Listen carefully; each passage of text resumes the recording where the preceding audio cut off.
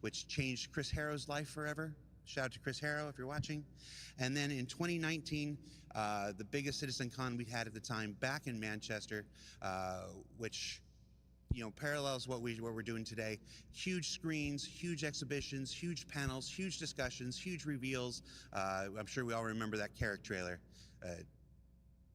Yeah, that was a pretty big one. Also, it was a Carrick ice sculpture that didn't melt all day. I lost $50 on that. I got 5 minutes? Oh, cool. Sorry, the person in my ear. Guys, I've never done a day 2 before. I'm running on fumes. How are you guys feeling?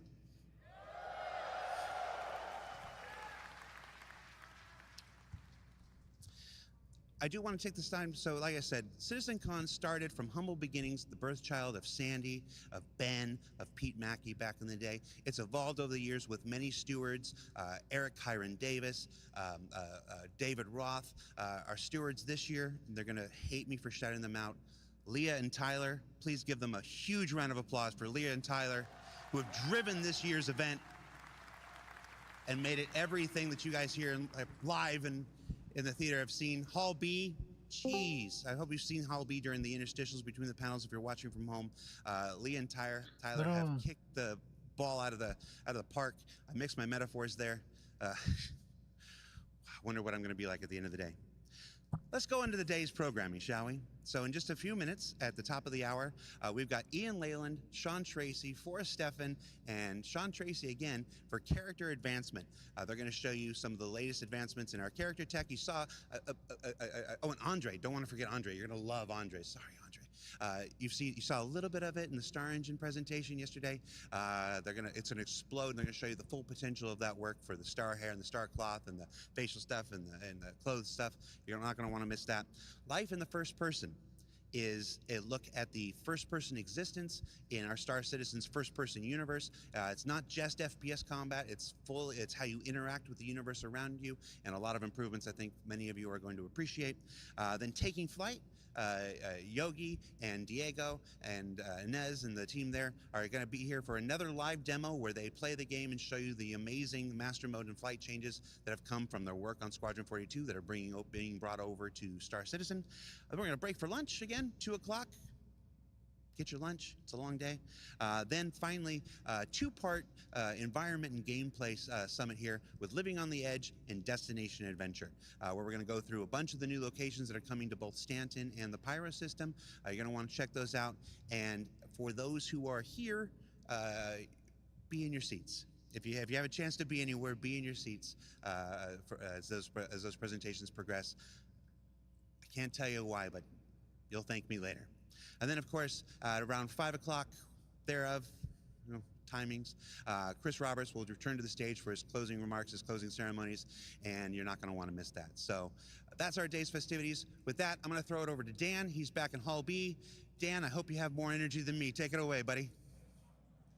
Thanks, Jared. It's good to see you guys back at Citizencon Day 2, Citizencon 2953 at the Los Angeles Convention Center.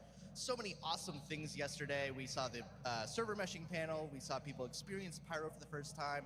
We saw the community booths behind me, which we'll get to in a second. So many awesome things yesterday. I remember it like it was yesterday. What's that? We don't have the graphics budget for the extended flashback sequence. We have to move on. Okay, we're moving on. Well, welcome again. My name is Dan Haubrick. I'm the community producer here at CIG. Welcome you all to the show floor here at Hall B, the Los Angeles Convention Center. We have so many awesome things to show you guys today, whether they be community booths, we'll be talking to content creators, we'll be talking about JRDF stuff, or, things will go long and maybe we'll talk about some of it. Who was that strange leprechaun of a man? So many colorful characters here at CIG. Sometimes I regret being his producer, but there's no job security otherwise, so I guess here's where I am. At least he makes it easy for me. So here we have the community booth. Here we have the community booths. We're going to get right into it. Follow me this way. We're going to go right into the corporation. We have some people here now talking to the corporation. Excuse me, guys. We're going to have a quick chat with the corporation if you guys don't mind. Welcome, everyone. This is the corporation. Now, these are one of the biggest orgs in the game. They're friendly to newbies.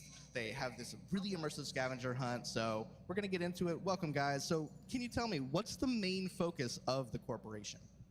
The corporation is a friendly environment for people to have game sessions regularly, to have a good community, to encourage more people to play Star Citizen, and for us to explore all sorts of sessions, that everything from racing to combat to just creating a better environment for Star Citizen players.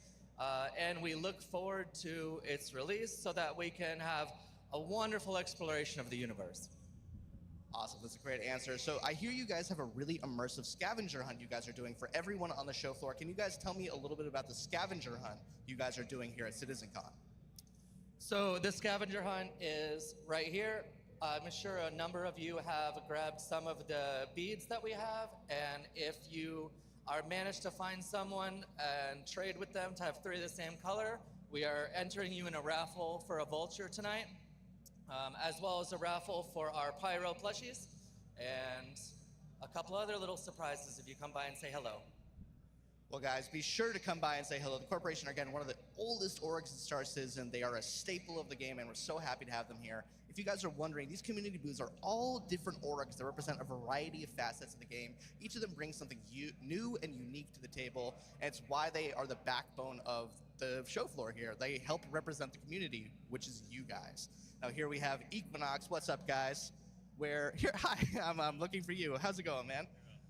So, you guys are focused on these massive immersive LAN party events. I mean, if you guys haven't seen one of these Equinox events, they are amazing. If there's one in your hometown, you'd be fools to not check them out. We sent CIG folks to them this year. They had an amazing time. So what are you guys doing here on the show floor? What are you guys talking about? So here we want to make the next LAN party at Equinox June 1st next year bigger than last time. So we're trying to promote that and get as many people sign up and get the word out. So that's what the Lego model is here for, to help bring attention to it. It'll maybe at the next event. We have Vanguard over there, the large org. They're helping us run events, racing, fighting. We give out prizes. Yeah, let's talk about this Lego sculpture. So this is an awesome Lego sculpture that you guys made. First off, where was this during Battle of the Bricks? And second off, how long did this take you guys to make? This is amazing. The first question is, I just built this 19 days ago.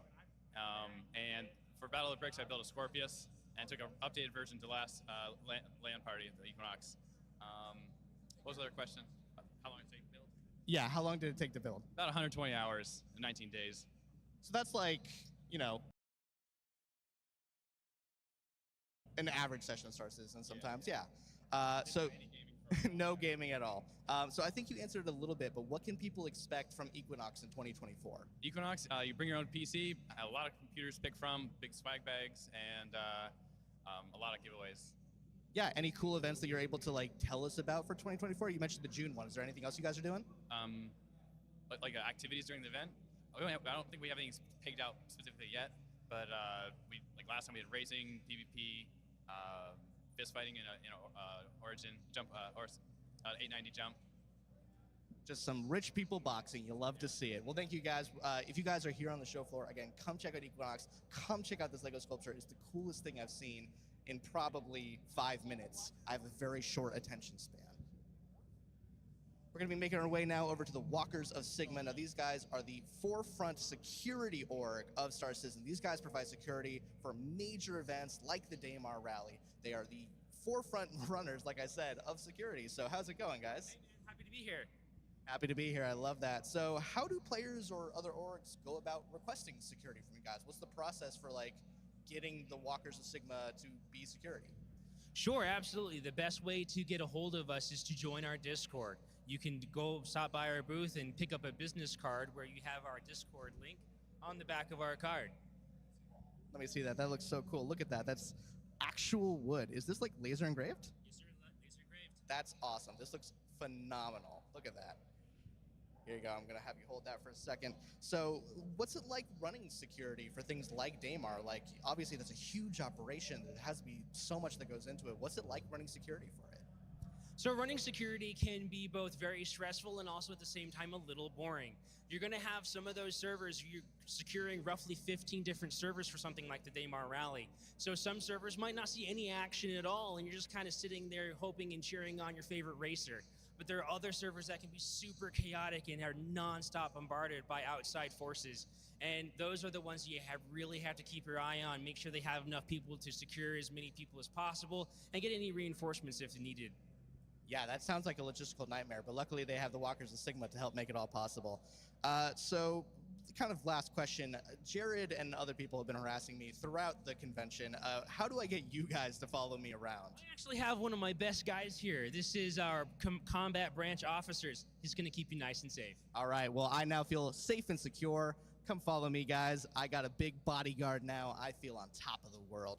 We're finally going to end our community booth segment. For now, we're going to go to other community booths later today. We're going to end on Asus Republic of Gamers. Now, we talked about them yesterday when we were over at Pyro. These guys are the forefront, using that word a lot. These guys are the precedent makers of gaming technology, whether they're monitors, accessories, etc. Star Citizen people alike know that Asus means quality. So I'm going to talk to some people over here. Hi, guys. How's it going? Hi, how are you? Doing great. So I don't know if you guys know this. Every single monitor in the LA studio is an Asus monitor. Like, we love you guys, and I think the same is probably true for the other studios. What kind of stuff do you think people can expect from Asus in 2024? So actually, we do have some new products coming out in 2024, and actually towards the end of this year, we do have this beautiful OLED that's coming out. Let's take a look at that really quick. Dang, that is a nice monitor. Look at that. Yeah, that's going to be some quality. So you guys have that coming out in 2024. Anything else players can expect? So we actually launched our C790 refresh motherboard as well. That's compatible with the 14th gen recently. Yeah, that's pretty much it we have this year. I mean, that's going to be amazing. And my final question, what was it like to bring Pyro to people for the first time? I think it's great. I actually hope everyone enjoyed the peripheral and the monitors that we provide to you guys. So yeah, it's a great experience working with you guys too. Yeah, everyone I talked to had a great time. Well, I think that's all the time we have. I'm going to cut it back to Jared. You guys are going to see some awesome presentations today. We'll see you back here on the show floor later. Until then, stay safe and see you in the verse. Thanks, Dan. I'm here in the hallway audience. How you doing, everybody?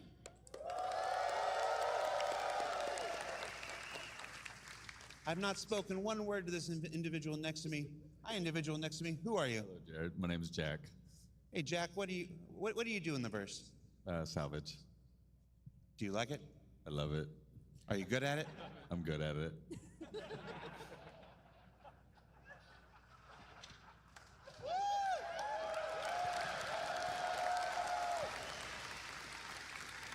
Humble sort, huh? Very. Would you say you're the humblest person you know? Possibly.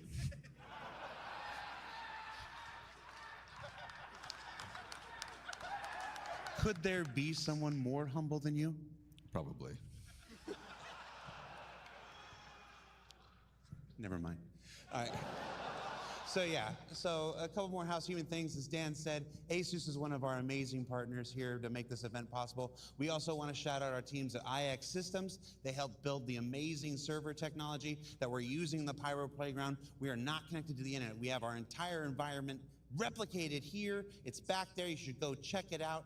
Talk to those guys there. What Ahmed and that team at IX has done is fantastic, and they've allowed us to run the Pyro Playground at 60 frames a second with the best server stuff possible. It's like we're all like, oh, this is what's possible with this game. It's really exciting. I also want to shout out VKB, who have been amazing at helping us with the control surfaces for the Fight or Flight exhibition going on at the Atmo booth. Be sure you go by there and check that out. And then, of course, CLX. The custom computer maker who made all 150 computers for the Pyro Playground, the 2 computers that are operating on stage, the box that's running this live stream right now. I can be out here, it's there, I don't have to worry about it. So thank you to all of our partners, and I feel like I'm missing one, and I expect to hear about it from Tyler later on. I didn't bring my cards. So, yeah. You know, when do we start? We start at 11? We got 5 minutes. How should we fill the time?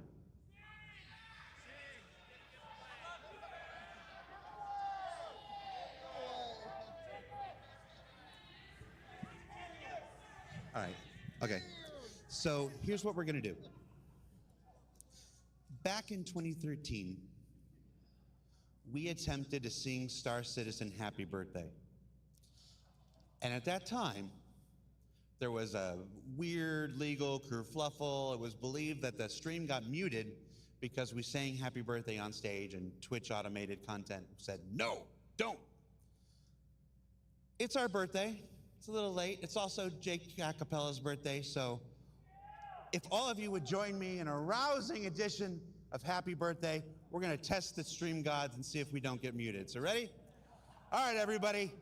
1, 2, 3. Happy birthday to you.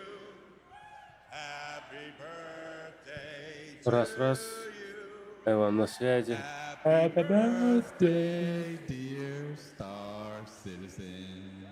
Я думал, Сталин сейчас скажет. Happy birthday to you.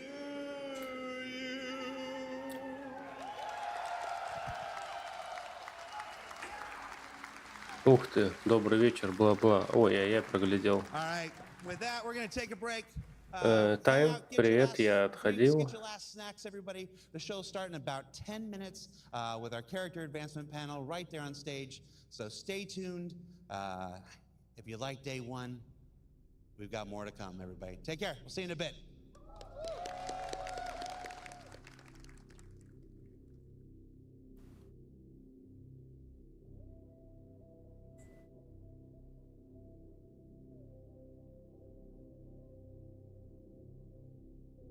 Что там? 51 минута еще рано.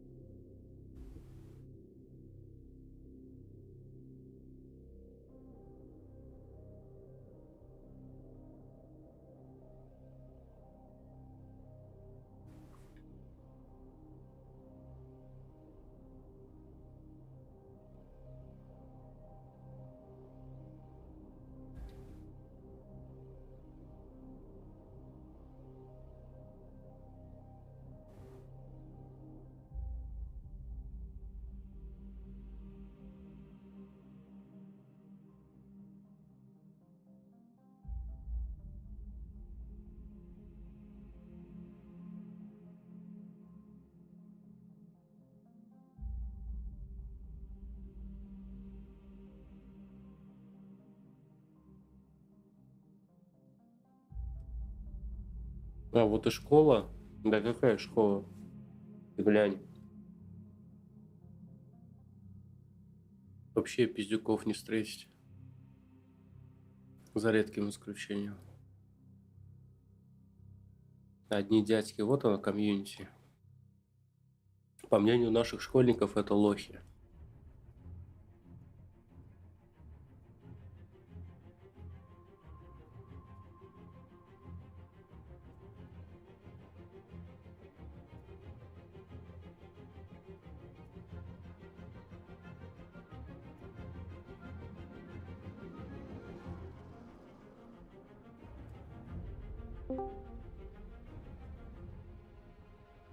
Привет.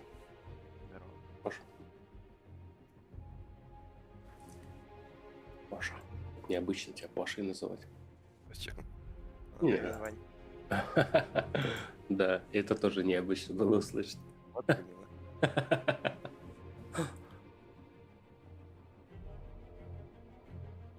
Как будто и знакомы. Я так до сих пор в своем клане никого по имени так и не называл. А меня все по имени звали. Потому что не могли Сальвейн прочитать. Угу.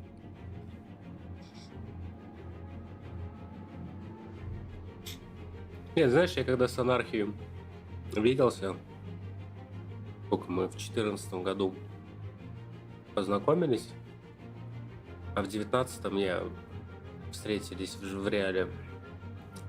Но по пятой лавочке я к нему так чисто. Анархия. Анархия. Да мы и на сходке так же. Когда ходили. Ну, у меня тогда с инсайда сформировалось, когда люди бывало в тимспиках, когда новенькие заходят, ну, в дискордах, начинают знакомиться, начинают имя спрашивать. А у меня такое, знаешь, какое имя? Мы здесь на виртуальных полях сражений воюем. У нас вот есть боевые позывные, все. Тебе имя не надо. Позывной это коротко, быстро. Обратился, инфу дал, все. Нет имен, есть позывные. Понял?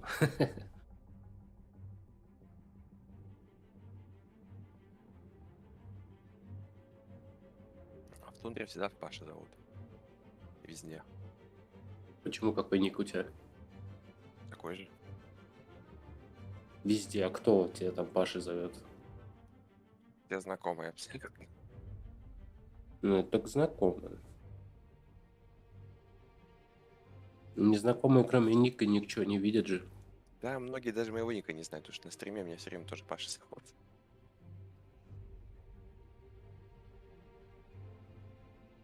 На каком стриме? Корпуса? А, ты с ними играть ходишь? А сам ты Да. стримишь в этот момент? Ну, иногда бывало. Ну, чаще нет, да? Да мне лень включать.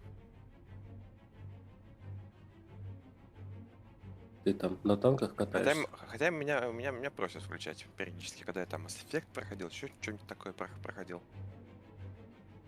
Народ посмотрел. Я без комментариев просто так включал. Я видел. А эти твои алды ЦМДРовские, они в хейтеров еще не превратились? Да они что-то в спячку, по-моему, вообще ушли там. И у нас в чате больше эвересты общаются, чем ХМДРовцы. Ага. В какую печку? ХМДРовцы? Чё? В какую печку ушли? В спячку. А, в спячку.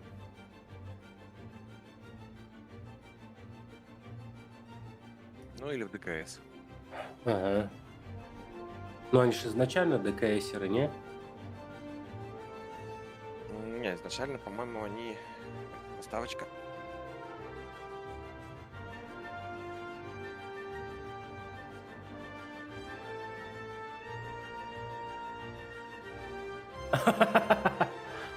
Бог. Какая заставочка?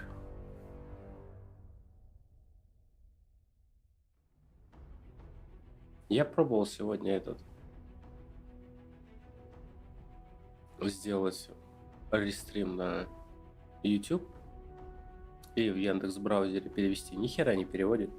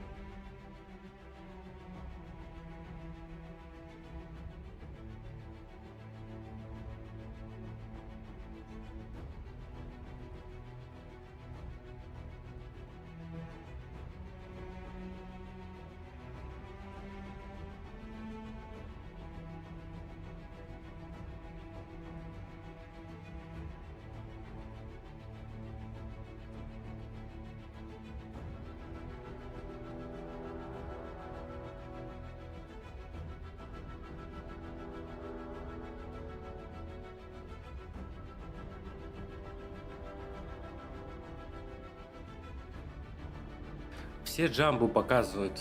Такое ощущение, что это, блядь, не Ситизенкон, а какой Вагнеркон.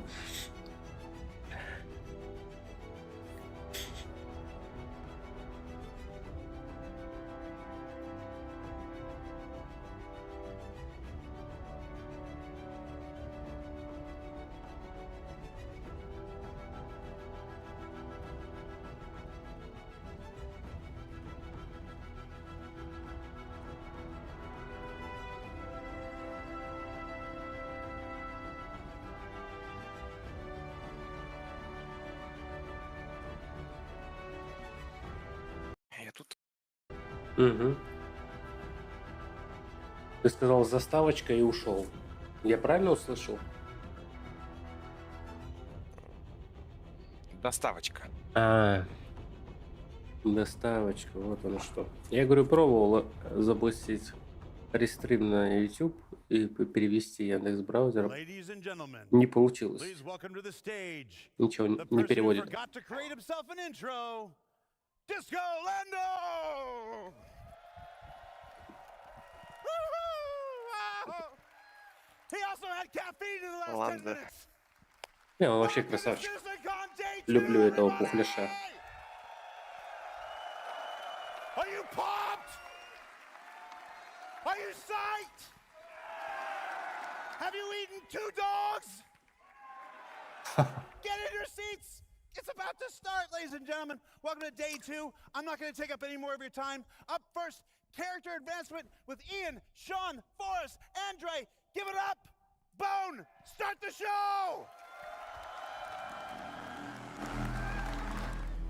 Молодец. Шон Трейси, Ян Лейланд.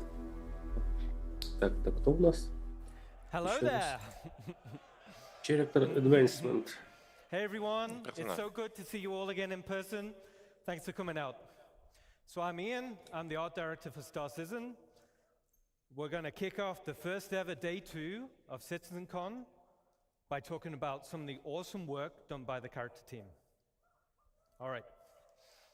So first let's talk about life in a frontier system like Pyro and how this influences the character designs.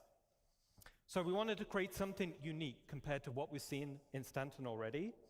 We wanted to give a wider visual palette and a feeling of historical age between the different solar systems. So this chart describes the fashion pillars for humanity. We can see where all suits, armors, and fashion items should belong. In terms of material use, manufacturing technology, and novelty. So you can see Earth fashion on the left, Terra fashion on the right, and frontier fashion right in the middle with a little bit of overlap of Earth. So essentially, frontier fashion is function over form. They are repurposed and repaired, and generally are misfits rather than sets. Outfits are purposeful by having storage solutions. This implies survivability along the frontier. Okay, let's take a look at some of these assets in the game. Короче, объясняет логику выбора шматья для персонажа, да? Мгм. И там вот эти вилки были от старого к новому и от старых времен к новым временам, к технологичным, типа, да, к новым решениям. И в каждой локе есть какое-то вот это пересечение. Они под него ориентируются, под него рисуют.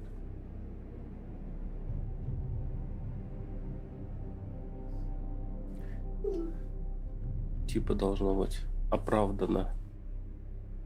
Как это? Края не богатые, получается, но все под выживание, короче, в суровых условиях. Только схерали не богатые, там же будут ништяки, ресурсы. Но все равно... Вот что самое забавное, вроде бы край должен быть не богатый,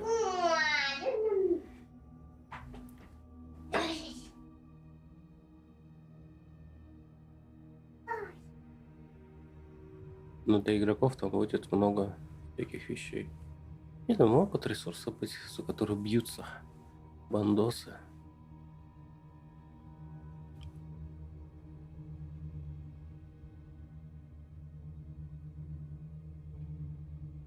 Ну это совсем Молдова. Прям вот как ничего технологичного. Показали не на типе.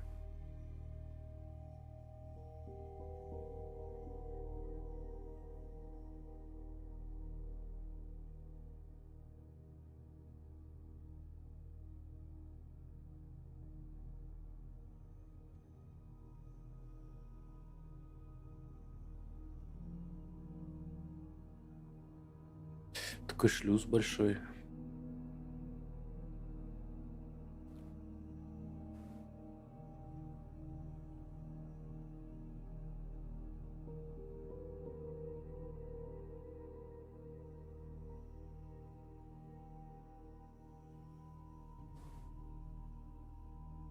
Вообще трошак.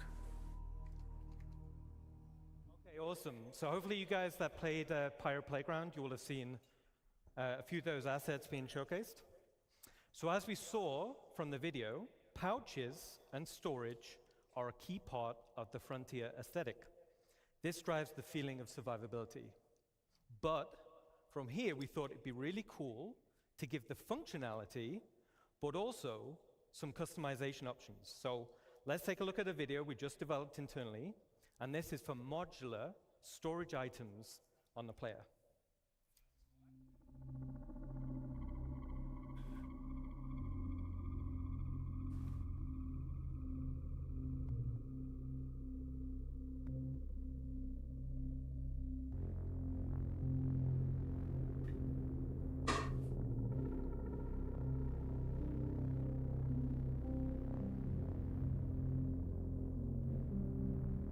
Типа подсумки нужно эквипить.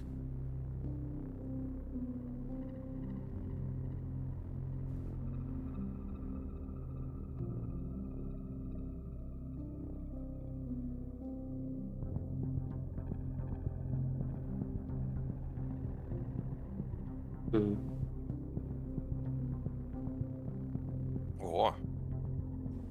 Чё, бы интерфейс нормальный? Ага.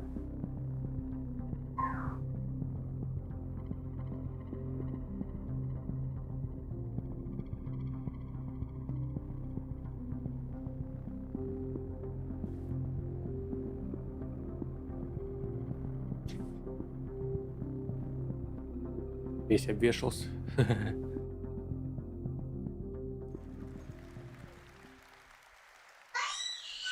Pretty cool, right? So I think this will provide loads of customization options in the future. We're super happy about that. So we also created some extreme weather costumes for Frontier locations, and these also follow the same mismatched and repurposed design aesthetics. Now we've also been focusing on achieving a higher visual benchmark. So this is all driven by our new Layer Blend V2 shader and its texture library. And we focused on more consistent wearing between 0 and 100% values.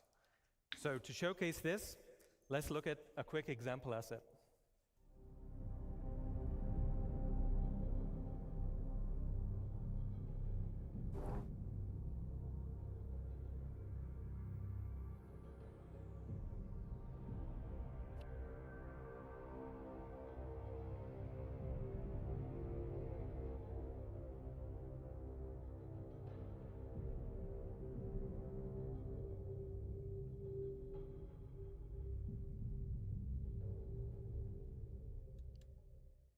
All right.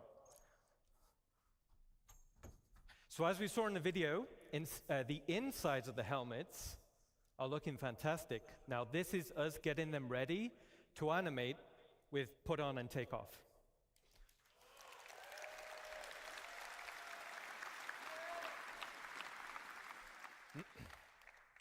So in summary, Frontier Про function анимирование is одевания и expanding снятия the шлема visual было. design palette Типа он такой пиздатый, что giving a more credible feeling им of удобно age and его history анимировать. when you travel across multiple solar systems.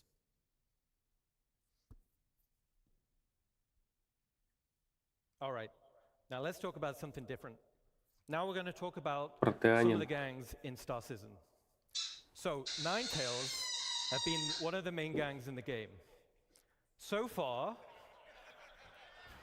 over 105 million have been taken out by you guys.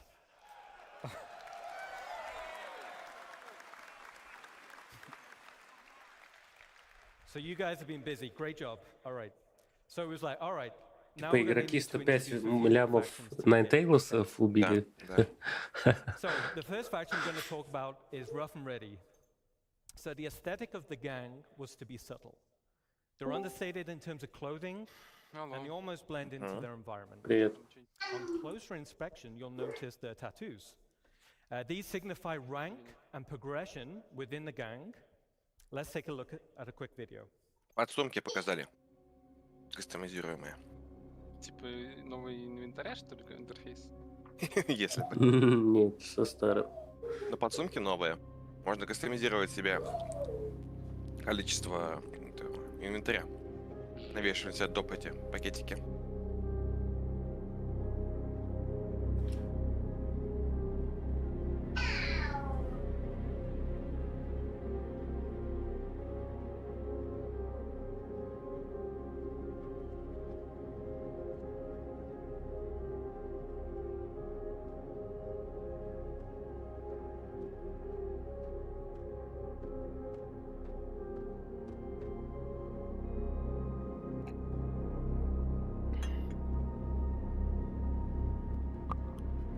Много забитых, короче, будет ребятуль, да?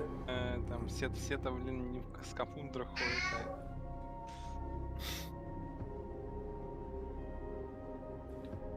Ну, если как в Monster Hunter можно будет себе татушку сделать типа на все лицо, она будет светиться, типа как фонарик, я не против. Блин, говорит, неотключаемый фонарик, ну нафиг. Ну, вряд ли типа, такие технологии есть.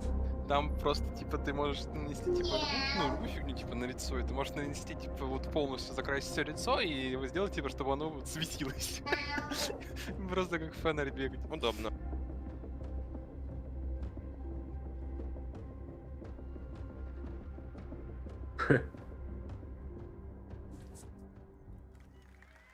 По-любому новый Mission Giver. Что по-любому новое? Mission Giver новый. So the rough and ready can be found in some of the space stations around А, Pyro. тип этот. Now the tattoos, like I said, the tattoos form a progressive design. This illustrates the hierarchy within the gang. As a player, you'll be able to earn these tattoos and apply them to your character. Чё? Татухи себе делать можем. Okay, cool. The next gang we're going to talk about is Headhunters. So this gang is also located in Pyro. Макс говорит, вместо куполов шерстер не будет хуярить. А, новая банда? Wasteland vibe with lots of personality, and this will translate into the behavior types. Now this gang is currently in production, but let's take a quick sneak peek. Ух ты, сколько их там. У них больше персоналити будет, чем у Ninetales. Причем это не эти, не скафандры, это просто... Ну, короче, я понял, банда, да, бомжей. Да. Телек из МК, как его? А, точно, есть там похоже. Вот, татуха, слушай, похоже на такую, как у нас делают, такие сейчас популярные.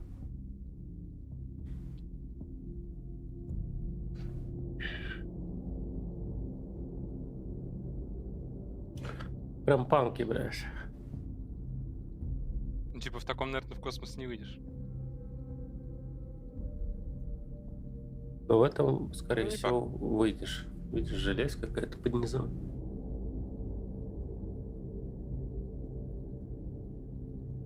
Он типа закрытый, не, наверное, выйдешь. И прям видно, что чел сам его кастомайзил, да, чтобы повеселее было.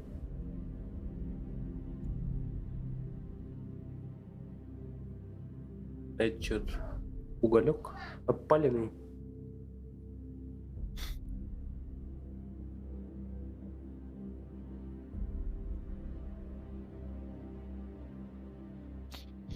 Прикинь, такая татуха.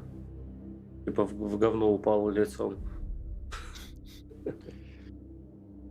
Бэтмен. Отлично татухи выглядят, я скажу, конечно. Так, по игровым меркам. Йодом плеснули. Ну, возможно.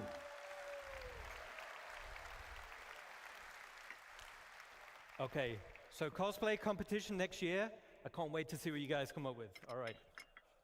Майнинговые бандосы. So they're looking awesome. Now the last gang we want to talk about is Dusters.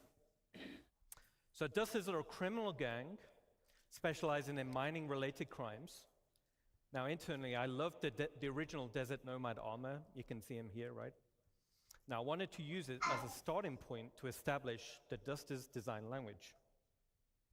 So here we can see... Офигенная броня, кстати. Что? Броня офигенная. Да. So here we С can него see the легендарный Dusters лук gang падает или lineup. что? Showing armor leveling and rarity. Наверное. So as a player, you'll have horizontal armor progression. Слушай, This Адмирал, а у will Файва есть define Ситизон или your нет? Я забыл. role and playstyle. Then you'll Нету. have vertical progression. This is your progression Нету, within по-моему. that role and playstyle. For example, a common bounty hunter Там, armor кстати, set will be weaker than a legendary, вышел and as пост armor о progresses этом in strength, it's harder Зевсе. to acquire. So harder missions, Скину, почитай. rarer drops, higher reputation. Я скину. Now, as we're Я- talking a little Вроде bit бы about armor Ну, я sets, просто его куплю уже, let's recap когда... a little в bit. смысле, апну, когда So the будет, goal типа, Здорово, is that Серега. players should consider which armor to equip. выставка, Based когда on the уже role будет they спирит, wish to чтобы мне fill не кидать, and ну, the чтобы scenario 10 баксов не to head остались them просто так into. лежать. Мне же, конечно, пригодятся, There will но... be also greater differences Вроде between the как у этого, current у твоего armor types. клипера, So light, если medium, такой and большой heavy, багажник будет. and this will be in protection. Так нет, там, and наверное, mobility. видно же на... New Ты armor почитай пост. categories will be combat, Ну, окей, всё верно. Ну, там видно, specialist, хорошо, что он больше гораздо. utility, Я имею в and виду в том, что support. там будут ограничения. На что? Ну, Почитай. And these will define the type of items that are quickly available. О, различная on the броня, это прям надо было. There will also be additional functionality to assist in your chosen role. A matrix of armor type versus category will provide a variety of roles. Типа эти, там, композитная, блядь, гомогенная, нахуй, да? Ну, возможно. There will also be Динамически. hindrances to Не, может быть, out-of-role керамика, gameplay. сталь, вот это вот For все, example, полиэтилен if you're wearing a плотный, heavy armor set Ну, короче, and you're trying to масса fire a little bit lighter, материала. you'll have текучесть restricted там. visibility and less vehicle control. Не, как правило, две какие-нибудь категории. В Таркове это классно сделано. Вот тут бы как Тарков сделать, вообще топово было бы. И вообще So in this никуда не надо, scenario, как в like a Таркове. flight suit Идите в armor жопу type с Тарковым. with resistance to milder Нет, там G-forces надо would be броню, как в preferred. Таркове. Okay. Лучше всего реализовано. So as we saw in Ali's presentation yesterday, hygiene simulates and tracks the accumulated effects of a character going unwashed for any length of time. Как грязно можно стать. Poor hygiene can lead to disease, lowered health, and snarky comments. А, типа еще мимо кого-то проходишь, будут говорить, Hygiene decays ебать faster ты воняешь, if the нахуй, да. character becomes И dirty можно будет завалить. or wears dirty clothing or armor, Мгм. and visual effects are going to be displayed on the character's skin, such as blood, sweat, and dirt. Certain usables, such as a shower, will reset the character's hygiene and clean away all of those dirt effects. So let's keep clean. Yeah. Не, так реально, знаешь, встретил Okay, so that товарища covers a после quick битвы, recap сразу видно, что он, on блядь, armor sets только что, and блядь, из hygiene. говна вылез. Let's get back to a video showcasing the dusters. Ты не увидишь, что на лице эти всего. Не, ну если он снимет шлем. Ты из-за лодов не увидишь. Надо прям в упор. 50 сантиметров стоять, чтобы увидеть.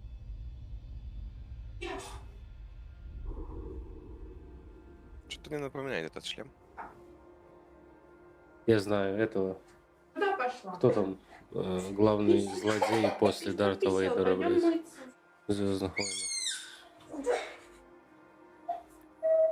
Смотря в какой Ну, вселенной. в более новых частях, в основной ветке. Кайло Рен. Ну вот, на его маску похоже. Больше на типа из Старой Республики похоже. Я не смотрел все, только... Я просто синематики смотрел, там похоже. Был тоже какой-то очень известный. Там он сюжет о злодей.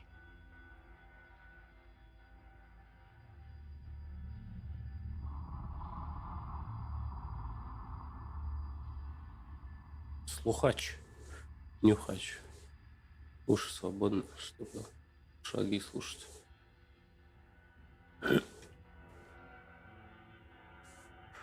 Маск, чтобы не видели эту анимацию неработающую.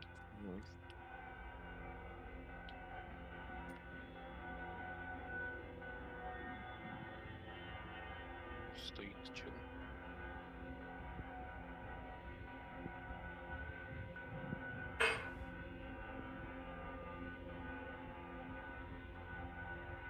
Не, ну хорошо, конечно, что не старые челики там все.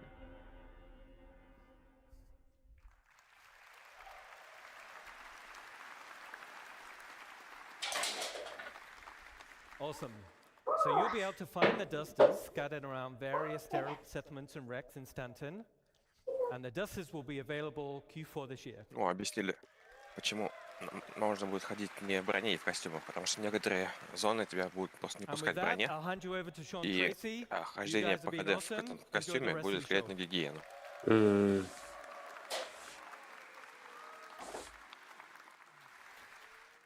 Ништяк. Что сказал? Hello, everyone.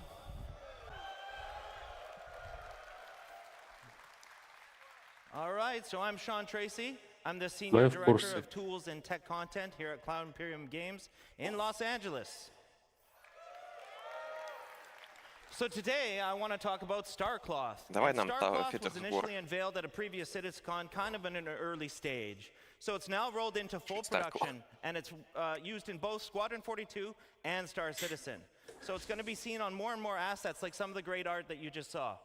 So what's really cool about it is that it's unified with the physical world, whereas before it wasn't unified and was based completely on character movement. Now, it's faster than the previous Cloth setups, and in the end, it just looks a whole lot better.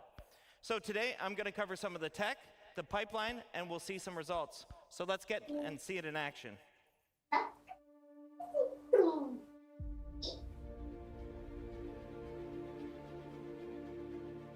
Ну как-то геймплейно заставить ходить в одежде, это было бы кайфово. А то я как дурак бывает переодеваюсь сам. Guys have to run upstairs, they have to crouch, they have to prone, it's got to collide with the environment. Ух ты, это ж ёптель-моптель. Сам. And even more difficult, it needs to hold up in high-end cinematics. Интересно, у них там лицензия не закончилась еще на его лицо? Она еще не началась. Что-то эти весельки так себе выглядят. Ну не, нормально. Не, весельки типа пока. Да, нормально. Ну а как они должны быть? Как вариант. Да. Колбасит. Рукой девайте. О, можно посмотреть, как в старые сцены это выглядит. Там старый еще корабль за ним был. Там Валькирия была. Cut that one just before Волосы прокачали. Yeah. All right, so how does it all work? Well, Cloth uses two meshes, a simulation mesh or cage, and the render mesh itself. So vertex colors indicate how it's constrained to that cage, and thus the simulation. So for example, black vertex colors indicate a full constraint. Basically, it follows the skinning. White vertex colors indicate unconstrained vertices. So the movement is determined entirely by the simulation. And then we can do a blend of gray values that is used for fine transitions and blending and fall off in between the fully skinned and fully simulated assets. So in the end, these meshes are sent to the engine where we bind the cage to the render mesh, and then tech artists can leverage some of the runtime tools. You can see up on the image that the sim cage mesh has about 5,000 triangles, whereas the actual render mesh is about 45,000 triangles. So it's obviously much more efficient to simulate the sim cage mesh versus just the render mesh itself. So part of the technology is the runtime iteration support, which you can see in the image above me пресечение и here. баги That's with из-за all the того, red что spheres. Here we're actually painting the симулятинг collision меш radius of не every single one of the совпадает vertices. It полностью allows us с to рендер fine-tune the мешем. simulation without having to add arbitrary collision meshes, though we can. We paint a variety of properties, so some of these other properties are mass or displacement. In the top right, you can see an example of the old legacy implementation using pendulums. And this uses joint chains and collisions, but assets with multiple layers like the one that you can see there, or ones like skirts or gowns, they were really, really difficult to do with pendulum simulation, but they are solved with Starcloth. So I mentioned it's completely unified with the physical world. And what that really means is that wind, impacts, object collisions, thruster backwash, all these kind of things actually react to the cloth reacts to these things, and so much more. So it's not just character movement. Now, it's a hyper-efficient simulation, and it's several orders of magnitude faster than the legacy implementation that we used before, and has a lot of easy-to-control parameters for tech art, which are compression, stretching, and bending. Так, господи, что там нельзя будет So as доползти mentioned до yesterday by Chris компонентов, мне Rain, our вообще senior lead пофиг. physics programmer, we support soft-body tapered Значит, capsules, выкинем which немножко are twice груза. as fast as our ragdoll capsules. It's Чё also key to solving one of the most показывает? important Что-то впереди, aspects походу. of plausible Не-не, это я cloth про simulation, этот and that's mitigating the tunneling or the Зевс. clipping that happens Типа, through a character. So it's very, very difficult to solve with pendulums. So with all this tech in mind, we can do really complicated assets like the Duster and the one I want to show you now. Вроде как сегодня покажут пионера. Ух ты, смотри, So here you're seeing какое. about 5 different layers of cloth going on and self-colliding between each other. 5 слоев. Ну, есть такая вероятность. It's reacting to the Это planet правда wind, круто which выглядит. is always changing. On the front, there's a big leather apron. So this one's actually a lot heavier and it moves a lot Смотри, differently даже than the рука cloth on the насквозь не back. проходит. Правда?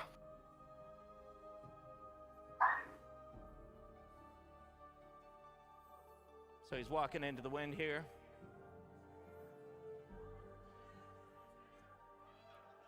And in the end, as I mentioned, it just looks a whole lot better.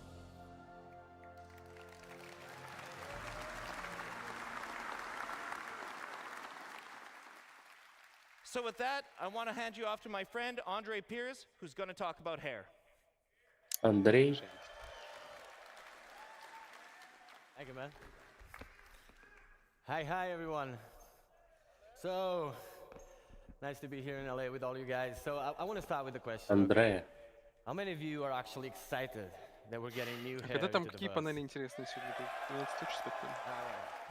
Что слабенько. Там все остальное будет половину. Припал полночь. Следующее. I'm Andre. Жизнь от I'm первого the лица. in our recently Потом formed hair Taken department. Flight. We branched out from the character А art что team and за created жизнь this на department. краю? And it's a pleasure to be here today with all of you. Это непонятно. And tell you that Возможно, we're damn proud работа с of what we корпорациями и achieved. так далее. It's been На a этих long новых road, but, подземных базах. definitely worth it, okay? Потом будет, ну, основная We're презентация. going to start by just Типа looking at the most будущего, ну, как impactful это, changes keynote. that we have in our workflow. Destination Возможно, Adventure или, да. или закрытие Then you're going to церемонии? get to look at Destination the Adventure. benchmark assets we have created. Скорее всего, покажут Okay? какую-нибудь новую And систему from there, типа we're gonna Терры take или a glimpse Магнуса. Или into the Никс. future of what hair could be with a more Макс diverse спрашивает, интересно, hairstyle когда where we're уберут trying to шлюзы run на away a little bit outпостах с from the атмосферой? А military если она work, грязная? that was driven Там mostly же не by только what's в этом 42 причина. so because we did a lot of work for that as well. And yeah, from there, И as a отпусты last note, типовые. I'll have a special announcement for you guys. Okay, don't want to spoil it, but you stick around, you're gonna love what we have. Okay, so first thing I want to touch now, very simply. Okay, hair for games is hard. Опять про It's волосы. really hard. Что-то анонсируют в конце Oh, by the way, did I презентации. tell you these are actually game-ready assets in the persistent universe? В смысле, вообще сегодня? Или этой? После вот этой кусочка. Что там нового Fully рассказать, rendered новые прически in our добавить? engine, okay? Game За ready 12. performance, Скорее всего, то, ready что... to be shipped. Мне кажется, выйдет типа в конце года. So, hair is really hard, like I was saying. Они тоже, It's подожди, они triple A тоже это, challenge, в смысле, basically. будут You торчать see games that get it, games that don't.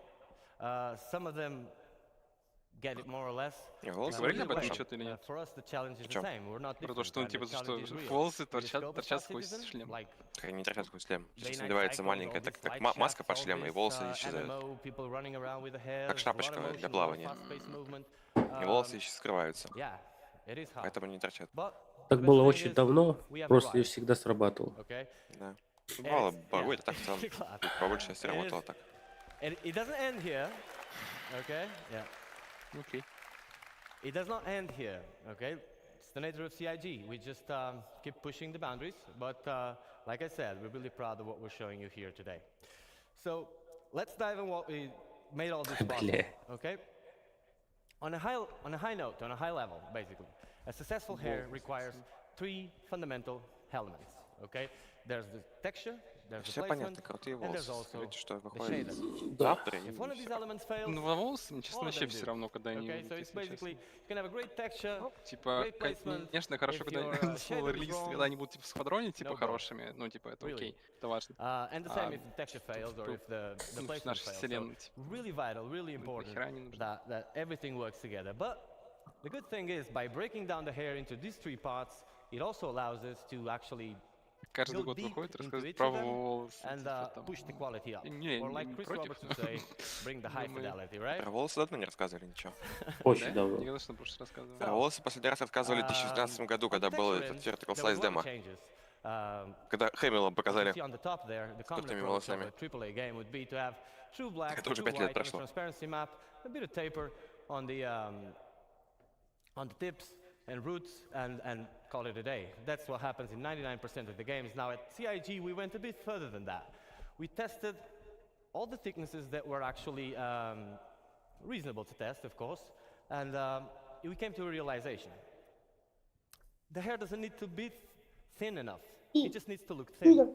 We do need it to be thicker enough, thicker than real life hair, because if you take one of your hairs, you'll see it's really thin, right? So it does need to be renderable. That means if it's really thin, it will be sub-pixel rendered at some point.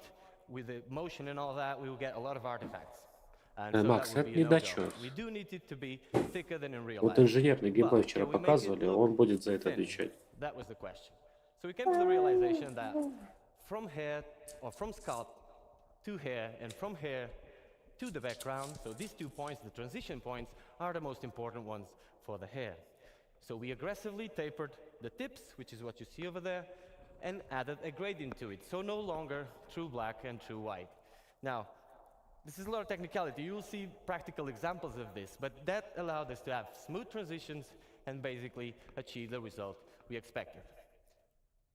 On the placement side, we came up with hair libraries, basically. Now, I could be here all day talking about hair libraries, okay? Because I'm a very technical person, and if you see me around the venue, feel free, I'm Andre, you can just come and talk to me about this. I'm not going to bother you all that for 1 hour about this, but I'm going to give you a very quick example that you all can relate. So imagine in real life, you have a construction business and you could make one wall, one roof, one floor and one window. You make it all work together, and from there, you're not only building your house, you're actually building the whole town, and then the whole state, and then eventually the whole universe, right? That's what air libraries are.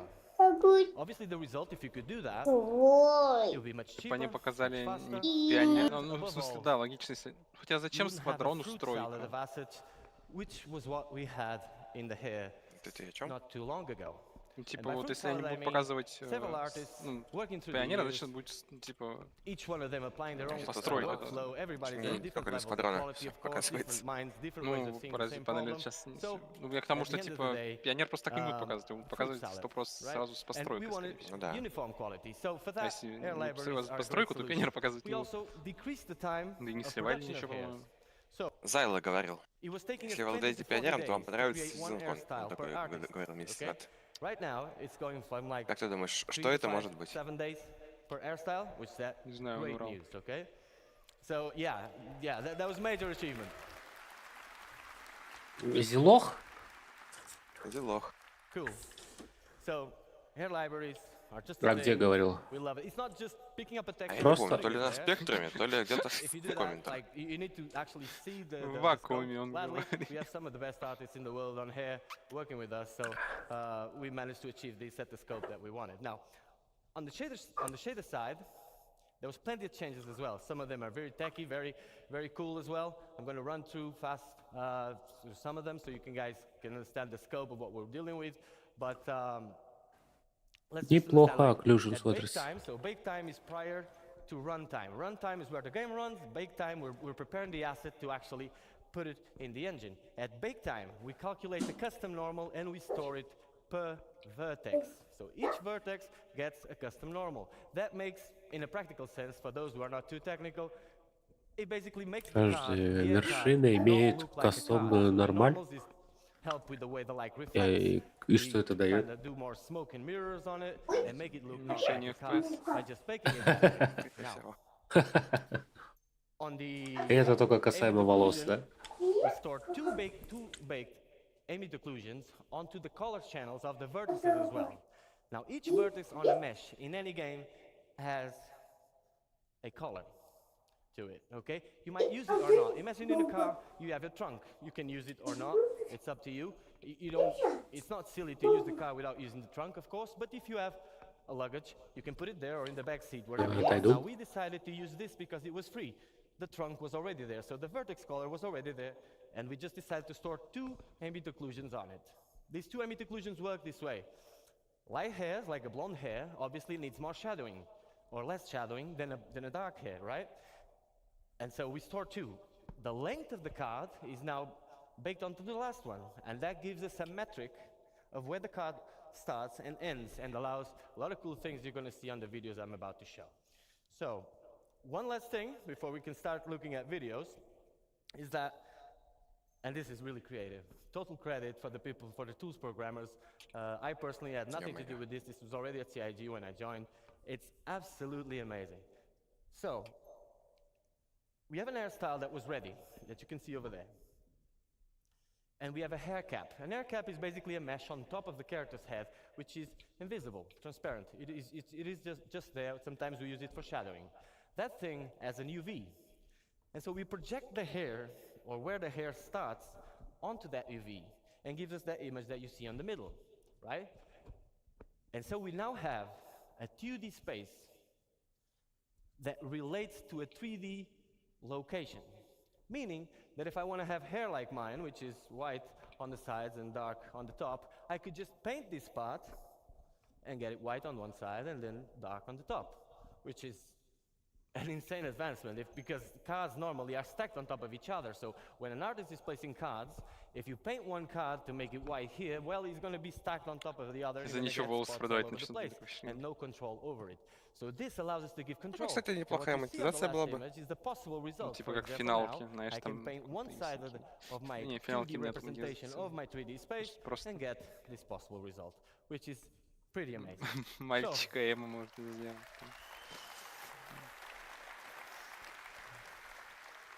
Давай, показывай уже. Next video, we're going to take a look at our tools, okay? This is not the way it's going to be exposed to you guys in the character customizer. You'll know more about that later, okay? This is the tools we use to Я не знаю, а сейчас до сих пор такая система создания персонажей, типа есть два типа материнских этих. Ты их смешиваешь. Нет, там можно сколько угодно смешивать, любые лица. Нос от того, там ухо от другого. Ну все, ну короче, может.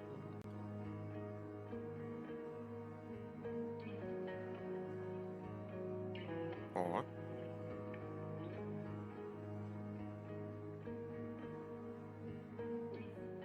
You have the full range, so you can go for full white. These are melanin ranges, so realistic ranges. Fully white up to black.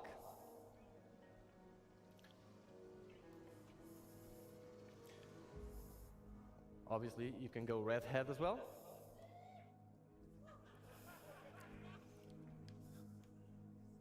Get out of the way. Типа, если какой-нибудь как в БДО, какой-нибудь там будет кастомизация, будет круто. You also have the dive feature, where you can see all the things we talked about. Не знаю, когда ты можешь создать прям буквально, или как в Теке, когда можешь создать буквально типа любого персонажа, типа, как с фильма, ну прям фотореализм. Вот это круто, я считаю.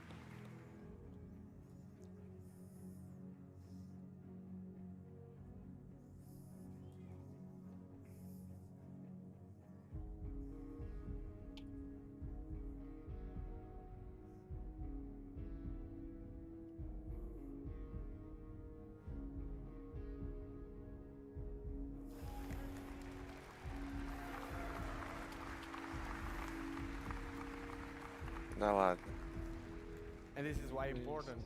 Ноготочки записываются. А будет типа эта профессия? Я так понял, у тебя, когда волосы растут, у тебя постепенно, если не будешь красить, у тебя будет уходить цвет.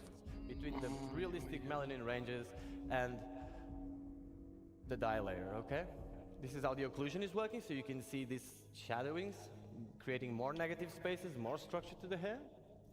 And if you look at the temporal line here, you can see how this pixel depth of set helps us with the transitions as well.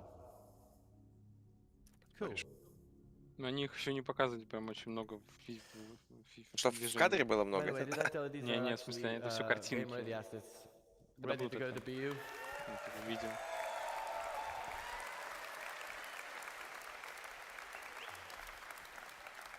So now that we understand a bit better how the hair is working, that's why the boring part that I told you just before, you can examine these images with a bit more of an informed opinion. Что-нибудь пропустил? Now, that's all very exciting, but we want to show you hairstyles that are actually in Star Engine and working. So that's the video we're going to take a look next, okay? Давай, показывай. Ну и где-то на коленок-то волосы. Ну, это я когда вот не помыл голову недельку, потом поспал еще, под дождем промок, знаешь, высох, и вот так рукой волосы назад. Примерно такая хуйня получится. Это... О, смотри, даже такие типа волосики. Не, очень-очень хорошо.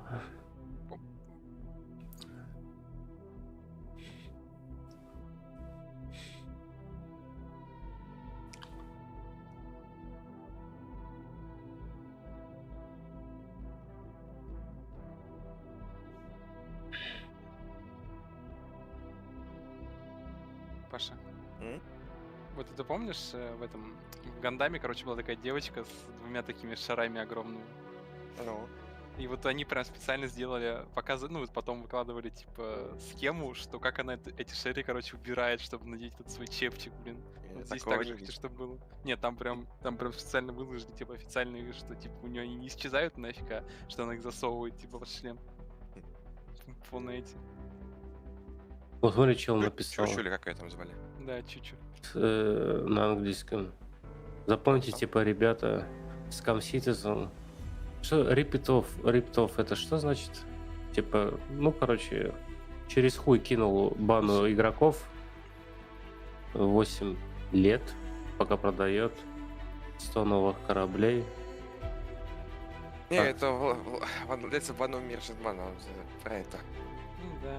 Неудобно получилось, ну как бы. Запускаем схему, Челик хочет Миршитман. и все.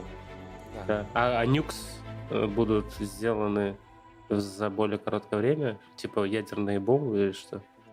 Или ядерные взрывы. Ну, видимо, он про А2. Да, не знаю. А что за бомбеж?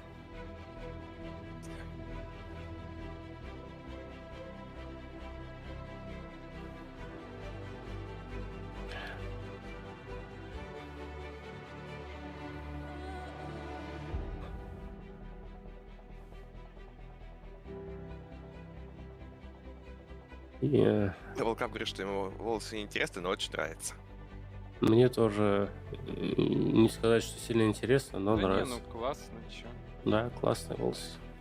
Волосы классные. Я так скажу, мне какая разница, какие корабли, мне главное физон.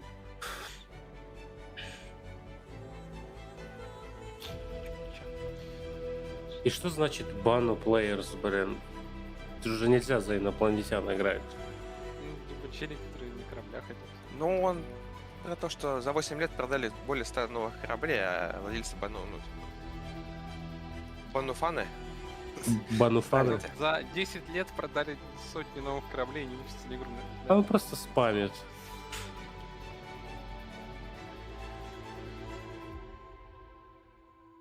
Причем его сообщения не пропускает. Если тебя устраивает, что игра делается 10 лет, то почему тебя не устраивает, что корабль может делаться 10 лет?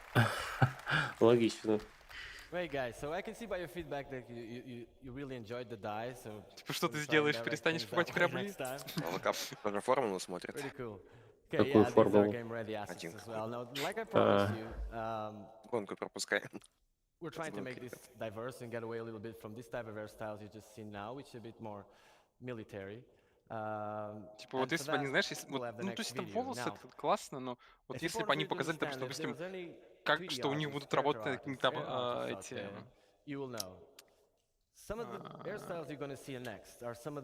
заколки для волос, типа прям по физике сразу. Тут вообще типа не работало.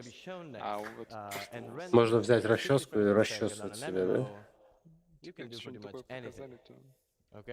Это да. Мокрые волосы, сухие, грязные, чистые.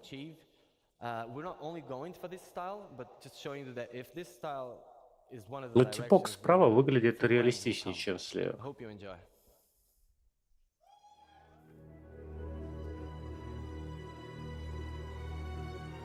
Косички. Жесть.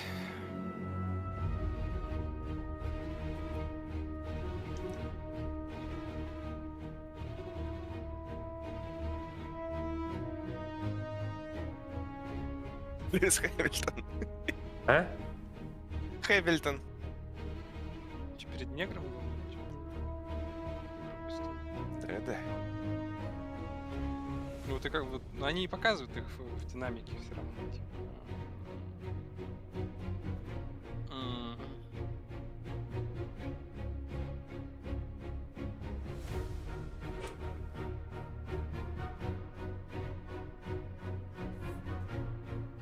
Ну вот эти короткие волосы спереди торчащие. Еще подбрить нельзя было.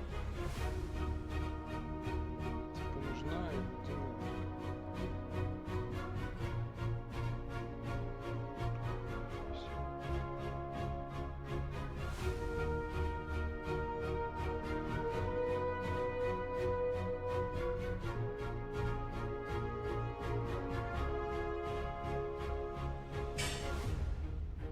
Не понимаю эти прически с дредами.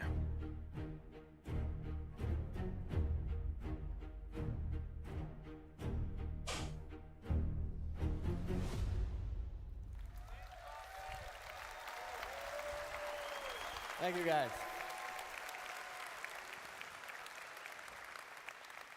So yeah, like I've been saying, these pictures you see here, they are all rendered as you see in real time, depending on the light conditions and stuff. But there is no tricks here. This is actually how it looks. And that's why we're really proud. Like I said, it doesn't end up here, okay? We're pushing this forward. This is just to replace the stuff that was there. I'm pretty sure you guys were tired. Nobody at CIG was happy with what we had. I can assure you that. Yeah. Especially as an artist, right? So, but we finally arrived. Now, we've seen all this. What does this mean in a practical sense for you guys? It's the question you may have. Well, let me tell you really fast. We made over 75 hairstyles since like 6 months ago. On the last 6 months, we made 75 hairstyles. That is a lot. That was possible with all the changes we made. 75 типов причесок. That is a great achievement. Now, we cannot hand them all to you right now. It's very simple. It's very simple. It doesn't end up here at the artist end, okay? After this, there's a tech art pass where they need to skin it. They need to make it work with hats, with goggles, with everything that needs to work, right? So it's a process that takes time, but we wanted to have a certain amount, a quantity that would be enough to replace all the stuff that it's there, give you enough variety for you to start, and that's what we're going to see next. Now, it also tells you when are you getting it. Давай. As a last note, I'll leave you with this video, and next, Forrest will come here to talk about this stuff. So let's take a look at this, guys. Давай. This is actually what you're getting. Into the PU.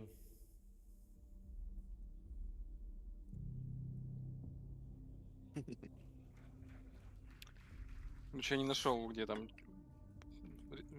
к этому лысычину. Не нашел я, где там схема, не нашел эту стат. Я куплю себе чего-то.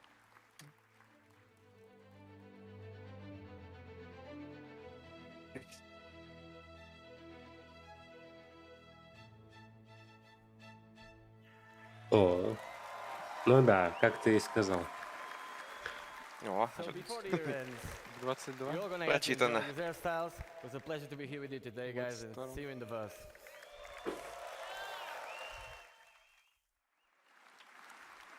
Верим. Another round of applause for Andre and getting new hairs into the game.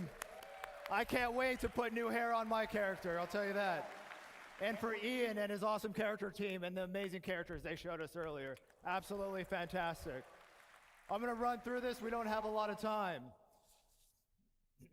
I'm going to talk to you about character heads. We've talked about hair. We have talked about outfits. I'm going to talk to you a little bit about the heads and our pipeline and getting us from the actors that we hire to do the photogrammetry all the way to the game characters.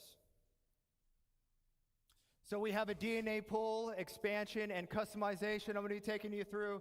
We made a data-driven pipeline for adding new heads. What is a DNA pool? DNA pool is just a bunch of heads that we put into the game. That way you can modify the ears, the nose, the chin, the mouth, and you could interpolate between Видели, all что the Мэри different Джейн сделали в heads. этом A DNA pool. Человеке-пауке? Да, как We это want to бабулька. expand the А pool она and типа, allow ну for типа, она more реально еще selection красивая, как and в range. So реале. we То есть даже scanned если 60 красиво new в реале, heads for our DNA pool. 60 new heads. Ну это как с Fable тоже там история такая And we была. Ну я processed хз, them типа, internally. Ты видел Fable? японские. We Да, я also видел. added Только японские как бы customizable компании могут позволить facial делать красивых features, людей. skin tones, complexion, makeup layer on top, revisited the eyes. These characters look new and they look great. Ох, спишь, девки делают каре, когда их бросают. All right. So our current pool, there's the 18 heads right there. But that wasn't enough. We need more. That is our new pool.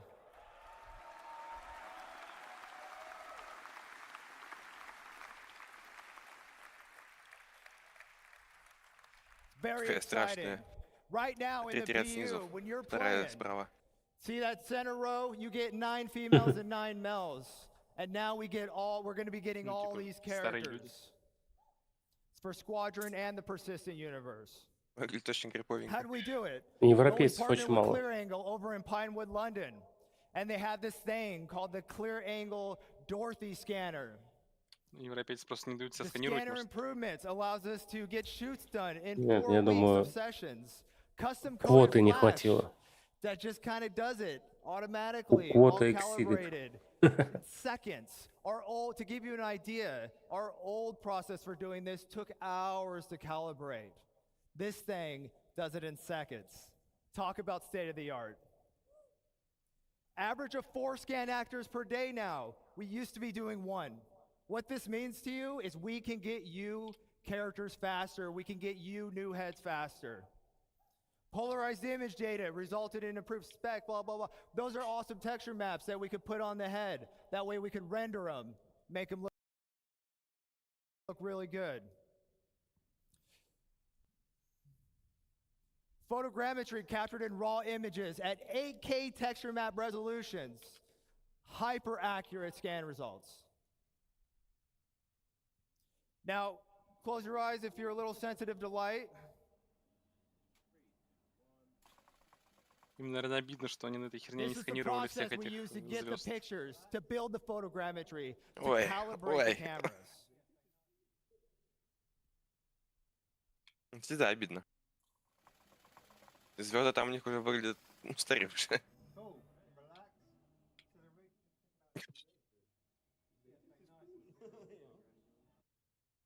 All right. Это можно даже эту эмодзи сделать. So we got some characters here on the screen. Бля, Those are круто all built выглядит, using очень all these things реалистично. that I've briefly mentioned. Особенно справа, I которая want to talk to you a little Да. bit about skin фотореалистично. tone, though. Да. Ну, что, ну, это Skin реальные tone's люди, tricky. типа, лол. Because we want to apply it. We want to be able to customize it. We want you to have the ability to do Реальные whatever you люди. want. So what you see is some Такой really weird looking инопланетянин. characters. We see a head with some yellow. Yellow's good in this case. What we're trying to do is we're trying to find the average skin color. Once we find the average skin color, we can figure out what that skin tone is, and then we can apply it. The blue means it's further away from the average skin tone.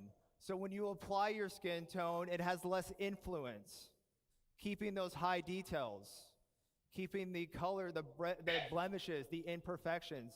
That middle one, that whitehead, that's where we get once we've extracted the data. It's now ready to apply the skin tone, which you see at the end.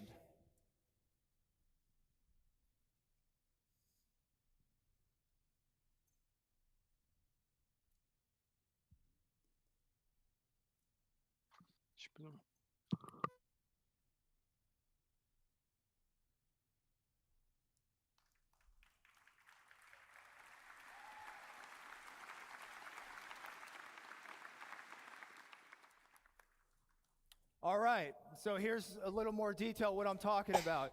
We knew that we were going to get a pull for these heads, this pool of all these different awesome shapes, noses, ears, lips. But now, with what we're doing currently, you can see that we have calibrated all of our source photos of our actors. And with that, we could figure out exactly what they're supposed to look like. And then once I extract and do the average thing, I'm able to get a value. And that value translates into a skin tone. And that skin tone translates into a chart that you can customize your character with. And what's great about this is as we grow our pool and we get more heads, we get more skin tones. So our skin tones aren't based on, you know, whatever it should be. What should it be? What does it look like? These are real data. These are real data that we get from these incredible clear angle scans and the incredible tech that is written by our staff. And the skin tone will grow along with our head data and along with our heads. And there's an example of me just applying it and showing that in practice. And now here's another look. Here's a couple more characters that I put together with this stuff. And here's what's great about that. I did that with our brand new character creator, character customizer for Squadron 42. Удивительно. Every head you see in here, Красивое лицо. which will also be applied to the persistent universe, so all heads are in the verse. О, красиво. Что он сделал? Не знаю, фотка And as you красивая. can see right here, here's a little scene I put together using the outfits, using the hair, using the skin, using the heads. And I did that all with the new character creator. And here to show you that, if the live demo of the character creator, I'm going to bring back my good friend Sean Tracy.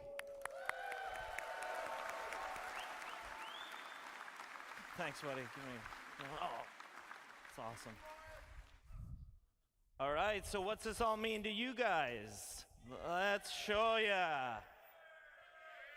Time for live demo. All right, so I want to welcome live you demo, to the наконец-то. Ну, они все равно Biotic наверняка двигаться не будут. Calliope собственно. machine. Берете корпус, что? Мне кажется, они All выпустят right, их, so here но они you будут can see статичными we've все got равно. the. Whoa, I'm getting Типа не feedback. двигаться. You can see we've got two body types that I can select from at any point in time. So we're going to start in right away. Новый кастомайзер в действии Now, you уже. might recall how the character creator currently works. Live demo.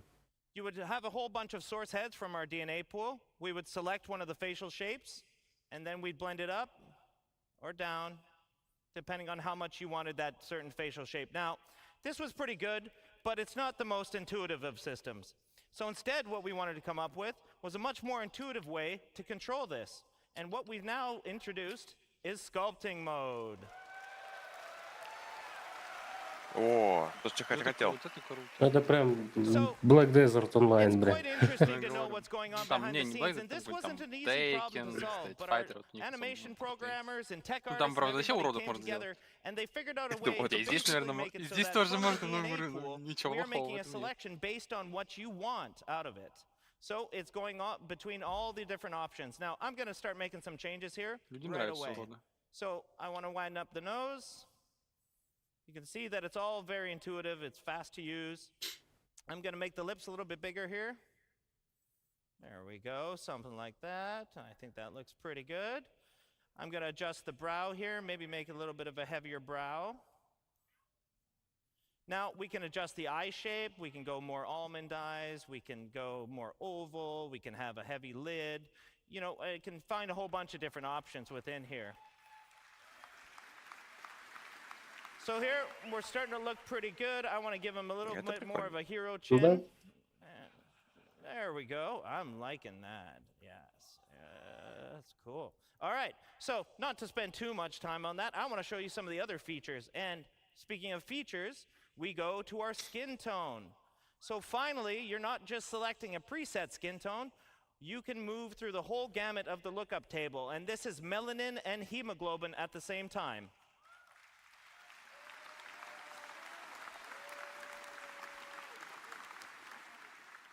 So at the very top of it, I've got a texture slider. So instead of the whole head sort of selection, we can go between all the different textures. Now, like Forrest mentioned, we're going to have 30 of these for one body type and 30 for the other body type.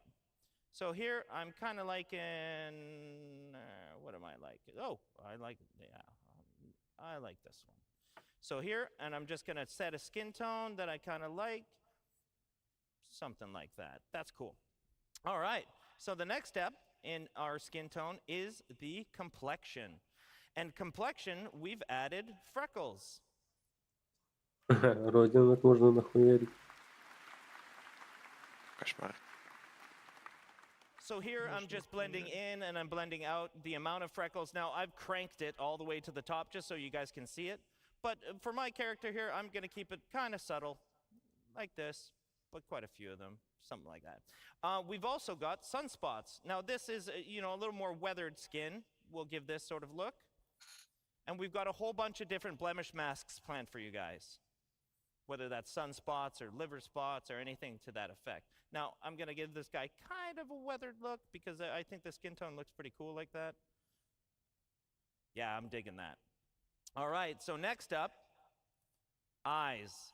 So no longer do we have the green and the brown, just the full selection. You've got a full RGB chart of what you want to select. So if you want to have bright green eyes, if you want to have hazel eyes, if you want to have blue eyes, if you want to have any of these eyes, this is all very, very nice. So again, we can go with deep browns.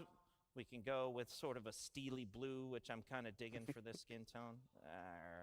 I quite like that look. That's cool. Чекните балалайку. Думаю, можно таких типов, как Ситизенкон сейчас. Oh, well, we'll get into some funky colors, don't you worry. All right. So one of the other things we've added, and it was mentioned before, we've added a makeup layer. And with the makeup layer, we're totally inclusive. Any of the body types can have makeup. Now, I don't want to spend too long on it here because we're going to get into it in a couple minutes. But I just want to show you sort of blending that in, blending that out for this particular body type. So next, as Andre talked about, we have all the hairstyles that you could want. Где-то косметика такая, светилась все So I'm флюоресцентная just gonna pick a couple different ones. There's a, Слушай, там, видишь, самая правая вкладочка, там так можно колор-пикером волосы красить себе. Ну, это просто нарисован. That's what I want my Мне кажется, там reality можно to будет самому be волосы here. рисовать, как хочешь. Цветом. Something like Хуй this. нарисовать на волосы. I'm digging the mohawk though. Мне for кажется, this да. one. He's got a bit of a Mr. T look to him. Kinda like Ой, this. блядь, я не Yeah, могу. cool. All right. О, борода, наконец-то, блядь. Сколько, я вот из Всё равно бородатый. сейчас волосы, они полностью статичные. Типа. То есть они, вот то, что они показывали перед этим, что там это физика прям вообще, здесь этого не видно. То есть они без физики совсем. You want your handlebar. You got your handlebar. Понимаешь, что вот эти прически, они особо должны So we've got колышаться. all the different beard types that you could want, and we're going to add as many as you guys really want. So I'm kind of digging the full beard for this guy. Yeah, I'm digging the full beard for this guy. Even further to that, we've got eyebrow selection, which is, I mean, you could go with no eyebrows. That's a very real. Well, you could have bushy ones. You can have a little more, normal, kind of straightforward ones. But it was mentioned before during the hair and with Forrest's discussion that we've got the hair dye as well. So with the hair dye, you can affect all the hair at once. And right now, I've got all selected. So I can go through the gamut of all the different hair melanin that you can Я же set. говорю, это просто картинка. So here, I'm just going to darken it up a little bit. And if I wanted to dye the facial hair, I could just dye the facial hair all by itself. Setting a dye color here. Something like that. But in the end, I'm really digging the jet black on this particular one. So I'm going to frost these tips a little bit. I think that's going to look kind of cool. Let's set a bit of a blonde here. Типа, я не просто если мой персонаж будет выглядеть как Райан Гослинг. And then what's really cool about this, and I'll show this in a minute, Кидает тебе is еще that we голов can 100, actually и можно control the будет чего fall угодно off сделать, of мне it. кажется. Да надо просто, Again, чтобы if I еще just можно want было this on the делать tips, эти пресеты, типа, которые just можно там blend по it кодам или right about просто here. сохранять, чтобы можно было их там выставлять. Ну, типа, Это да. Хотя бы экспортировать себе на комп. So there we go. О, It looks a милирование. lot different than how that started, and I think that's actually pretty fun. Now, there's a lot of stuff in here, and I can't wait for you guys to explore it and spend as much time as you want customizing and expressing yourself as a character. So once you're done, you've got to sign off a personal declaration that the physical appearances that the calliope process has allegedly caused are okay with you.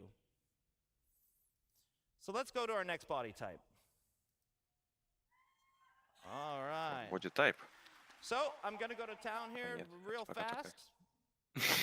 Right away. but you know, we're gonna get there. Азиатку Let's делать just make some попёр. changes here. Gonna adjust the bridge of the nose, maybe a little bit of the cheekbones here. Ногти не высох. That's maybe a little extreme. Let's go Доёбываешься. back here, something like that. And I'll make the lips a little bit smaller here, and I'm gonna lengthen that chin for a little more of a triangle kind of face here. So you can see, you can tweak to your heart's content. You can spend a lot of time doing this. And I don't really like the brows. I like a little bit softer of a brow for this particular character. And that's looking pretty good to me, actually. So next, just like we did before, we go into features. We can do the skin tone. I'm going to select a certain texture here, just because we got to get going on time here. Let's go. Something around here is looking pretty good to me. Cool. All right, we go into the complexion the same way that we did before. So we start with the freckles. And I kind of like a real freckled appearance on this particular character. And I'm going to turn down the sunspots. So we move forward to the eye color again. Ooh, I'm really digging the green. Yeah, I like the green kind of look. And we get to the makeup. Now, this is where I wanted to spend more time. Now, I'm arguably not very good at this, but I will do my absolute best to show you guys how you can use it. So first is the eyeliner. So the eyeliner, we can do any color. You can go as crazy or as chill as you want to go with this. But for this particular, I'm going to go quite dark here, just in the dark sort of fuchsias and purples. Here, we'll do in the inner lid eyeshadow.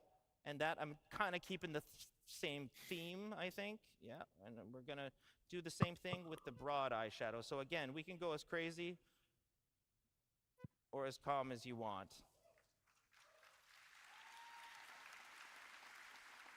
So what I've had good success in doing is kind of having it cranked, and then I just pull it back to a little more of a natural blend. В смысле на хитбоксы? Размер головы. Next is the lips. We can do the exact same Маленькую такую сделаешь. we have a bunch of different makeup masks, and we've got 3 different channels within those masks. So basically 3 different colors that are affecting different areas of it. Маленькие такие с кривыми ножками бегают с автоматами, да? Знаешь, встал, короче, к лифту впритык, чел подъехал, дверь открылась, он такой смотрит по сторонам, типа, а где Никого нет. стоишь? И прямо в пах. С дробовиком. Lip gloss. Yeah, that looks pretty cool there. And then, like I was doing before, I kind of just pull it back a little bit. And there we are. So next, I think we're good. Yeah, I think we're good. I have no business doing that, that's for sure. Same thing with the hair. Again, we've got a whole bunch of different hairstyles. These will all be shared between the 2 body types, but for this particular demo, we've got the ponytail, we've got the slick back kind of look. И сейчас. Я понял. Yeah, I'm not Такой. Yes. Yes, now we're talking. All right. So cool. Now, again, Бороду we're ей. fully inclusive here, guys. So, Только if не, you блядь, want facial hair on не any body вздумай. type, you got facial hair on any body type. That is up to you guys. Сказал, это уже ставлю вам, ребята. So on the eyebrows, I'm just going to leave them because we can't really see them Ну anyway. не, допустим, вот в японских играх с этим проблем никогда не было. Типа еще до того, как начали типа вот это все, типа всем разрешать делать бороду, в японских играх всегда можно было делать бороду на женщину, типа никогда не было проблемы. А сиськи на ушениях можно было? Ну этого я не знаю, но там точно всегда типа волосы и вообще все они были в одном, типа они не разделялись на мужчин и на женщин, то есть там с бородой типа женщина могла быть. Всегда, типа. У них не было никакой сильной проблемы. So let's see that in action.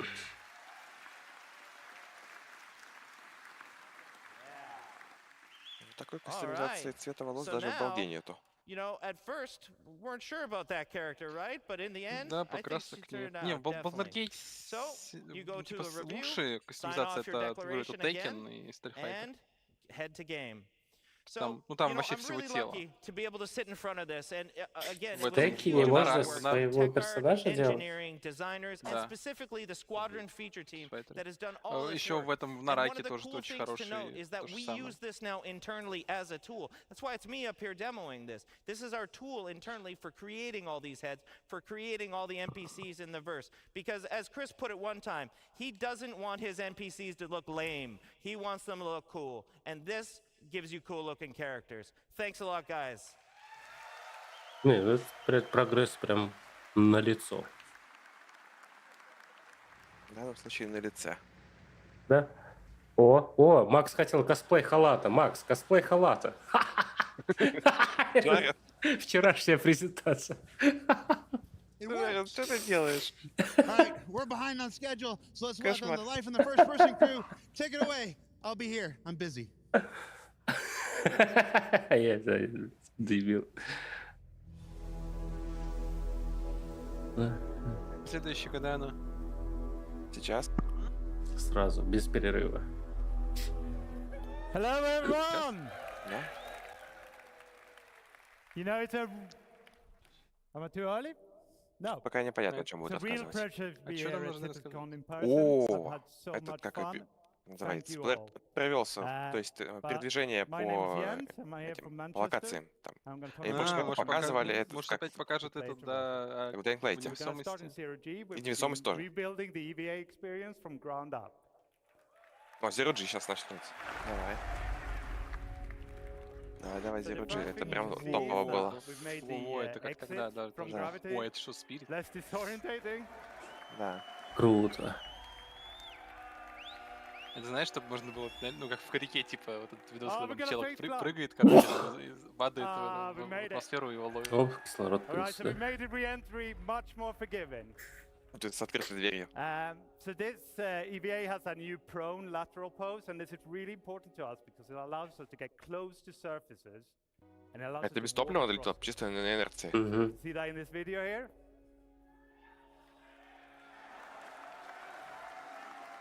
Что Okay, and что as it выглядит? gets to the end, we're going to jump up. Okay, here we go. Into that, and this smaller profile Как lets us Space get into City, spaces we couldn't get into before, or not easily with the old EVA. We're going to traverse through here, thread the needle, Он, видишь, не за все and also the цепляется, он, collision is типа, за much этим more forgiving. цепляется. We're Ну, going to slide сложно, off наверное, the было slowest сделать. А, speed, раньше мы so не we're могли not на такие gonna места be даже spinning взлететь, потому away. что мы летели все время вертикально. Okay, big Ага. reveal. Не, я понимаю, просто Love видишь, this там section, вот this если is он... amazing. Ну, то есть Офигенно. просто это, наверное, сложно Офигенно. делать, Also потому что adding grip, все so in надо interiors, you might be able to hold on to поверхности grips, сделать, чтобы он мог do цепляться. interactions, А, так сейчас мне он кажется, зацепился. walk не, between the кажется, grips что to кажется, get можно. better. Это Это процедурная система. Да, это Now, как с ногами, со стопами. thank you very much. Она у них уже есть, по сути. Просто ее надо было немножко So now адаптировать. prone has long been Ну, a это О! motion Arma tool 3. for us, right?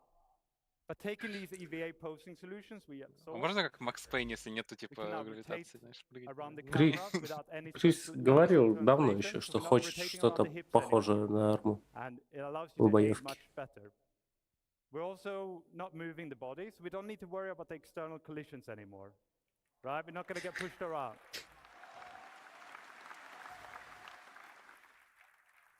Воткнул приклад в Of голову course, себе. prone isn't all about looking around. We want to traverse as well. So we're going to head down this vent. And here we put in a new collision style. So this is all about letting you have control in narrow, small spaces, smaller than this. Круто. Uh, Тоже процедура? we're going to be able to push О, around the corners. фига, We're он going to как go around перекатился tight сюда. bends. And we're going to be able to reliably go up and down slopes. Короче, ползать даже можно And будет this is what в Сгибаться узких. можно great. будет причем. So we then Ага. took this and we put it into the EVA. Покажи, Try как turn от off третьего лица gravity here, выглядит. which I'm not going to do, but if I did, the EVA would have been able to traverse the exact same place. And by having these motion sets so similar, we can exchange success between them. And this could then be done to other horizontal sets, like prone light sets, for example, like the water world showed it yesterday. We might be able to take Ну you это swimming there one разъеб. day. So. Хуй знает, нигде такого Когда нет. он будет, типа... Они форшмуду его показывают. Okay, we're gonna move up from the horizontal to the vertical. So with ladders, we put in some new subtle and significant improvements. А плавать можно So we будет, да? got midpoint Да. markups. А, ну вот.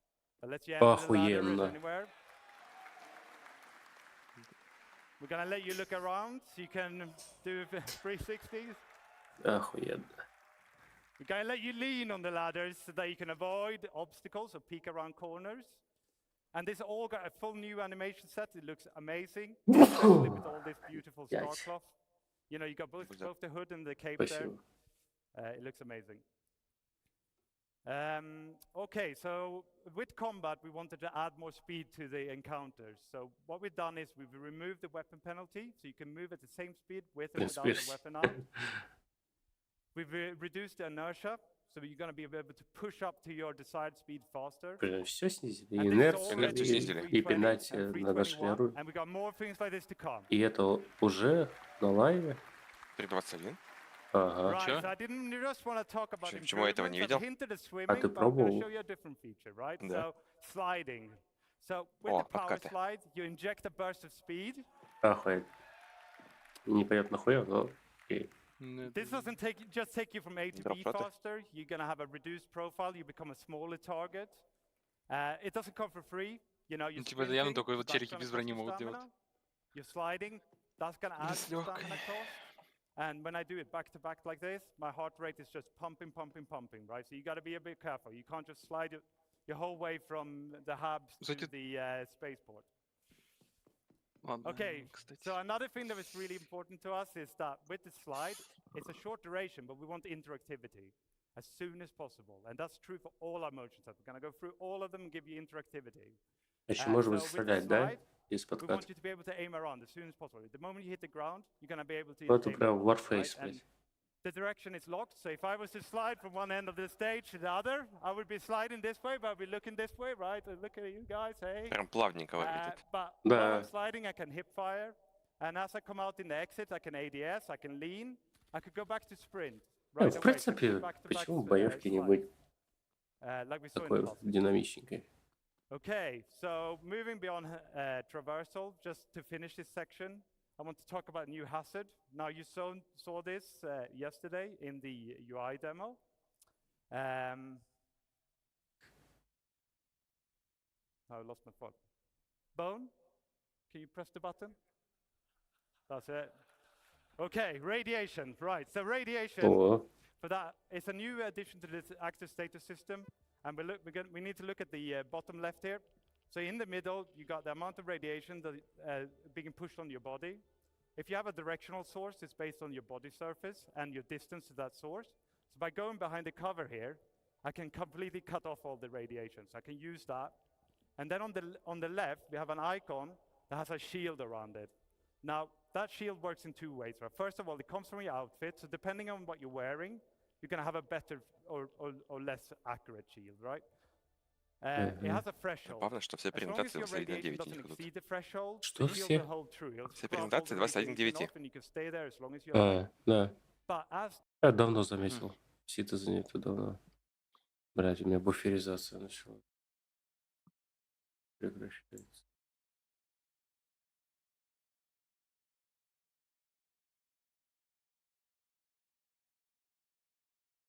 Some more radiation in the next section, so I would like to welcome Inesh up on the stage. Thank you very much, everyone.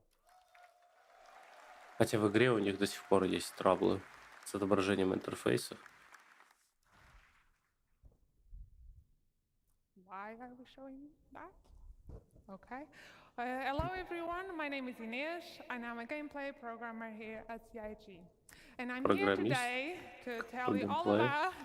Thank you. And I'm here today to tell you all about the features we've been working on to improve the player interaction experience with the physical objects in the world. So let me start by telling you what we've made. Взаимодействие с физическими объектами в игре, да. We have introduced in the new prompts, which are AR cards that appear over the objects as a player. Минус, видишь, как F-ка на объекте появилась? Что жесть? Да, это, блядь. Думаю, что вот эта моделька летела, короче, когда показывали.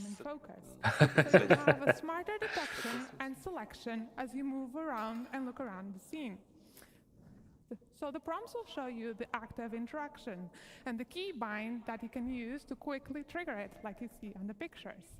So we are trying to minimize the friction of the player to interacting with these objects. You no longer have to go into interaction mode to bring up the cursor, then drag it over, and to select using the inner thoughts. So we're removing that.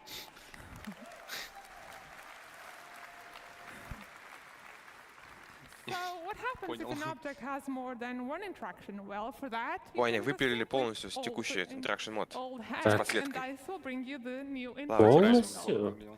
So this Да. is our new Вот, interaction просто wheel. изменили его. Вот тебе лучше. And you can see that up to 2 of the interactions Не, это have правда star удобнее. icon. So this is related to Хотя, another не факт. system you are bringing to you От that we ССУ call the зависит. default item Не, action. выглядит все удобнее. So this is Но allows если us to будет have a primary не как interaction, сейчас, that's the one that shows когда on ты, the блядь, front, чуть and шевельнул a мышку, у тебя secondary вот так, interaction. So these are как default будто actions бешеная that you can easily сенса. trigger Надо, чтобы ты using со своей shortcuts. сенсой So просто... these actions will change based on the combination of the item, the player, and the environment state. And although designers do choose the default actions that we bring to you, you are fully able to customize them to fit your preferences and playing style. So let's take a look at this in action. Кастомайзить можно еще себе. Here you can see the prompts that change depending on your focus. So let's bring up the wheel. And you know, I really like my plushes, so I want to inspect them when I find them around. So I'm changing that to my primary.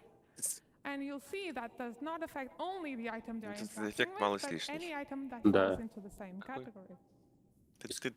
Искажение какое-то, да. Да ладно, нормально.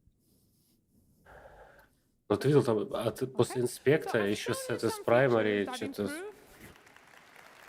Это надо было после equip. Что, пальчиком будет на кнопочки нажимать? So I've shown you features that improve the readability and easiness of Физическая interacting with the objects in the работа с world. кнопками. But the Это other part of our офигенно. focus was to bridge the disconnection between Ну, the по-моему, player Гладиус and сейчас the есть такое. object you are interacting with. In a fully physicalized world that we want to provide you, a tactile experience is very important to sell the experience. So we've introduced a new system Ладно, а как они это сделают с рампой Геркулеса? Ну-ка. Бумер! И такая рука такая... So our main goal was to give you a better immersion, but at the same time minimizing the friction and the control we take away from you. So this really was an exercise between code, design, Так не, ну and там же разве animation кнопка, to там give you the best экран. experience possible. Какая разница? Let's Тач. see some of this Может быть, на экран in ты сможешь action. силой мысли нажимать.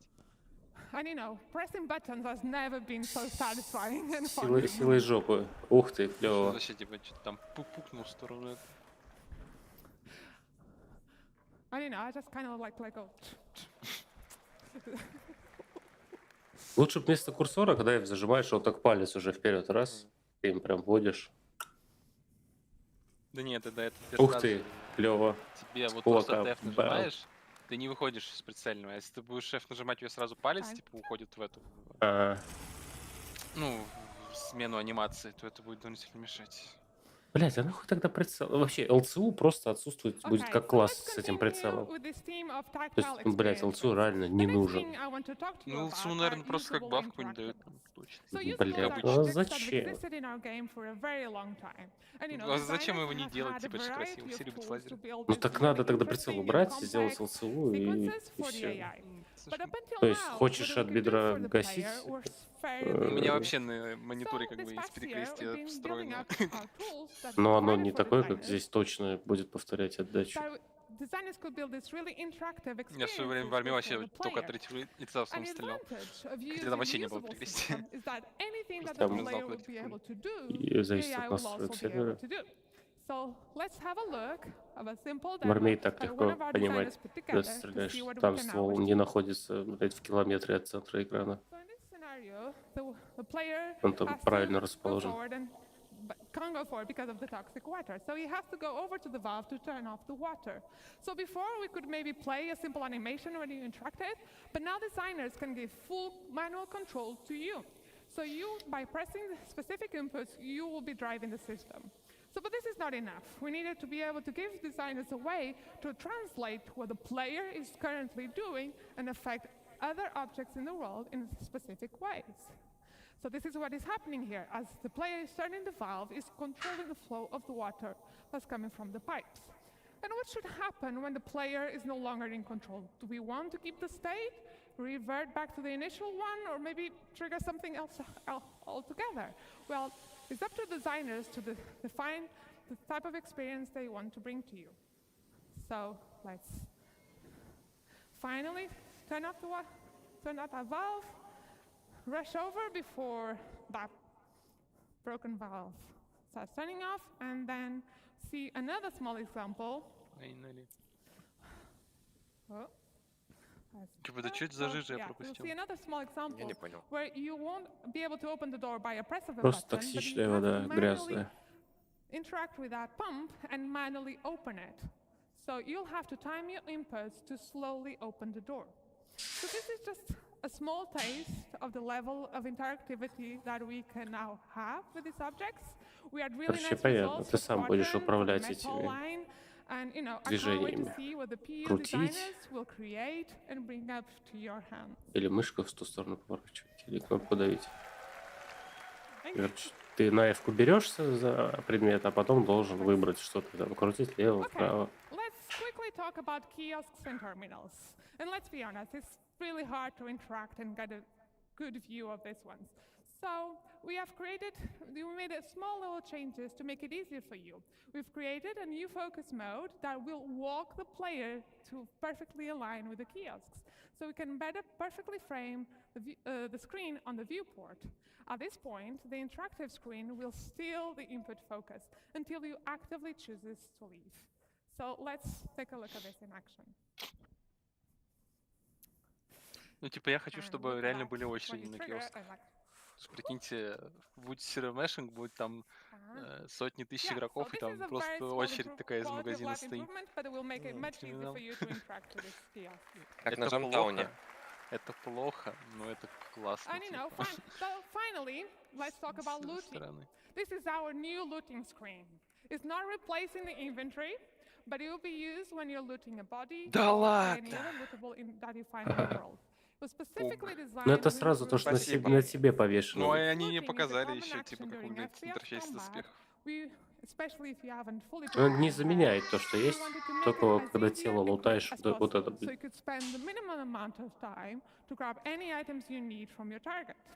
it displays the current loadout and a simplified version of the inventory. Looting favors speediness, while the inventory is there, so you can fully manage your loadout. So we're still actively working on it, and this is especially on the UI and art, but I want to give you a little sneak peek how this all works.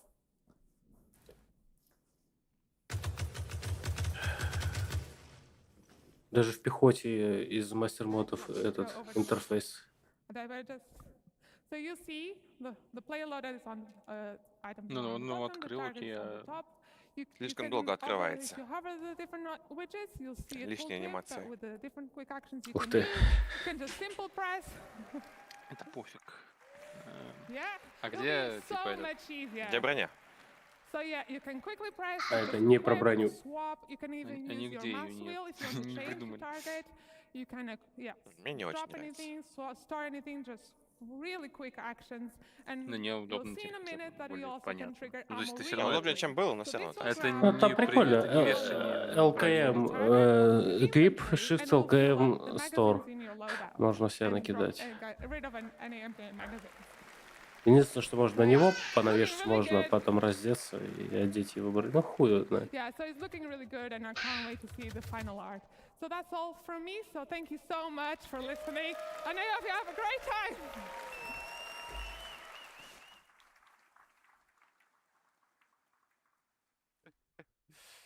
Right, hello everyone. For those who cannot remember, my name is Jens, and I'm now going to talk to you about some changes we made to our stealth gameplay. На каком там стадии? Stealth gameplay. Right, so takedowns is an important part of our stealth Ты encounters. про этот... This is where we're going to add some player skill progression. It's going to move you through different О, actions. как бы в 4 бороться You're можно going to будет. start off by struggling. А чё бы он воткнул ему шею? Круто. Of course, this sort of added time and the extra noise you're Какой making is классный ножик. really going to increase the risk of detection. You're going to get faster the more you do it. and then you're gonna reach maximum Жетон ничего не efficiency. достал. Check this one out. So he's so А в fast, PvP you интересно, barely будет see так him do it, работать? and then he guides the body to the floor, so it makes almost Ну no это просто noise. стоит, а надо right? посмотреть, как это будет работать, когда чел идет. там. We're gonna explore some more Это всё variation так beyond our unarmed and our knife takedown. А, там тут еще степень прокачки будет, типа, как в Таркове эти скиллы. And contextual. Да не Новичок, надо никаких убийство. прокачек. Не, оно упрощенное будет. Ну они же хотят, чтобы... Они до сих пор хотят, чтобы у нас было типа персонажи So by using the environment, we can make Да. a more, we can do a more efficient takedown. Просто that некоторые maybe our приемы skill будут level открываться, would have типа, allowed. чем больше ты все этим делом And it занимаешься, и certainly все. looks a lot cooler. And Чел, we're gonna be который able to жил use целых this 2 to get года, to он enemies that просто... might be otherwise difficult to get Это to он, with our это он normal идет. takedowns, like a pilot strapped into his pilot seat, you know, sneak up on him and take him out. Okay, so Они так хотят in сделать that last video we МРПГ, но если incapacitated that как бы в enemy игре нет, a допустим, lot. рыбалки, то... I'm going to introduce you to a new weapon. Аптечку сделали, скоро new их будут item, делать. sorry, and Ну that's типа, the если есть restraints. рыбалка, все это So with the МРПГ. restraints, okay, Если let's ты take можешь them даже down не first. выходить типа в опасные зоны, Кстати, ничего не что препятствует показывают? рыбачить. Тихо, One тихо, more. тихо, тихо. Oh. Мы чё? Okay, so сейчас. with the restraints, we're gonna turn him Или over, мне we're gonna cuff показалось? his hands, Не, так это сейчас тоже есть вот это вот. we're gonna cuff his legs. Наручники. Наручники. А, Ого. Ножники. Ножники. классно. Вот он, Врубай Баунти сейчас. Хантинг, Now, if he wakes настоящий. up, he can't chase us Да. down, right? But he could call out for Это help. So круто. what we're gonna do Ну as вот мне well is we're просто, gonna это add все очень places круто, in но the мне вот не нравится, что вот это environment where you can баунти stash the хантинг, но body. мы видим You только can hide только them, через ГОСТ, either возможно, как он его unconscious or dead. кладет в капсулу, And да, that вот, way, а that это, way it ну, should be easier to remain undetected and keep you in that геймплей stealth. положения их в эти капсулы. Так это уже есть. Now, this Ты is сейчас можешь another человека thing we talked посадить about на in the кроватку, UI положить. demo, Поднять его, which потом is the положить ping, кроватку. and we saw it in the Ну, Так не, это, ну, да? presentation. She did a тут short не ping то. to highlight a Чего не door то? pump. Это Это несложно, задание. это не Вот проблема, этого ты Now, что we talked about заморачиваешься. that ping, and by По-моему, doing это so, we can проблема. see Мне вообще не further, проблема. Чтобы трекало see все. through Да, obstacles, что уже там да. трекало? Взял populate дрэк, бади, more потащил information или into на a плечо databank. So взвалил. then Да это легко. shows up in our box arts here. So you get the Возможно, но name мне and you кажется, maybe ну, get the race and maybe the если faction. сейчас это Сканер покажут, — перебор. And you can use this information to Да, figure вот out это where, вообще... where's the weak link, which enemies can I take Ема, а как down жить without вообще being тогда, если вот discovered. такой у всех будет? Вот именно. There's a risk here, okay? So there's a charge up time. Means you can't do it all the time. It's going to recharge slowly. You see the bar at the top slowly going down. Until that goes all the way down, I can't ping. Да I даже can't для do anything. сингл игры And нахуй это надо. it's going Как... to spike my emissions. Ну, типа, of the по-моему, signature. если, And допустим, so будет an сканировано enemy только with the того, right что ты equipment and видишь, tech это level будет might неплохо, discover типа, me. знаешь. Через стену точно не надо сканировать. Okay, Да. so let's move on to some talk about Типа, weaponware. тогда будет So очень here we're going to интересно see a играть в PvP. simulation of a weapon getting more and more Это у всех worn хаи. over time. Мне ему. Нет, тебя, конечно, We're gonna спалит, когда expand ты this просканируешь, beyond типа, ты weapons тоже to, засветишься. Но это, other не FPS знаю, item бред. like your armor, your clothing, your helmets. In actual game, this would be Клины. by weapon usage, right? So the more you fire your gun, the more worn it's gonna get, and Типа this is gonna affect its старение, efficiency. да? It's И gonna клинное affect оружие, its типа, если оно reliability, слишком and it's состарелось. gonna reduce its Взяли resale. наждачку, начали пилить. Each item is gonna wear it at its own rate and persist at its own rate. You could have a worn rifle with a Осечка pristine scope or a электропушки. pristine rifle with a worn scope. Так, скачу. Знаешь, она будет тебя, короче, шокать, если она плохо в этом There you go. состоянии. So the geometry isn't the only thing they're going to change as your weapon wears. So here we're going to see a pristine Gemini pistol in the little window and a worn one in the big window. And you can see the visual effects. It's belching out smoke here because it's very worn, right? Вот Gemini It's умеет telling you, you отрывно know, стрелять. it's time to get this one changed. And you should be able to hear the audio as well. It's get growlier. Снизу показан. А, Okay, on to some типа... consequences. So А, я понял. just it's not all visual, so we're gonna stop with misfire. So the first thing that's gonna happen is you press the trigger, your gun doesn't fire. О, клин The там second thing that показали. happens in this video, Мгм. you got. Это так бесит I hope Тарка. you guys know what's happening. So he goes and then it goes click. That's the bullet getting lodged in the chamber, right? So we gotta fix it. So it's telling us to fix it. We're hitting the button. Our enemy's firing on us. So you got some options. You don't have to fix it. You could holster your gun. You could pull out a new gun. Ну, вот даже показывать, You какие could кнопки use that нажимать new довольно looting удобно. interface they showed to grab Тарк, a кстати, тоже better gun. показывает. Да? Okay. Да. Это единственное место, где им показывают, ну, когда у тебя клинит ствол, тебе показывают, типа, нажмите Shift-L, чтобы починить ствол. Там так, когда у него клин, я этого не видел, знаешь. Есть. Ну, там снизу, да, где-то. Слева снизу светится, у тебя Вот визуальнее появляется. это вот такие моменты я обычно не до этого. Тут на все лицо. И еще там у тебя подсвечивается правый нижний угол экрана. Красненький, типа, слот. Я знаю, но в Таркове просто не до этого. You leave your gun outside proper storage, that it's going to accumulate dirt, and that's going to increase the rate at which it wears. So the dirtier your gun is, the faster it will wear out. And this is true for other biome accumulations. Аниме принтов на оружие, как бы. So let's take a look at this one as well. Всем надо просто, ну это очень сложно. Or not. Им нужно просто ввести какие-нибудь там, как в Форзе покраски. Okay, so yeah, so in the future it's going to be really important that you keep your guns clean and repaired. I'm now going to welcome Zach on stage, and he's going to talk to you more about the FPS weapons. Thank you very much. Мне понравилось, что они с удачей сделали. Поприятнее выглядит, чем было. I'm Zach Priest. I'm a senior FPS game Чем больше designer. I'm отдачи, here to тем share some of the new interesting Ну, FPS в случае things we've been Таркова doing. нет. Там перебор So, if you бывает. play modern shooters, you'll have noticed the quality bar has gone through the roof Я in видел, recent да. years. Things from Там visual так- recoil видел to там играть. VFX, just overall general weapon feel. As you know, we Тут ты recently did a дрочки pass по одному on стрелял, our теперь все стреляют в weapons to Ростов get там, them a bit ну, more типа, up to speed, but we зажим. couldn't hit that quality bar that we really wanted to. Because guns are violent in nature, we couldn't portray that Мне as пока much что не as we нравится wanted только to. вот этот вот новый прицельный крестик у ствола. And it allows us to show the violent nature of weapons while, creating greater Они, weapon короче, to все weapon пушки variety. переработали, будут So, по-другому and ощущаться. this new tool also integrates better with other systems. For example, you just saw like wear and dirt and things like that. And I'm extremely proud to show you the new weapon recoil. So this is the old P4. Отдачу It kind надо of falls a показать. bit flat. You're not really getting that like Это oomph старое. that you want. But you've probably shot this a million times. Now the new P4, it has these nice little bop downs, and you feel it getting close to the camera, and the overall aggression of the weapon is a lot more there. It feels a lot more visceral Я when больше you на fire голду it. похож. This new tool gives us granular control over the movements of the weapon. So essentially what we have in one of our tools now is almost an animation tool where we can control the rotation and the location of things. So this is the old P8 SMG. This is a new one. Блин, P8, я так давно и не видел в игре And in уже. general, it's bringing the house down now. So recoils are just, in general, easier to tweak now. And they're a lot more impactful, and we can create weapon variety in the just far new, more and interesting ways. Cool.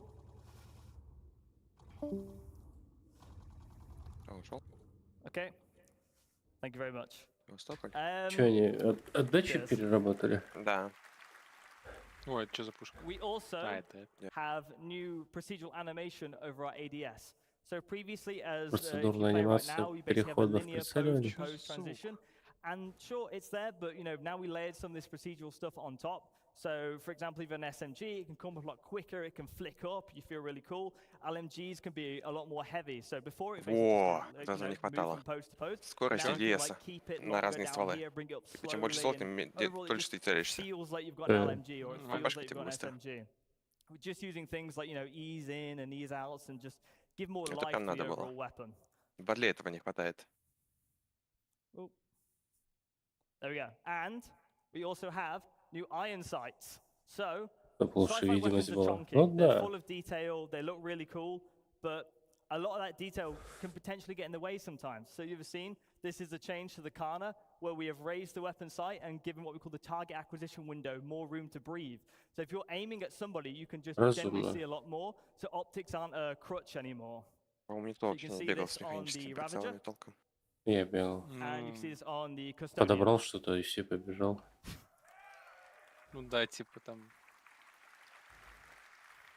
Now, Или достал weapon снайперку, а она в functionality темноте changes. So, as you imagine with the слепит new тебя recoil tool, we do прицелом. a pass, and all Снял the existing прицел, weapons, пошел так look стрелять. and feel great.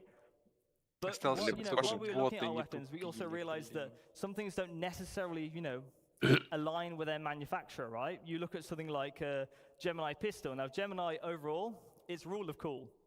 Зачем они That's what сделали Gemini's supposed to do. 86? So the За бред. LH86 pistol should be fully automatic, realistically. So we have a video to show you of the pistol. And as you can see, it goes ballistic when you fire it. The magazine count is also increased to allow for that just crazy feeling that the pistol gets. Cool. Cool. Thank you very much. В магазине меньше патронов изъявляет, чем гильза вылетает оттуда. Что за... Это есть тут такая пушка? Нет, это вольт, пушки новые, их не было еще. There you go. Похоже на магнитофон, на эту кассету, что ли, где вольт написано. Vault is primarily based around controlling the heat of a weapon. These weapons have the potential to overheat. And if they overheat, you'll be unable to fire. Прикольно. And they will enact differently. So some weapons will just basically be beams from the get-go. Some will go into beams. Like you see, this one goes into a beam once it reaches a certain level of heat. And it's really fun because, you know, these are quite powerful weapons, and you basically want to manage the heat and, you know, keep it in that, like, ideal spot. Okay, cool. Красиво. And scope improvements. Now, this was shown yesterday, but I want to dig in a little bit more with this one. So, Прикол в том, что разница. to get our, Скорее всего, if P4 будет anyone plays a modern FPS, they know that optics Погоди, are мне just кажется ли... gorgeous now. In Зум! modern shooters, they look Ну так это как в картинке. Да, это как надо уже. Спасибо. Не-не-не-не-не, вот только что зазумило. Жаль. And they look gorgeous. Вчера же показывали, там ты еще сам сказал, что не. With things like Просто parallax, какой-то pin cushion distortion, and things you expect from having a scope in general. And it differs manufacturer to manufacturer, right? So some things are purely digital, some things are purely physical. Но эффект все равно неплохой. Погоди, как будто в P4 оно как будто чуть-чуть зумит. Ну чуть-чуть, но это за искажение просто. Then your optic would turn off. Фильтр накладывается. Thank you.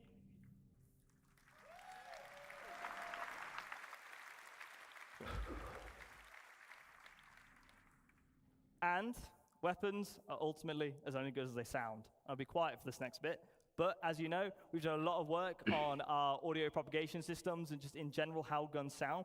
We've also switched out some noises and made them feel a lot more beefy.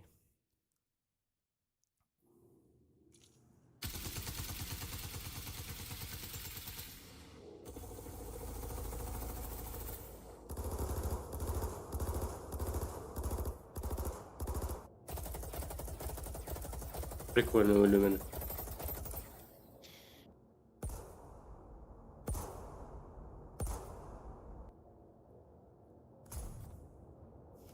Ебись.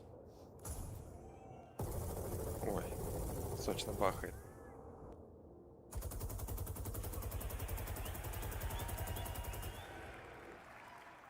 Fantastic. I think all of California heard us there. So, backpack reloading. In real-life combat scenarios, you often grab magazines from other servers. Магазины типа заряжать. Simulate that in our game. Запихивать вперед потом. So, Или что? to show you вон this, там we have готовый backpack reloading. If you run out of ammo in Star Citizen, you have to open the menu, put things on. It's a little bit clunky. С да-да-да. Так он заряжает магазин или... Короче, да, можно будет перезарядиться, даже если у тебя нету на тебе, на рюкзаке. Это полезная фича. Ну да, то есть ты не бежишь, где мне спрятаться в этот инвентарь лезть, ну то есть... А нет, смотри, там не патроны, там именно просто если магазин находится в рюкзаке, да? Да-да-да. Вот этот динамик кроссхейр нафиг не нужно, это прям... Что не нужно? Динамик кроссхейр этот.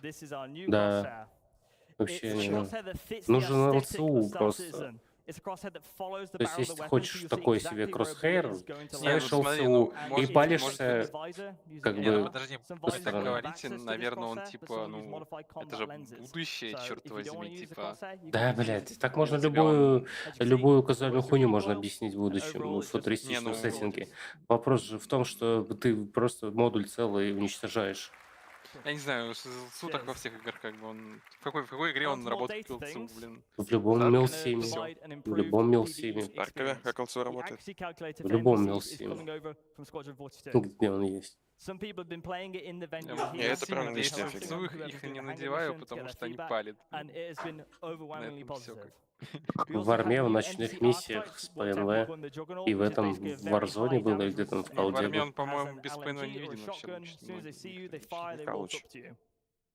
And overall, it's been playing amazingly. And I'm really happy for you guys. Well, I'm really excited for you guys to get your hands on it at one point.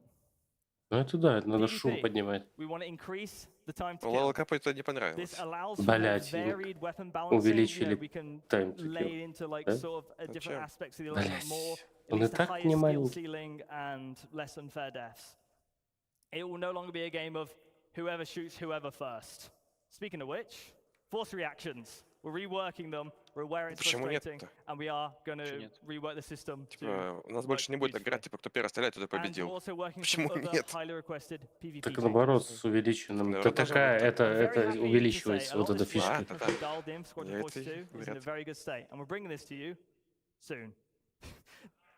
Now, over to the AI director Fran to share some exciting updates on combat AI.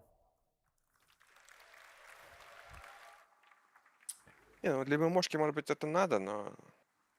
Да не, ну если здесь будет такие, типа, есть тяжелые костюмы, которые там нужно покупать киркой, наверное. Тогда кирку дайте. Они все это контрят только тем, что это ММО. Не, ну я не против. Ну как бы, не, ну серьезно, типа сквад, там, Тарков, и в Таркове бывает, что человек убить не Тарков хуйня. То есть, когда представим, что такие замесы, как там в Плейнсайде, там челики штурмуют какую-нибудь базу, там, ну, чтобы все происходило не за секунду, было бы неплохо, чтобы дамаг был поменьше. Плейнсайд вообще лучший шутер, блядь, всех времен и народов. Я хочу такие же замесы, типа, прям там планеты прорвались, там сразу. В Плейнсайде в бошку шотают мелкие эти болтовочки. Я имею в виду, что в Плейнсайде это как бы... Это шутер. Ну да. Но шутер, а здесь, типа, опять же, ну, понятно, как лучше возрождением, то есть, если ты вот... В Плейнсайде большой ТТК. В Плейнсайде большой ТТК. Высадился, типа, у тебя есть возможность возрождения, типа, если ты умер, то все, опять And we need to make sure that he can tweak something such that he can experience the unique play style and the play space that you have. So Star Citizen can benefit from tons of unique environments. So for those environments, we want you to have different type of fun. Ну, может быть, да. Из-за того, что это не игра про беспрерывные возрождения, то тогда в этом есть определенный смысл. Но прицел вырезать надо. Я согласен. So we spoke about this in the past. And we have now available for designers the initial set of traits they can use to influence their behaviors. So those are some of the ones that are available to the designers. Today we're going to focus on the combat traits, because we have traits that also apply to the peaceful situation and the social environment, but those are the ones that influence NPCs during a combat scenario. And traits, you can imagine them as characteristics NPCs have or don't have. So through the usage, we can make sure the combat feels different Это типа, это интеллект искусственный, наверное. Tech-wise are just traits and tags that we can apply to character classes, but code can also apply them automatically based on specific rules. For example, if you see somebody with a rocket launcher, those will apply an example the sentry trait automatically because those weapons are weapons that work well at range, so you want them to not push forward to you. So they allow to block, or actually, they allow or they block specific section of the behaviors to run, but they also influence the likelihood of some logic to happen, or they modify the outcome of specific actions. So let's imagine we want to model a pirate faction, something that you can actually experience in the Pyro playground. So we want them to feel aggressive, but also not very trained. They are not very military. So how do we do it with the traits? Что такое traits? We can start adding to this faction either the aggressive or reckless trait. Those are traits that increase the risky behaviors. So for example, fighting more in open space or expose themselves longer when they are in cover. We can then assign to some of those pirates they ignore fire obstruction trait. As you've seen, for example, in Chris Rain presentation during the CTG demo, like we have now destructible environment. So what the NPC will try to do is to keep shooting at the position the enemy has been hiding into. So you will see destroying environment, but you will also see them being less careful and managing their ammos. For others, we could use the undisciplined trigger finger trait. So this trait is, for example, meant to convey the inability to control their weapon when they are emotionally engaged in the fight. And what it will cause is them to trigger the weapon much longer or also just a bit longer compared to what the behavior is Ну, asked. блин, достаточно сложное разнообразие. So being bad at preserving their ammo means they will also run out of bullets much quicker. So this offers interesting opportunities for players because they can now shoot at them while they reload or while they scavenge the environment. So traits are building blocks we can use to define how character, faction, or encounter should feel. And designer can now create a wide variety of encounters for you guys to enjoy the game. So I want to paint a picture for you guys. So this is the bunker mission in Pyro, right? And we have a set of enemies that are defending the environment. So this is imagine an infiltrate and destroy mission. Those guys are there defending the bunker. You need to take it over. You need to basically kill them all. You are now fighting against enemies that they defend the environment. So before we go to the next slide, imagine the same environment, very similar enemies, but different traits, same behavior. So now you are defending an environment and they are aggressive towards the environment. They want to take it. So what you will see here is that created a mix of enemies, some equipped with, for example, shotgun and aggressive traits. Now they will push towards you. They will force you to take actions and to react to them. Ноль попаданий просто. Что-то они прицел выключили? Или просто интерфейс уже выключили? Some will cover up. Obviously, this is with God mode on, so Zach was not dying. So this is possible to set up with a Tikova box. But this is not just enemies, because in Star Citizen, we want you to hire your own crew members. And those crew members, those characters will have different personalities, different traits, different training level that they can build up. But when you look at their traits, we want you to see their strengths and their weaknesses so that you can pick the one that either match your playstyle or compensate your playstyle.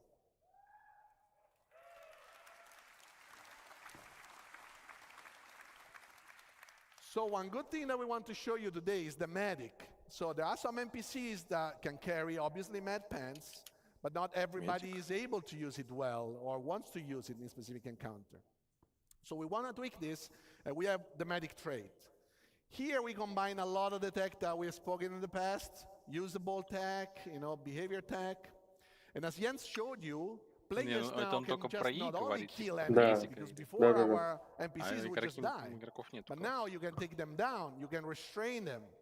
So the hyperception needs to carry all this information about the different actor states. So he needs to know if he's down, but if he's still alive, or if it's just, somebody that you need to wake up. So a medic in the regular combat flow can, when it's safe to do so, and at the right time, attempt to heal his mate that can be helped. So now you can imagine guard patrolling the environment, you take down a character, the guard finds this body on the ground. He doesn't know if he's alive or not. So he can go there, he can check it, check the pulse, see the state, and if he can be helped, he can basically execute the right healing process. If he needs a med pen, he will use the med pen. If he needs to shake him to wake him up, he will shake him up. And if he needs to unrestrain him, he will unrestrain him. And your crew members can also do the same with you. So if you are down in critical condition, they can come and help you out. We'll see now an example of this, where two factions are fighting. And you will see that at the right time, when the guy retreats, this guy can go there and heal his mate.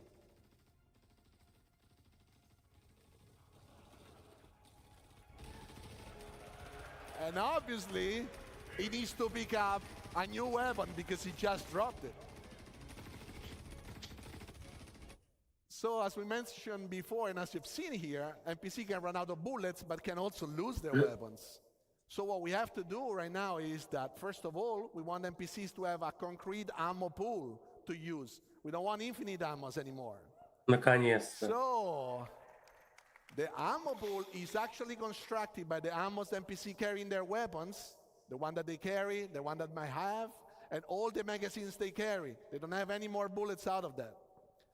So NPC must properly use those items to fight. And the longer the engagement, the more likely it is they will run out of bullets and they will have to scavenge the environment. How do they do that? It's through the NPC, the usable system, as you've seen with Ines as well, Ines' presentation. You see that anything the player can interact with, the NPCs actually can, the same exact way. So the dead bodies can be looted, same as drop weapons. Патронов больше не бесконечные, они еще лутаться будут. Соперник по лутингу твой, да?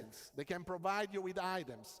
And NPC can understand where you can find ammos that are actually functioning with their own weapons. And they actually can decide. For example, if it's better to reach an ammo crate and gather some new ammos, or if that is too far or towards the enemy, they can decide to pick up another weapon.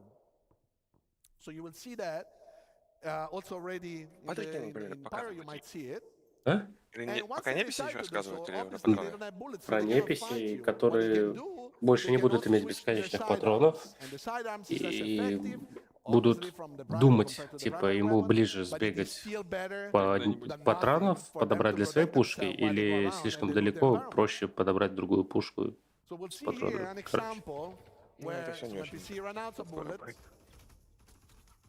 Лутаться будут тоже, трупы лутать, ящики лутать. And this is a proper ammo crate that allows them to get back magazines. And another NPC arrives, and he will loot the dead body. This is the same dead body you might be able to loot, and you will not find ammos after that. But you will probably find it in the other one once you kill it. So, last but not least, another tool in the FPS arsenal is grenades.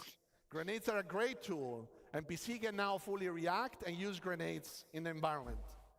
So grenades are a great tool, especially when an NPC needs to counter a player that is camping or a player that is hiding or Помню, saying a в location медальке the за NPC cannot reach. отвагу еще на первой плойке неписи твою гранату могли с ноги пнуть тебе обратно. That a grenade can make electronics explode, ignite a fire, and then the fire can Мне propagate in the тоже environment. интересно. So NPCs needs to properly understand the environment and not jump into the fire and not get damaged. So how do we do that? Is we have a new full system to handle hazards.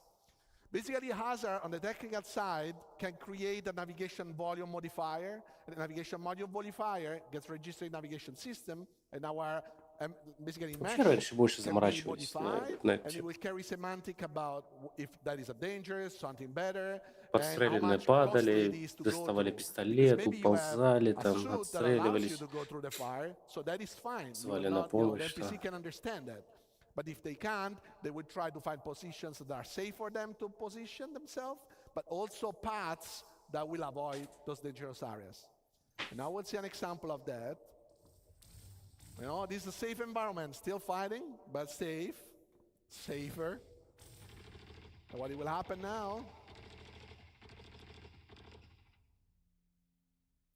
Fire ignites and propagates. This is fully dynamic, so it's fully controlled by the fire system. The fire system modifies volumes in the navigation system, and we really know where we can and not pass at any given moment.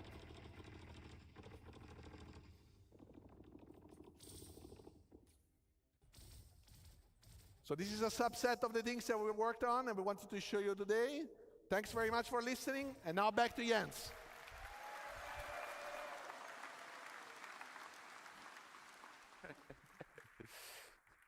Right, I want to thank Ines, I want to thank Zach, and I want to thank Francesco for joining me on stage today.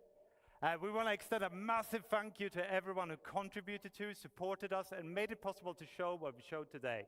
Now, with relentless optimism, we're looking forward to bringing you this all to the Star Citizen and more.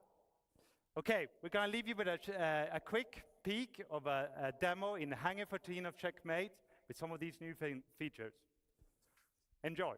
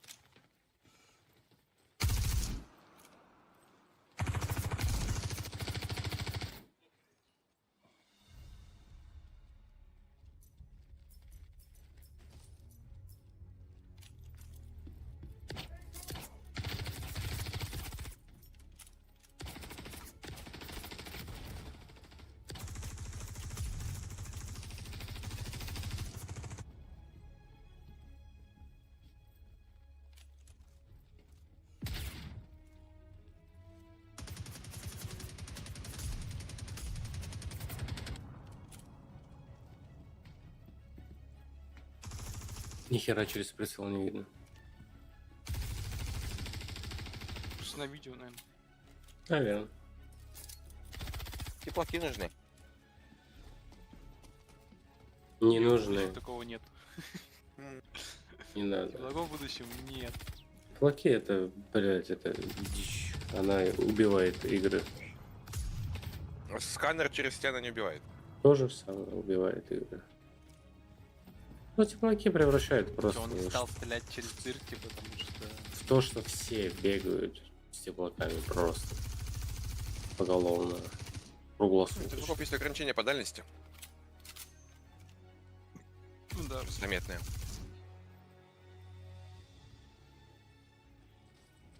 Ну тогда смысла в ночи нет, когда фонариков, игра света, то все нахуй просто. Потемнело, теплак включил или что там, или ночник. Ну, да, ограничено теплака очень, поэтому. Не, я больше про ночники, честно. Я бы не сказал, что в Тарике прям теплак сильный имба. Ты про прицелность тепловизора. Да, прицел. Да-да-да.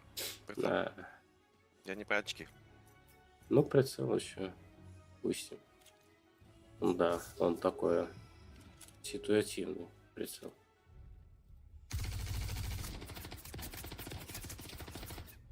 И прочки. Кстати, очки знаешь, как нервятся? В Таркове.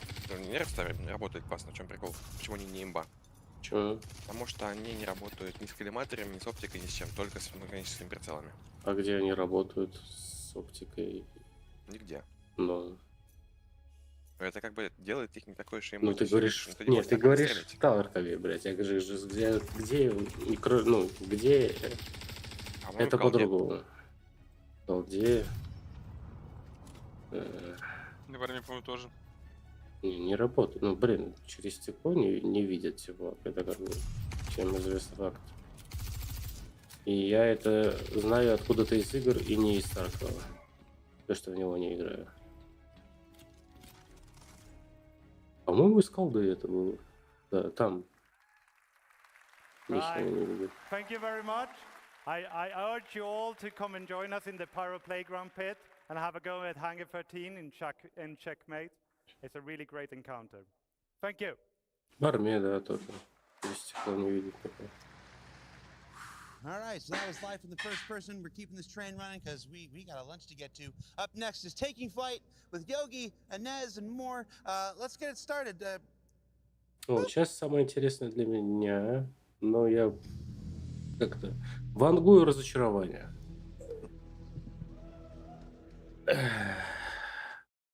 Ну, потому что, блин, мастер мода. Покажите уже. Мастер мода что-то вообще не нравится, как идея. Аналогично. Чё дальше? Hello, everyone. Is my mic on? Okay. Can you hear me? Не понял, когда первый будет? После нее.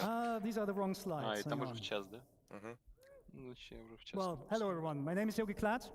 I'm a Yogi, principal vehicle vehicle programmer at Imperial Games.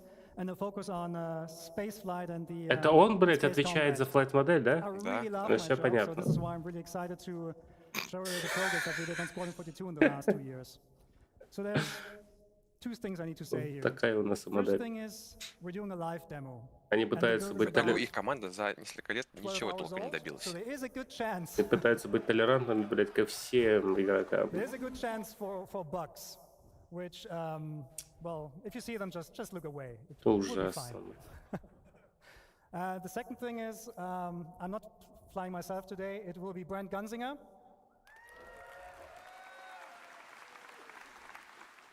He's using a setup of 2 VKB sticks, so left and right HOSA setup from VKB, and he's also using the fantastic Кстати, Sylvia ВКБ тоже device. спонсирует So we'll Ситизенкон. swap during the presentation between using head tracking and not using head tracking. Yes, so, but the good thing is, the relationship between you and your starship, it doesn't start when you take off, it starts way before that. There's a lot of stuff we do now in pre-flight. So please welcome back Ines Caldas, who will walk us through that process. Особенно приятно, блядь, на ролл их поставить. И не могу. Для меня это, знаешь, как, блядь, ой, не знаю. Купил лопату, чтобы, блядь, воду наливать, блядь, в ванну. Вот так того дня. And we wanted to bring these improvements to what happens inside the cockpit.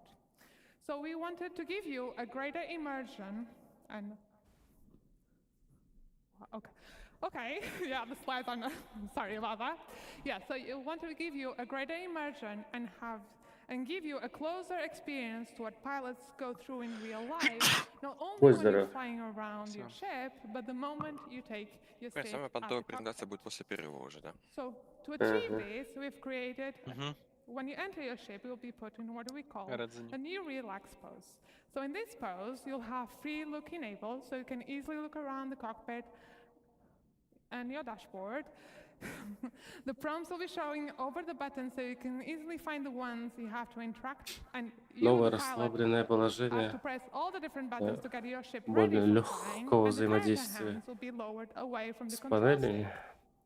So all of this blends neatly into Свободный one new обзор по player умолчанию animated interaction system, включен. whereby any button is now Подписи physically над pressed. кнопками и So this new опущенные system руки. uses what we call a CDIK И, блин, что с approach. пальцем? This stands for code-driven IK or inverse Да это kinematics, какая-то мы сидели and спереди, gives там full кнопка control of the открытия IK интерьера setup рядом с кнопкой, to the блин, code. So this, уничтожения. among other things, allows us to Ну причем record там the же на path кнопке of the самоуничтожения hand видно, что там типа relative есть, to ну its ее, target. ну этот, So we can откидная have штучка, чтобы more открыть, да, ее detailed нужно, да? animations than just Это simply тебе, blending но в your игре там hand ее into сразу position. нажимаем.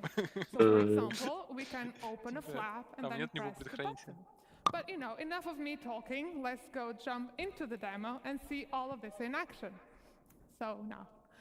Не, ну это будет, я не сомневаюсь, что симпатично сделаете. Well, you'll see the new enter sequence, and you'll see the new animations we have been working on.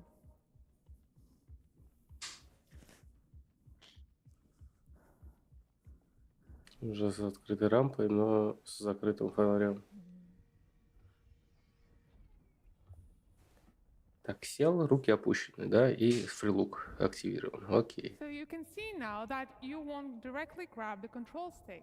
You'll be put on this relaxed pose with free look enabled, and you can see the different prompts appear over the buttons. So let's get this show started and Нормальная подсветка get your кнопок. ship ready for flying. Мгм. Brand, if you could close the canopy so we don't go flying around with that open. Power our systems. Oh, look at that. Мгм. Не, выглядит... And О, finally turn on он штуку открыл. Так что Yeah, будет so работать. you are Ну, now нет, но ready он for делает flying. одним So действием. we Понимаешь, will ты все be равно делаешь... bringing Да. all Понимаешь, the и взрыв, in our типа. А ну, seat. что ну, And случайно that's нажал, all бы, from блин, me. So закрыл. please join me тут in все равно welcoming тебе to the ноль stage шансов. Tony to tell you all about the new UI. Отмена действия.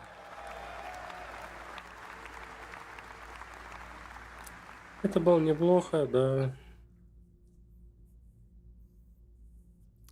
Hi everyone, my name is Tony. I'm senior UI programmer here at CIG, and I'm here to explain some of the spoilers that you saw yesterday about our new ship UI. So, are you ready to see the ship UI in action? Right. Bone, play the demo. Brad, continue with the demo. So, as you can see already, this ship has less intrusive UI, with more space to enjoy the stunning vistas that planets can offer, and less clutter views, so you can focus during combat. Тоби, скорее всего. This also means that the UI elements are now more relevant to the situation, Да, так работает с linked Тоби. to the operator mode. For example, when we change to scan mode, the crosshair has scanning information about your target, and even the MFDs have changed. Some of these elements can be customized. Играю с трекером Citizen с 2014 года. For this demo, we're showing the UI developed for this После того, как приобрел Basic трекер, information related to navigation will always be available on your вообще view. не знаю, как And можно this без Gladius него displays жить all of that with holograms around the dashboard. во всех играх. But other ships may have different layouts and styles, on brand with the manufacturer. For example, the Drake, that makes more affordable ships, rather than fancy and probably expensive holograms, may use physical screens, dials, and light indicators.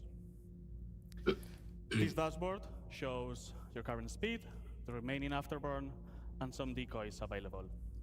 On both far sides, we have status indicators that will show things like if your landing gear is on or any other flight systems. Индикаторы его включено-выключено, блять, явные чекбоксы. Аллилуйя. On the far left, on the top of the dashboard, we have the indicator of Ноль шумит у джойстика, блять, у левого стика. So let's change that to combat and talk about these new Стяга MFDs. дергается. Это нормально. So, we have reworked all of these MFDs from scratch with brand new views using our UI technology building blocks. We can still navigate through these MFDs using the classic mouse interaction, holding F and then moving the mouse. On the left here, we can see the scanning view, which is going to show information that you obtain when you scan a target. It may show information about the ship name, the pilot name, or even the current operator mode of your target, so you know if they're just chilling around or they are ready to fight you. Cycling to the left one, we have the target status, which will focus on emissions, damage, and orientation of your target. We'll see that in action later. The next one, continuing to the left, will be the self status, which is contextual. So during navigation, that will show your current fuel, but during combat, like right now, will show information about your guns.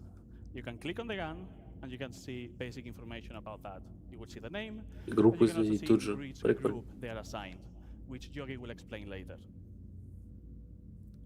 On the MFD on the right side, we have the power management, where we can distribute the power of different systems of the ship. You can click on the triangle and move it around to change the distribution, and you can turn down the total power of the ship that will generate.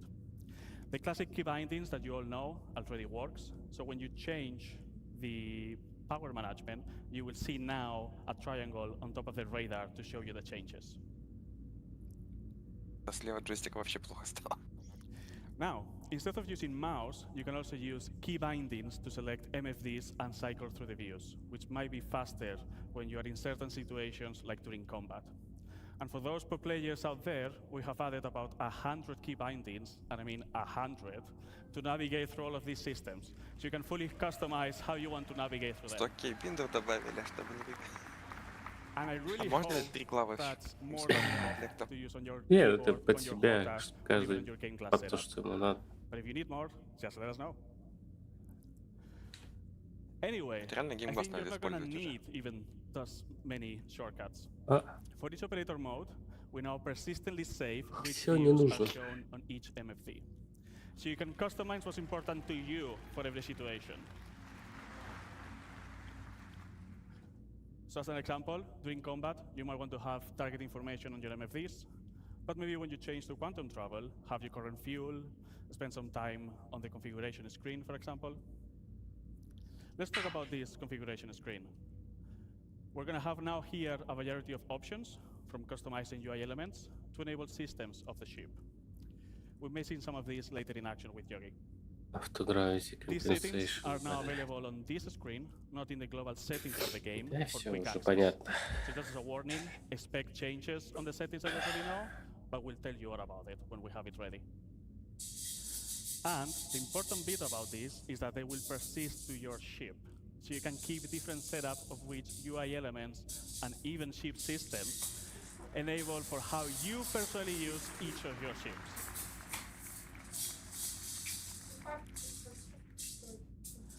Now, Some of you might be thinking that this Gladius doesn't have enough MFVs. Can we enable the top settings? For those of you that you want to see even more information, you can now cast versions of these MFVs to your helmet. Прикольно.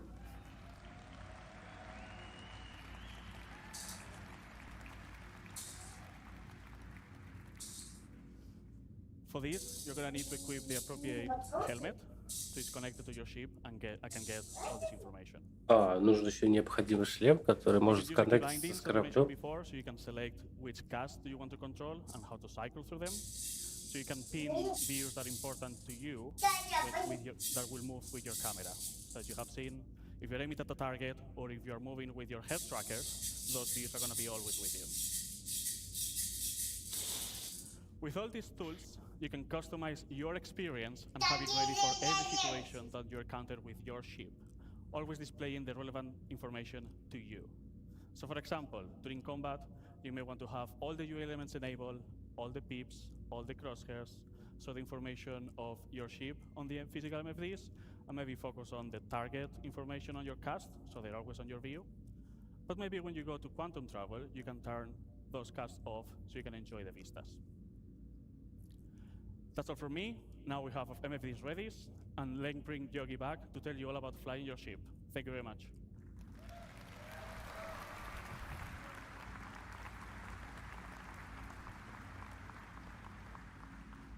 Okay, at this point, our ship is fully powered up, ready to fly. Pre-flight is complete. So Brent, please take off, put the landing gear in, and bring us out.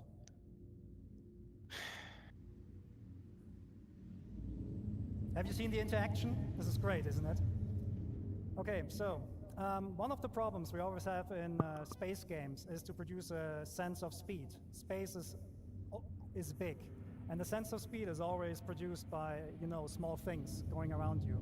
So although it's not very visible here, the VFX team has actually added space dust, so in the future you can tell where your ship is going, even without looking at instruments. Another thing we're focusing on as well is G-force reactions. So Brent, if you could come to a stop for a second. When your ship is sitting like that, and you strafe left and right, you have these small head motions that basically make your head and your body react to the G-forces they're currently enduring. We're actually increasing them now. We also added rotational G-forces into the mix, so if Brent is now rotating the ship to the left, you also can see that your head is swaying a little bit. Things get a little bit more interesting when Brent is actually taking boost into the mix. So we now boost forwards, we now added a camera shake, we added FOV changes, and this all then plays together with the other things like, the other exhaustion effects that we have. So overall, the ship should now feel a little bit more reactive than before. The same thing, sorry. At the same time, we reduce the extensions that that the look-ahead code is doing. So we basically narrowed it down a little bit so it mixes better with G-force reactions, so that even when you don't have a head tracker or something like that, it will still feel pretty good. But this is just a minor change. We also improved the flight controls themselves. So take a look at the speed gauge, for example. It's a little bit twitchy today. What that speed gauge is telling you, the number that's currently moving, is what kind of speed goal Brent is actually putting in. If he puts his stick all the way forward, the left one, you will now be able to see and read the number that you're asking IFCS to speed and forward momentum. This also allows us to bring back the sticky throttle we had pre 3.5, where now, if you play with mouse and keyboard, you can press W and S to increase and decrease your speed and let go of the key, and the ship will not automatically come to a stop. Of course, this is all completely configurable, so you can enable that or not if you want. Oh.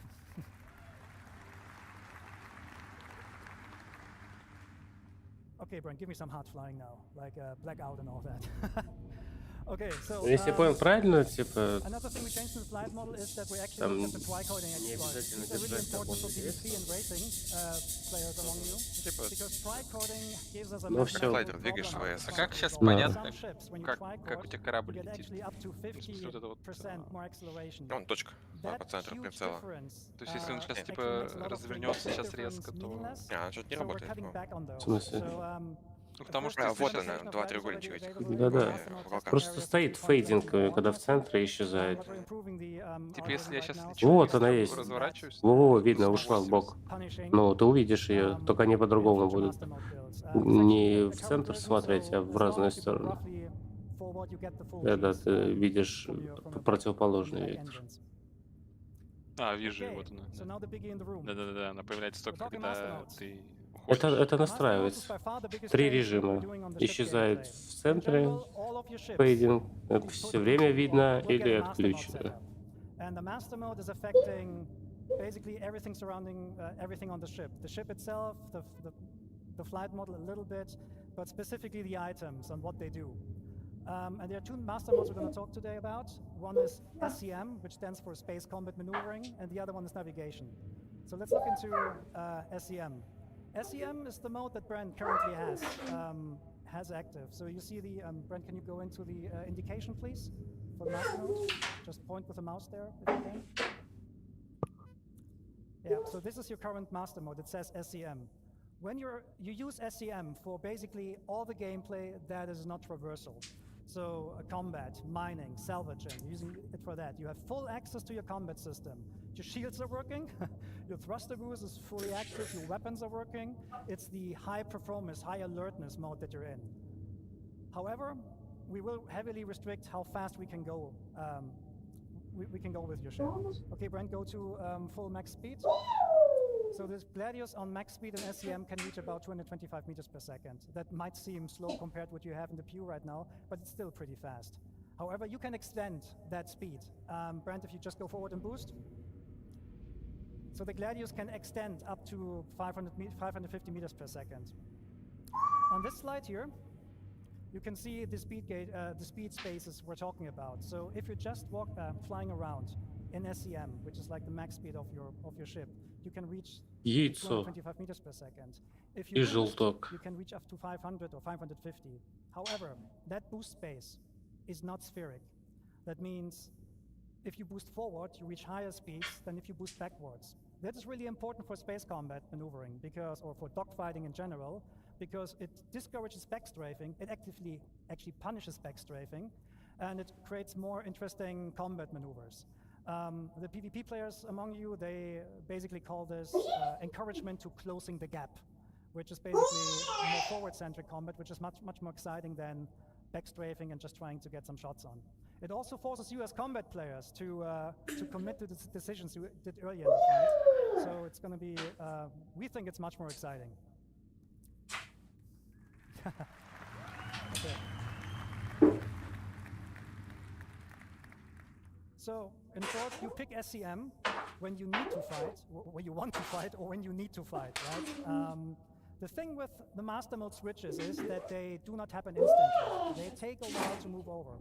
So we're now going to put our ship into the second mode, which is navigation. So navigation mode is basically the opposite of SCM. What this does, it gives you a high-speed, low-performance mode. Your shields, they will collapse. Your weapons will not be able to fire. Your defensive systems will not be functional, but you have higher speeds. So in nav mode, you can still reach the speeds of what you have currently in the PU, something, I mean, depending on the ship, sometimes 1,000 meters or 1,400 meters per second. But all your regenerative systems, so regenerating the weapon capacitor, your thruster boost, will be inhibited. So this means when you want to go fast, you need to be very, very careful when you want to swap over. So imagine you're in a fight and you want to escape. You should not do it right away, because if you just swap to navigation mode in the hope to flee, you are being left with no shields. And the first thing that will go offline when you are hitting with distortion guns is the quantum drive. And that is important, because the quantum drive will spool automatically up when you enter nav mode, and it will then unlock the higher speeds. So this means when you're in nav mode and you're fighting, you're very vulnerable, so you should get out as fast as possible. Luckily, navigation mode not only allows you higher speed, but also gives you access to the new quantum travel experience, which we're going to show in a minute. Типа на вводе первый новый Quantum Travel будет. This is the point we want to go to in quantum travel to. Догонять типа караваны какие-то, которые летят на огромной скорости. Ничего с ними не сделаешь. You're actually not really moving. You're going Вот это у них не додуманное. In every frame along that spline. So there's basically no meaningful gameplay we can add there. The new quantum travel experience is fully physicalized. Physics is always on, which means when you quantum travel from A to B, you're actually accelerating using our awesome physics engine. And because it's physicalized, it gives us a lot more meaningful gameplay. Physics engine, что-то, короче. Brent will start the quantum travel in a second. What will happen then is your quantum drive will initiate the jump. You will see an effect that distorts the space around you, and you will accelerate forward.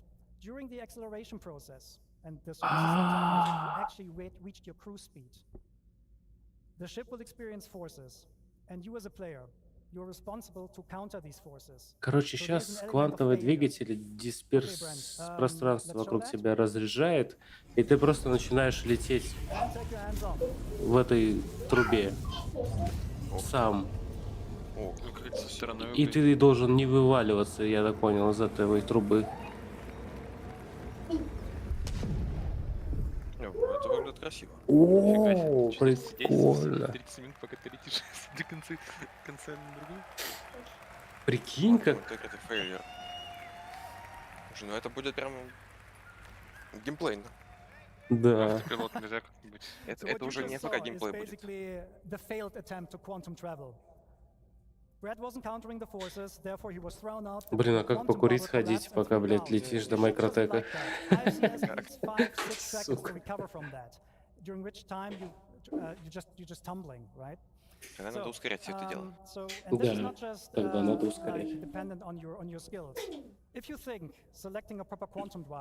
Doesn't matter in the future. 5-10 минут в таком режиме. You want to take care of your quantum drive. You want to repair it and keep it in good shape. So if you buy a cheap one, your travel will not necessarily be faster, but it might be harder. Okay, so Ага. Пошло вообще.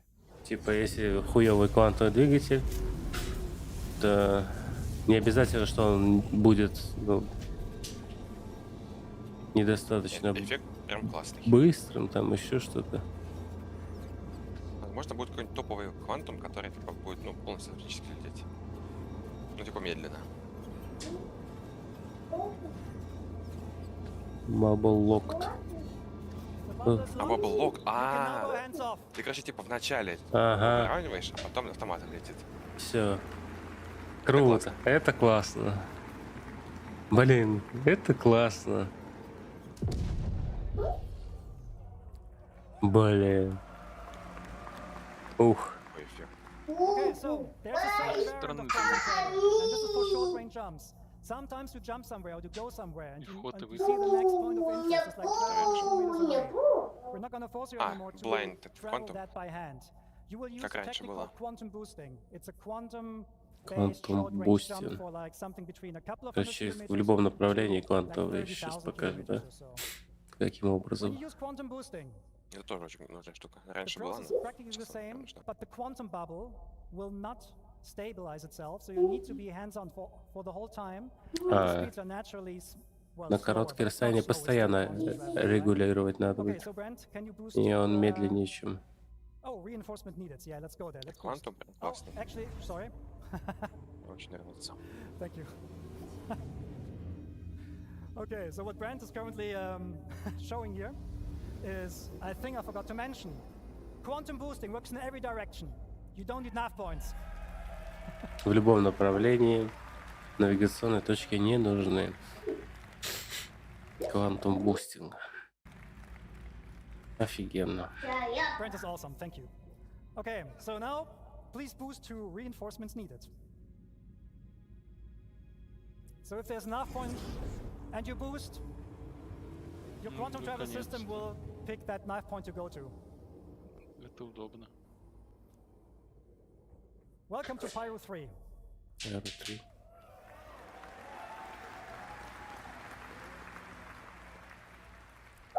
As you can see, there's a lot of UI happening right now. There's a lot of context there. And this is not an online demo, it's a single player. So that means all these units there, they're friendly and hostiles, they're probably fighting with each other, which is a good segue to talk about AI improvements. And there's one man who can tell you all about AI. This is the man with the nicest legs at CIG. Well, please welcome Diego Marty Mason.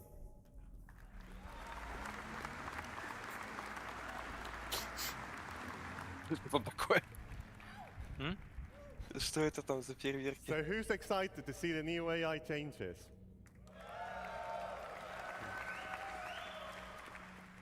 Hi everyone, as Yogi said, my name is Diego Marty Mason and I am the AI programmer focusing on the fly combat.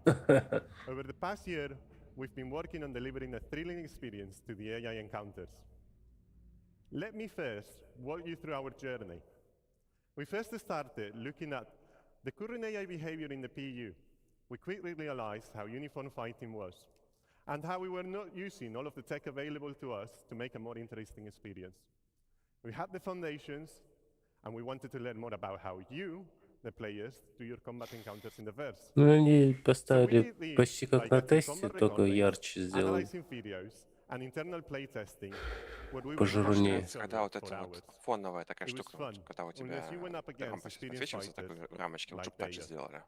Стабильнее было. Anyway, with all of these data, we started crafting the first prototype with the focus of bringing that human behavior into the AI brain. When the first version was ready to be tested, I handed it out to one of the best internal pilots in the team, Yogi. So Yogi, what do you think about my first prototype? It was an exercise of humility. It was an exercise of humiliation. I hated it and I blame Diego. So this was due to the AI being able to keep a good range control and a perfect orbit around their target while maintaining a constant firing solution. Come on, it's a computer. We learned a lot from our initial prototype, and it really helped us to define what we wanted to deliver. A combat experience where the AI, yet challenging, makes mistakes, just like us, humans. We want players to leave every combat encounter with a feel of satisfaction by encouraging you to keep on the move and make use of the vehicle systems available to you, so you can at least try to win the fight. Let's see how we brought this new iteration of combat to life. We broke down in multiple stages. The first one, interception. Then the main engage phase, which we broke in different tactics: strafer, jouster, chaser, and finally, disengage. Let's switch to the demo. As you can see, Brent has encountered a skirmish. Let's talk more about the combat flow there.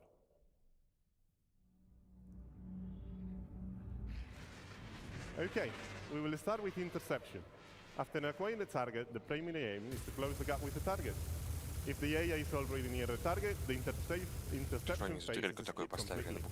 If it's too far, it will tell the AI to use the new master mode to swap into navigation mode and make use of the full speed to chase.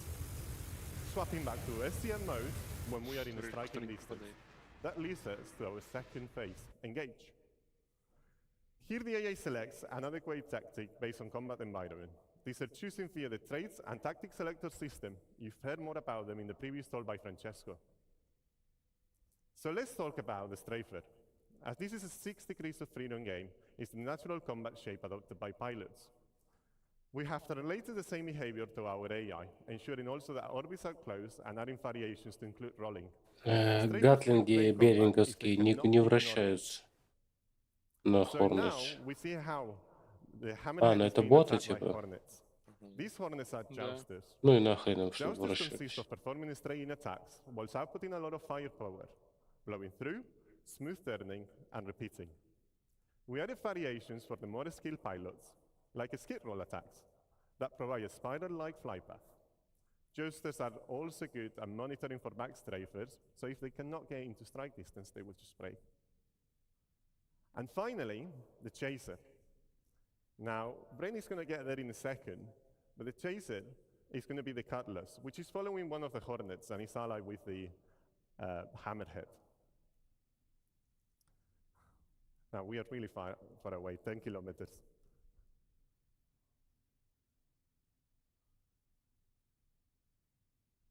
So the Chaser, it will try to always stay on the target 6. The idea is to force the target into the defensive stance by making them turn into the Chaser. This maneuver will be seen mainly in squads and atmosphere combat. The final phase, which can happen at any time, depending on the combat situation, is disengage. This phase is triggered based on constantly listening to multiple events in parallel. To name a few, critical health, damage to shields, or weapons depleted. There is also a shorter version of disengage that we call pace breaks, which occurs during long periods of combat due to fatigue, nature of the combat encounters. These pace breaks are short, and the main objective is to perform a simple maneuver to gain a new advantage position and strike again. This new flow is what encompasses the core of our new AI Fly combat experience, in combination with AI traits that will give designers the tools to tailor each combat encounter in the verse. Like, for example, they can choose AI traits that will allow AI pilots to make use of all of the ship's angular velocity, so they can keep a more precise target. So for some of you out there, it's going to be a good challenge. While we've been mainly focusing on fighter behavior, we've also started to follow the same process to other ship types, like gunships and capitals. In the near future, we want to deliver an experience where going against a capital ship like an Idris is a tough fight, that unless you bring the right combinations of tools, meaning ships that are equipped to take down capital ships, you will get demolished by their powerful turrets. Now, after all of the feedback, in our first internal playtest, we've received a lot of constructive and positive feedback. And Yogi's not longer being destroyed by the AI, so I think he likes it a bit more. Thank you, everyone. I hope you enjoy the new AI. And back to you, Yogi.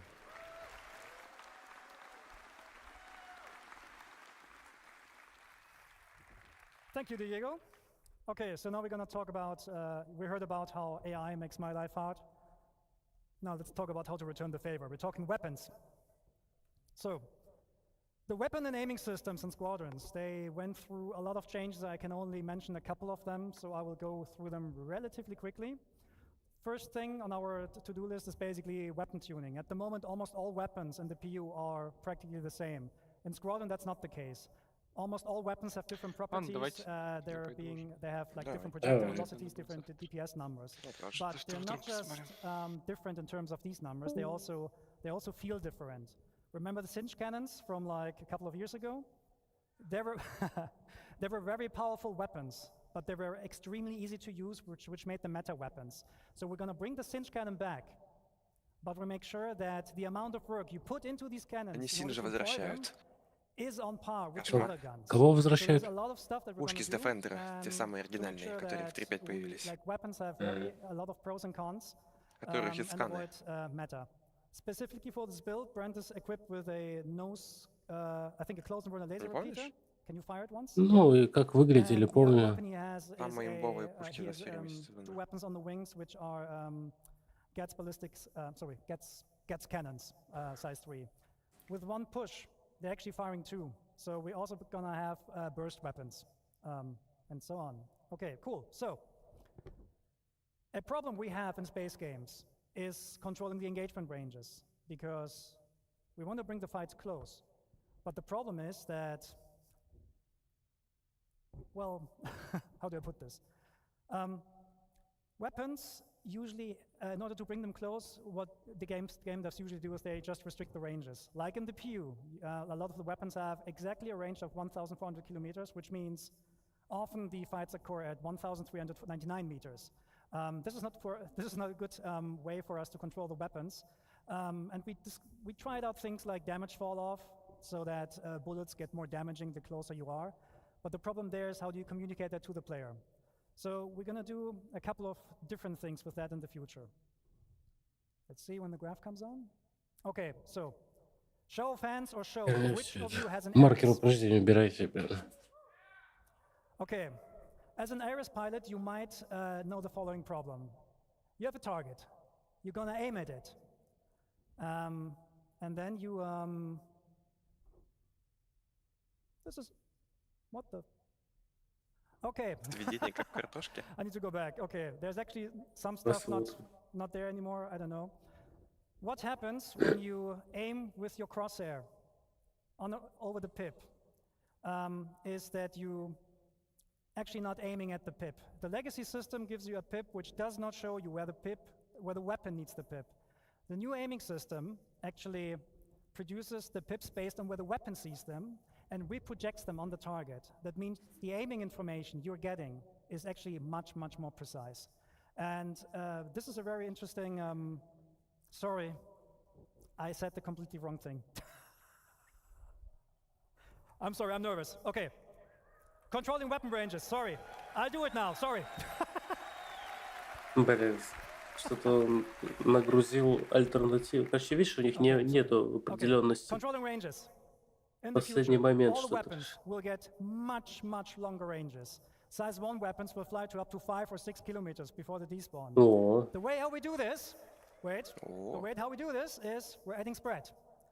Because spread for us is a very good indication on how to control the ranges. This is not a one-to-one relationship there, so don't worry, you won't get like spread with like 20 degrees offset or something like that. Don't worry, right? But if we compare the spread of the weapon with the target size, we know when the weapon is in range. We know when you actually are close enough so that the majority of your hits can hit, and we're telling you that via the aiming system now. So Brent, let's go back to the demo. If you get a green pip and a green crosshair, it means you have a high chance of your weapons hitting the target. If Brent takes a little bit of a step back and waits until the pips and the crosshair turn red, this does not mean that the ship is out of range. You can still hit it, but you might waste bullets. This also has the benefit that, I'm not sure if you saw that before, but if you look at how many bullets are in the air, you're actually getting a lot of bullets, a lot more bullets, and it just looks a lot better. Okay, Brent, just kill these guys now. Bam!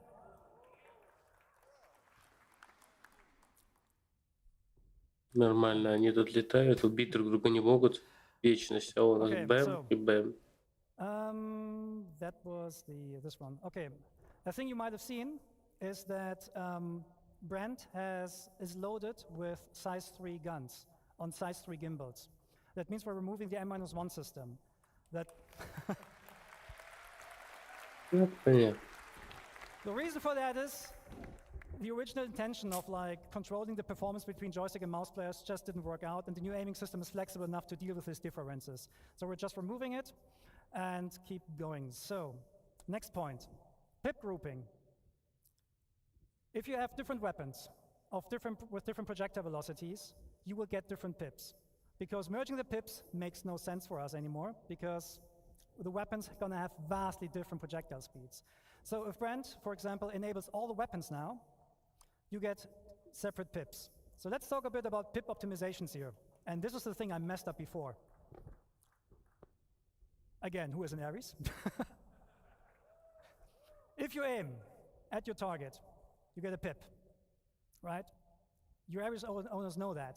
You aim at the pip, you shoot, you miss. And this is because the pip is not being shown where you need it. In the future, we're actually offsetting the pip where the weapon sees it and then reproject this onto the crosshair. Like that. And when you then hit, you hit. No, when you then shoot, you hit. And this is, of course, also communicated by the aiming system. So when the pips turn green and when the crosshair turns green, just shoot. Okay, so now to the actual best part. We cannot take down this hammerhead. It's too big for us. But we can cripple it. The weak points on the hammerhead are the turrets. The way we're going to do this in the future is with precision targeting mode. Brent? Enable precision targeting mode. There we go. Ух ты. Ого, снайперский режим. Для рейса это будет прикольно. It does three things. You get this full zoom on the target. You get a lower RPM of your weapons, which increases or decreases the spreads for more precision, and you get the painting mechanic. Anywhere where you put your crosshair on that ship, it will tell the gimbal system Мне подвисло. Where to aim at. So if friend now attacks the turret, your aiming system will automatically lead the shots.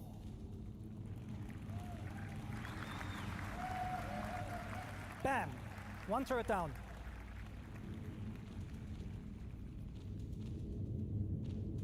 Прикольно. Короче, наводишь на область, она автоматом подсвечивается, пока ты на нее удерживаешь, и гасишь, гимбалы будут упреждать по подсвеченной области. Экспандируемость скорострельной в связи с дебафами небольшими. Ну да. И это классно. The good thing about this, it also works Это надо рез even покупать, without получается, лазерный. painting the target directly, so you can do very, very precise warning shots. And there's no aim assist that kind of like destroys your aiming processes. Okay, so the fight is now over. Sorry, I need to rush this a little bit because I messed up stuff before. And we're going to look at Pyro 3. Okay, Brent, switch to nav mode and bring us down to that landing spot. So Pyro 3 is also called Bloom. It's a very big planet with a nice atmosphere. And, oh, something wrong with the throttle. Oh well, something's wrong with the throttle. We'll try to go down as fast as possible though.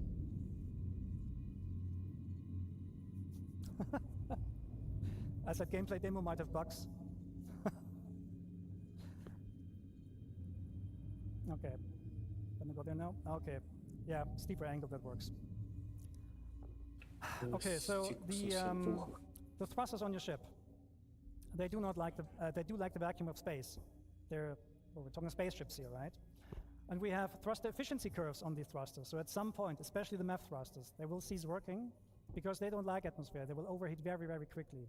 So there's the question, what happens when you go down to a planet and you want to rotate your ship with your thrusters off?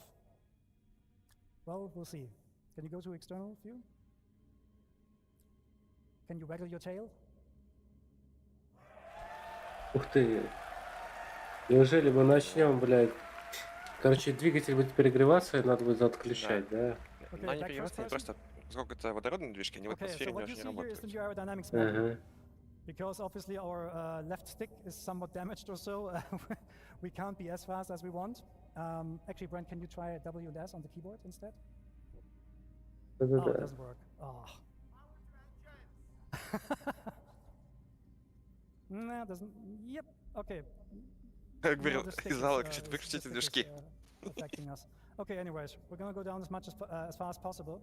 So the new aerodynamic system is a complete replacement of the aerodynamic system that you currently have, and you need your control surfaces to actually turn the ship around.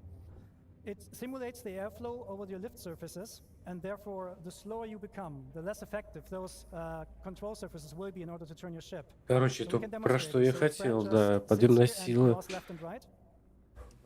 You will see he cannot go further than that. That is in line with what real airplanes also experience when they're trying to use the rudder to yaw left and right. So what Brand can do here is he can roll and he can pull.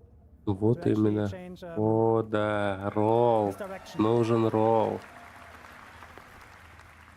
Все, я буду атмосферный летун лететь в жопу со своими, блядь, рысканиями на X. Because at the moment in the view, when you're using the thrusters to rotate, we're not doing that anymore. So Brent, disconnect the thrusters, please, and put the ship into a purposeful stall. A stall happens when the airflow over a wing ceases, or over a lift surface ceases. And then at some point you will not have any authority anymore. Да-да-да. Это круто. То есть только маршевые, никаких тhrusтеров. Wants to avoid naturally, right? And this is happening right here. Brent is not able to use the control surfaces right now because the ship is in a process of stalling. И нос постепенно к земле свалился. И ты раньше ты поднимать начинаешь. Дай ему разогнаться в пикировании. Алло. Ну, короче, я понял. Стало правильно. Он начал скорость набирать, когда нос вниз упал. Все было правильно. Просто у них этот не вкуривает. Он просто падает, блядь, тянет на себе. Тягу включил.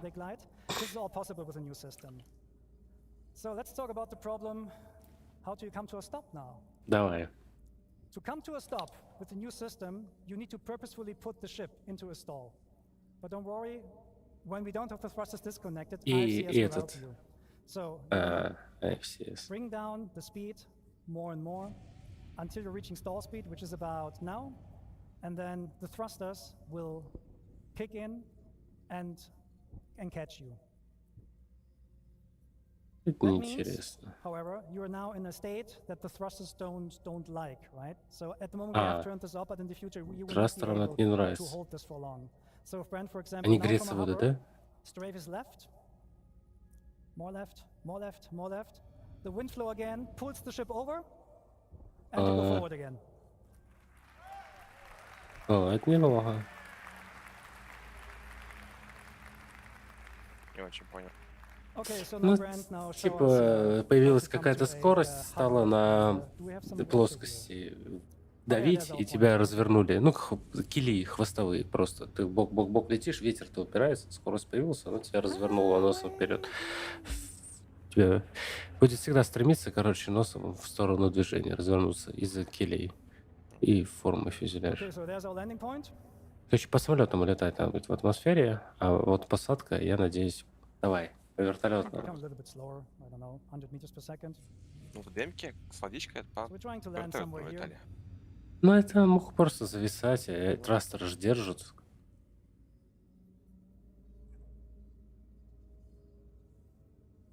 Whoa, look at this.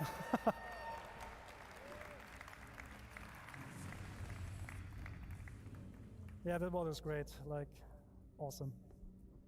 Okay, so now we're coming to a... so now Brent will try to land with a broken throttle. Посадка.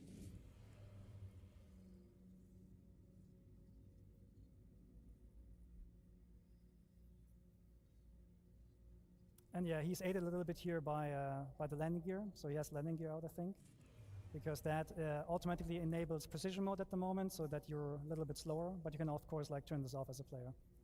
And then you come smoothly down to landing.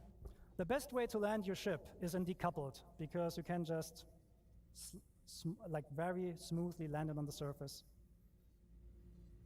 And clunk.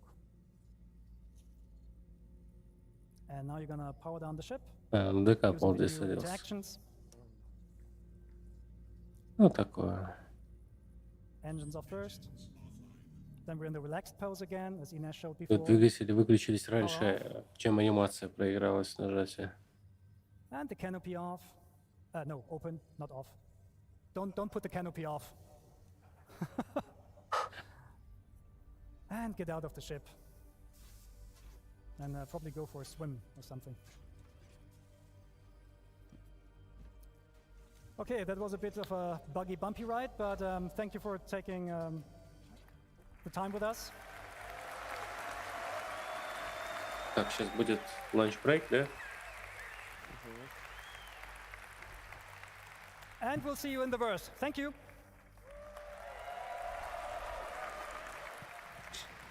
Thank you so much, Yogi. Everybody, it's time for lunch. We'll be back around 2:45, so get yourself some food, get yourself some drinks, give yourself some snacks, stretch your legs, and then be back in Hall A when we come back, because from this point forward, you're not going to want to be anywhere else. We'll see you at 2:45, everybody. Take care.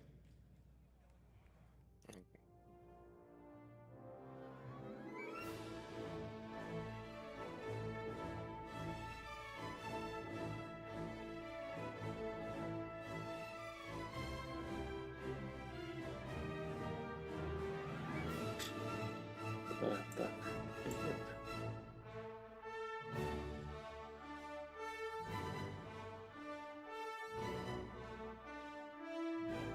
Ну что, пошли на ланч-брейк.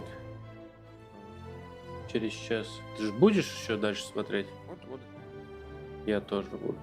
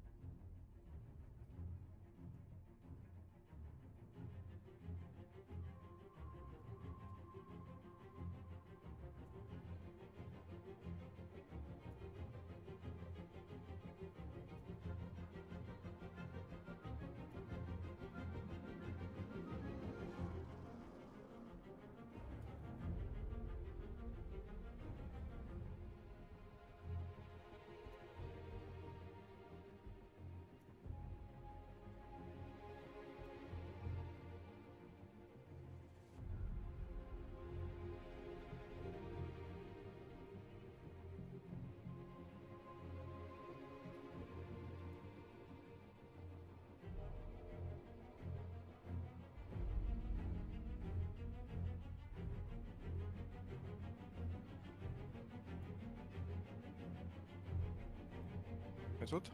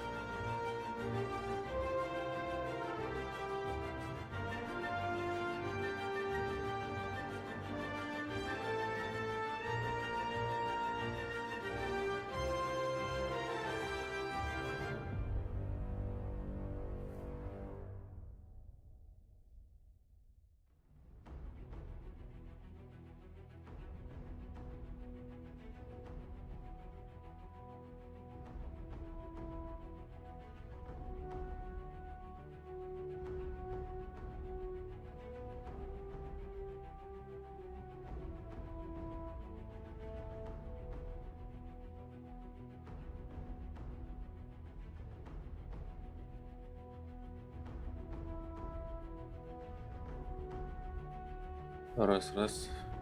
Я тут. Ты здесь? Все, спишь? Тихонечку. Потихонечку подсыпаешь. Блин, я заболел, прикинь. Вот вчера еще было тоже приболел.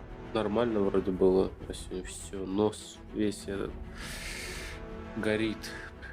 Тут ответили по поводу радаров и спецсканирования через стену. Это они будут контрить специальной броней. Уже сказали? Ну так что в итоге будет мета просто. Из этой брони никуда не суйся. А она будет дырявая. Блять, ну такое, Короче, блядь. будут контрить эту штуку. Love and support as you guys have been watching the show. Whether you guys have been here on the community booth floor, whether you guys have been in the theater, it's been nothing but amazing smiles on faces, and that's what we love to see here at CIG. And so we're gonna go over to a Блин, place я that makes считаю, что это everybody все равно smile. дичь. Soul Citizen. Now this is a group that is all about diversity and inclusion in Star Citizen. Жарят. А? Жарят в том фоне. Что делают? Жарят? Да, ходит в фоне, очень серьезным лицом, специально в камеру. Что это за корабль на красивенький? Этот Джунет, Старлайнер. Типа перевозчик людей? Да, самолет от Крусейдера, но он типа модульный, там еще должен будет просто грузить и пользоваться. От Крусейдера выглядит как бада. First off, we're not an org because people want us to be an org. What we are is a group of gamers who back and support the game, but particularly of diversity. When Fast Cart and I first got this going, we talked about being able to bring African American, because we would go to the conventions and see 5 of us out of 600, but we knew we were out there. Ultimately, we decided to expand diversity into not only just being African American, but LGBTQ, straight, Короче, сообщество чернокожих представителей diversity. And everybody pretty much has a different feeling about the game and very supportive of the project. Такие кивают, важные. You guys are going for like the elder statesman, so that's fantastic to hear. What giveaways are you guys doing? I hear you guys are doing a really cool giveaway at the top of every hour. Is that correct? At the top of every hour, if anyone comes to our table, if they're the first one, Там столько diversity, что, блин, обычных лиц нету. Одно, блядь, одно европейское лицо, блядь, на весь пул сейчас. And so we have signed this for everyone, for all the members here have signed it. And if you come here at the top of the hour, if you're the first one, we will give you one of these signed posters, specifically from Star Jump Station, because we love them. They're a great group, and they've contributed so much to the community. That is awesome. Thank you guys so much. Soul Citizen, come check them out. Again, a safe space for members of any race, creed, nationality. You guys will find a home here. Thank you guys so much. We're going to move on now to Quantum. These guys are all about the medical gameplay loop. These guys are, oh my goodness, I almost needed them for a second. That was disastrous. How's it going, guys? You guys are the forefront of help with medical gameplay wherever gamers may be in need. You guys actually have a really interesting Discord tool for anyone, even if they're not in your server, if they're not in your group, to get your services. Tell us about that. Yeah, so the Abe's bot that we designed is to be in other people's Discords. One quick, easy command will actually send the ping to our Discord as well as all of our partners through the Alliance Initiative Beacon System Bot, or ABES for short. And say that one more time, just so everyone's clear. What is the name of that bot? The Alliance Initiative Beacon System. The APES bot. I love that. Where you can go ape for the APES bot. So what can we expect to see from Quantum in the future? What do you guys have next on the horizon as your guys' Бля, Quantum новый классный, блин, хочу. So every time we get any type of information, we always try to think about how it's going to affect us. Yesterday, we saw the fires on the ships and everything, and we already started talking about a fire rescue unit. Firefighters in space is the coolest thing I think I can think of. Thank you guys, Quantum. You guys rock. Everyone here has been phenomenal so far, and we are going to end our last community booth segment for the day with Imperium. Now, when I say these guys have an amazing set piece that has wowed everyone at CIG, I mean it. Let's take a look at this amazing Bengal carrier. Like, guys, this is phenomenal. Let's see if we can get a good shot at that. Make sure we get a great shot of how detailed that Bengal carrier is. It is sleek, it is sexy. God, I just want it for myself. Чтобы Боинг поставили сверху, чтобы размеры типа понимать. Что-то так себе моделька, даже не покрашена толком. Да. У китайцев куда круче было. На Барситизене. Wanted to steal that Bengal carrier. Where exactly is it going? Well, if you live in LA, it's actually going to be staying right in here. It's going to be down to the Santa Monica office, so it's going to be present inside their studio. If you go check it out after Sitizenscon, it's going to be there in perpetuity. Yes, suck it, Austin. LA wins, finally. So what has your guys' Citizencon experience been so far? How have you guys been repping Imperium here on the show floor? Well, I mean, obviously, very well is the answer. So it's been fantastic, man, having everyone here. This is about half of the people we've had present, so it's been a fantastic showing from our organization. It's been a labor of love putting this together, being present, answering questions. It's been great to see everybody coming around, showing support. It's been fantastic, so thank you. Yeah, we've been seeing you guys build this throughout the past 2 days, and to see it finished finally, For those of you at home, there are no easy words to say how cool this thing's look. The level of detail here is immaculate. So thank you guys at Imperium. I know that everyone at the LA office is going to appreciate this so much. All right, we're going to toss it back to Jared momentarily. Thank you guys again so much for checking out the community booths. We'll see you guys back here again. In the meantime, stay safe and see you in the verse. Oh. Alt what? Function F4. There we go. Hi, everybody. О, космосимы. Pyro Playground. ЛКБшные. I said, hey, at some point during Разве это они? event, I want to get out Вот from правда, behind точно you космосимы backstage стоит. and, Ну, база Ну, этот, база другая, а I'm here ручка in Pyro. Why don't you come космосимовская around вроде. here база and see do? I am, of course, гладиатор. an expert, a Star Citizen player. Come on over here. You see what I'm doing? I Хотя am нет. attempting to open a door right now. Да-да-да. How do I open the door, Daniel? It's not this door? That's not the door? Also, Ручка you're прям not очень Daniel, похожа you're на Adam. космосиму. All right, so we are here. Может What быть, station is this гладиатор at? NXT. November. Скорее всего, это он и есть. This is Checkmate Station. So this is where the demo starts. And what do we do when we're here at the demo? This is where your hebs are. So, yeah, you can't go back in. You want to go straight. You want to follow the exit signs. So left. And those are your elevators. Are these ones going to kill Ой, me? как тепись там No, дергается. these should not be the death elevators. Not even in Pyro? No guarantees on that. I want you to go on record. Look at that camera and say the elevators in Pyro won't kill you. I'm gonna say no guarantees that the elevators on Pyro won't kill you. All right, so we take the elevator, and where do we go next? You're gonna go to the entrance. All right. Push the button. Look at this guy. So one of the other players will do it for you. There you go. So no, show the screen. Show them Pyro. Let them see Pyro. People are tired of seeing my dumb face. There we are. So where am I going now, Adam? You want to make a left? This way? No, you went too far. You gotta follow the exit signs. I don't see anything. There you go. All this environmental storytelling. This is the experience that you just walked through. All right, up here? Yep. Вот эту ручку наклонную юзать, типа, чтобы удобно твист можно было еще дополнительно юзать, да? Понятия не имею. По-моему, оно именно для этого так согнуто. So Referality are the gang that runs То есть у тебя получается 3 оси, и все достаточно, с достаточно высокой точностью можно шевелить. Выглядит не очень удобно. И не очень интуитивно. То есть тоже, если ты к нему не привыкал, неудобен. Все неудобно, когда ты первый раз только берешься.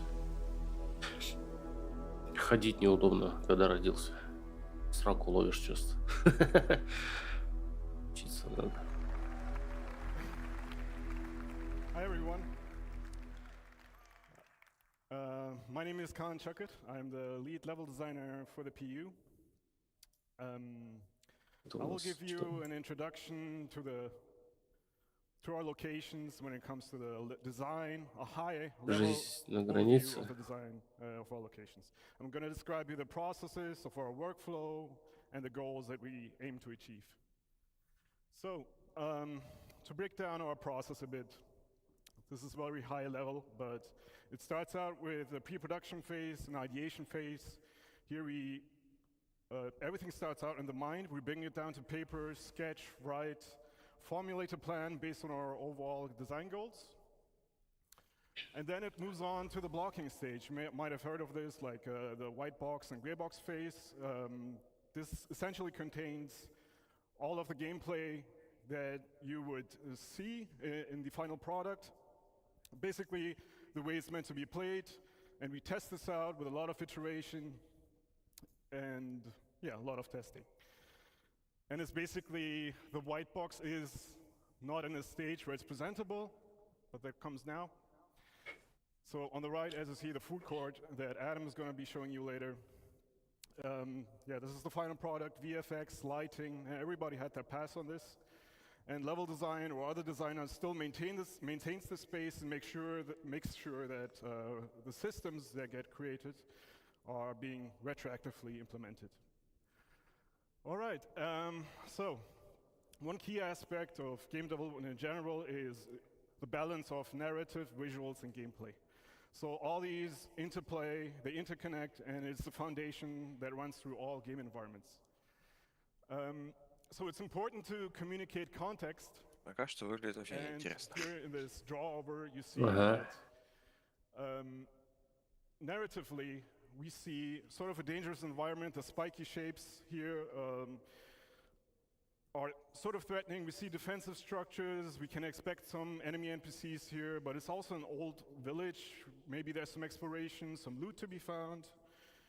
And then what's also important is communicating goals. So goals can be the pathways that you take, the gateways that bring you from one step to another, and so on. Oops. Yep, there we go. Okay, since we're a sandbox game, accommodating playstyles is pretty important. So playstyles meaning going guns and blazing, shooting at everything and everybody, going more of a stealthy, infiltration-y pathway if you wanted to, but also all the social aspects that you know from Stanton.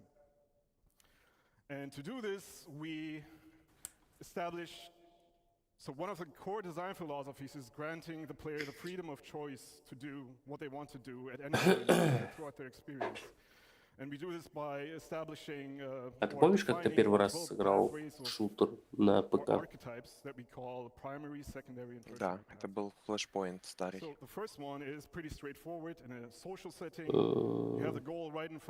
Прежний Flashpoint, то, что было до армы. От богини. Сколько тебе лет было? Я это комп тогда еще был такой белый, с этим здоровенным монитором, мне отец тогда еще Flashpoint играл. Ну и как тебе? Удобно было мышкой целиться? Ты думаешь, я помню? Нет, я спрашиваю, ты помнишь? Не игру, а как ты сыграл первый? Нет, это я не помню. Ну вот. Я помню, как она там бегалась, игралась, интерфейсы помню, технику помню. Ну, ты, Ощущения не помню. Сравнение того, что там мышка удобнее, чем что-то, это иллюзия, потому что ты с самого детства этим занимался.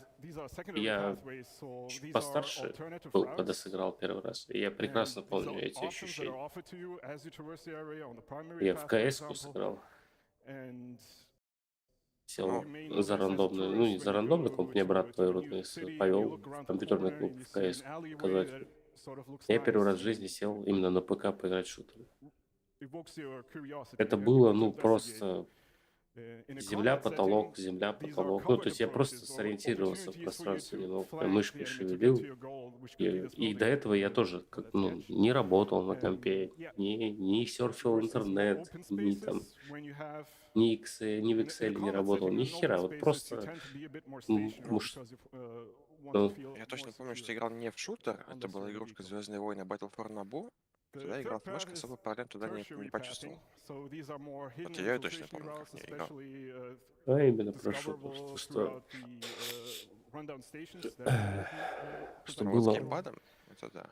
Было очень неудобно, поэтому пришлось учиться. Конечно, быстро очень вкатился.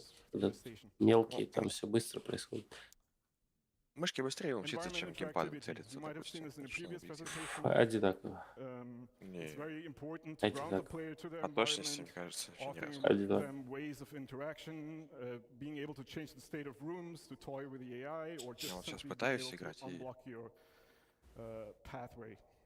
Я шутеры на геймпаде играл на плойке первый, пробовал. Ну, такие одиночные. И тоже достаточно быстро. Уже после ПК я просто такой...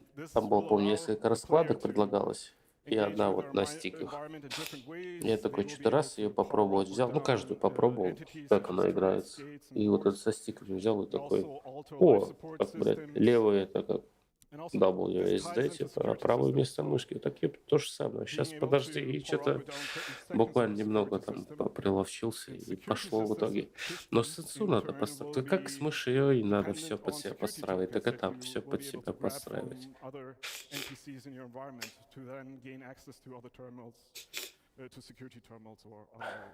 Если бы ты всю жизнь играл в шутеры только на геймпаде и никогда бы не играл в них на мышке, то сейчас, к этому возрасту, для тебя бы было дико неудобно играть на мышке. Мне кажется, нет, потому что я когда взял, пробовал играть шутер на телефоне, Ну, там впервые, помню, Modern Combat была игрушка, и впервые там делался гироскоп поддержка. ну. Это было максимально интуитивно, прям сразу же. Комбинация именно управления с Ну, помощью понятно. тачскрина и гироскопа. Опять же, интуитивно только то, что схоже с тем, что ты уже в жизни делал.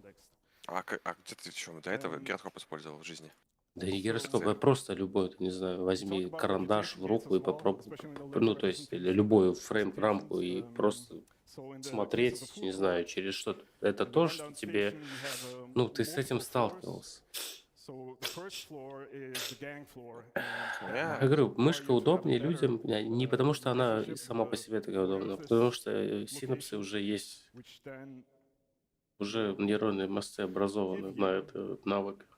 Ты с ПК взаимодействуешь, ты целишься курсором, кнопочки, куёпочки, ты постоянно... Я пытаюсь сейчас с геймпадом играть в многие игрушки, но пока вот шутер я не могу еще с ним играть.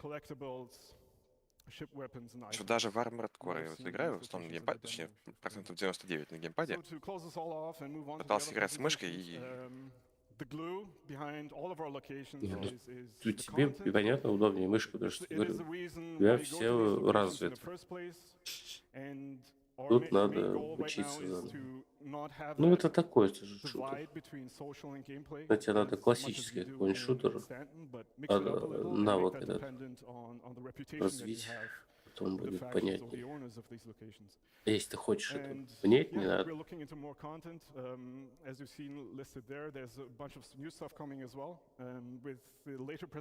Также с джойстиком. Вот, я пока вот играю, часто люди появлялись, которые приходили там на стримы, что-то спрашивали, и все сталкиваются с одной и той же проблемой. Они берутся за контроллер, а нейронные мосты, на навык которого у них отсутствует еще в мозгу, блин.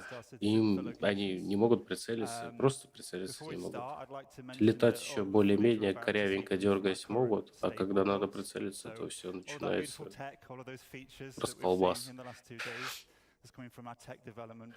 Ну вот я шутер включаю на DualSense гироскоп, чтобы целиться, помогать. Ориентируясь с помощью обычной навыки Это джойстиком. еще один навык третий, когда смесь стиков с гироскопом. Ну, то есть... Это то же самое, что на телефоне, по сути. Только там тачскрин вместо стиков. Это мне очень сразу такая комбинация понравилась. Я не скажу, что я сильно хуже, чем с мышкой в таким комбинацией целюсь. Ты сейчас еще поиграешь, ты вообще будешь прекрасно себя чувствовать. Ну, если будешь продолжать. Навык-то будет расти беспрерывно.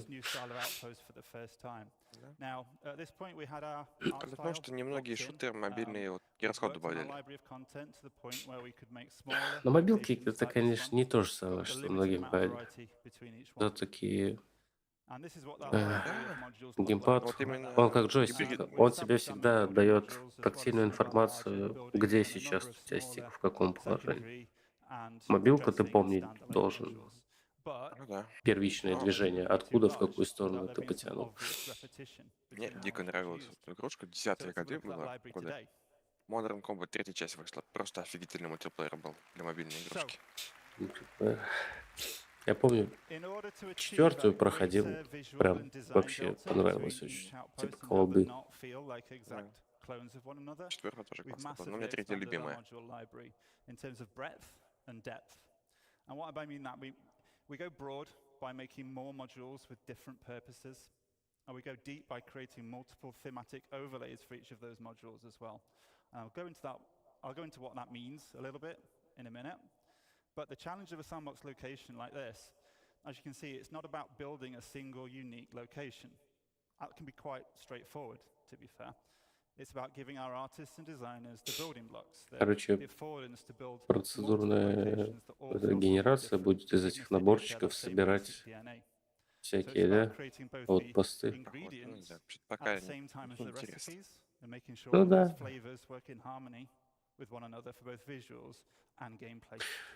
Мне всегда вот борщ с грязью кажется именно, что если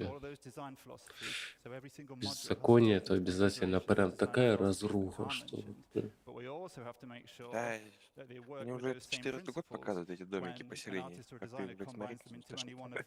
a number of Ну different да. layouts. So the more ingredients we have to work with, the more recipes we can create. Честно, мне пока что прошлый день больше нравился, чем сегодняшний. А, да, они со старта зашли. So Нормально так. we like to think we've done a pretty good job with that. Вот это неплохо выглядит. Using this expanded library, we've been able to increase the Они типа individual поселение location хотят size сделать. because there's less of that obvious Прям repetition. клево, да, если прям building within any городочек single маленький. location. And we can't really call some of these large locations outposts anymore. They become something more like settlements and imply a larger, Причем a это more такой established городочек. community. Не как эти, типа большие, но по правде с ограниченными геймплейными областями. А тут получится все. А? Пускай Мосейсли сделает сразу. Мусас. Не верю. Туплю. Ну, это городок на Татуине. А. Ну, так уж в наглую зачем? Ну, они так уж нагло скопировали дизайн этих домиков. Ну, не в один же. Ну, очень похоже. Ну вот. Да, достаточно. Потому что городок такого типа сделать.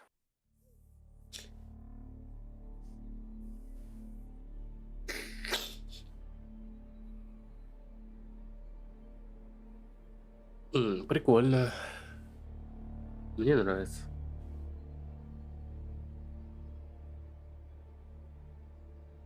Генерированное поселение размером с город Аквила в Старфилде.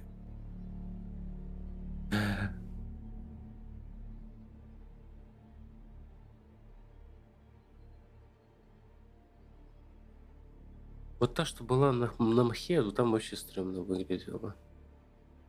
А вот с огородами, с теплицами, нифига себе. О, костер, прямо этот, из, блядь, Вальхейма большой. Вот таких поселений прям не хватает. Они классные. Да. Их бы еще побольше сделать, раза в 4. Ну хотя бы на живые похожи, когда вот какой-то город, какая-то движуха. А не просто домиков натыкать.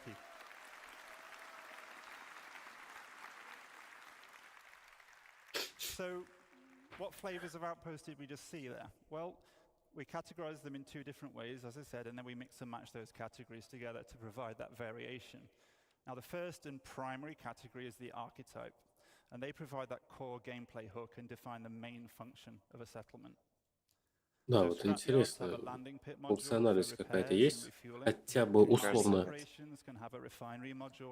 Вот он говорит. And trading posts themselves allow a broader range of item purchases through the dedicated. Хотя бы чтобы зависело, да, наличие товаров от того, что там стоит. I mentioned earlier some more like general mission types that you might find that would be agnostic of archetype, and the archetypes themselves reflect that primary gameplay function of a settlement, but there's also a middle layer. Of course, we don't want these locations to just be a glorified shop or repair station. So there's to be more secondary activities to do locally to an outpost that are also defined by its archetype. So you may find scrapyards can offer salvage-related gameplay and missions. Trading posts can also offer delivery missions or hauling and cargo gameplay. And farms can offer crops and fauna as resources for gathering or trading. So with archetypes as our primary category, in addition, we mix in a secondary category, and these are the thematic overlays. Now, at the moment, we have two main themes. Internally, we call these independent and outlaw. So themes offer additional variation on top of the archetypes to inform the look and feel of a location, not just visually, but which people you'll interact with there, how they'll Даже, respond to you блин, based on your этот, rep, what types of missions you have лопухи, available to это take on. какой-то So themes don't change фикус the fundamental завял. architecture of the space, Ну, господи, or the ну его что archetype of a поставишь, location, так он but they do зарос. drastically alter the mood and feel, А этот as well as выкинуть alter the уже gameplay пора, я раз experience завял. significantly. Блин, And просто again, вот let's take a в look at the крайность, first of our вот все themes, убито. our independent theme. Тогда туалетка должна быть в говне, блядь, а не чисто, раз уж так пошли. Блин.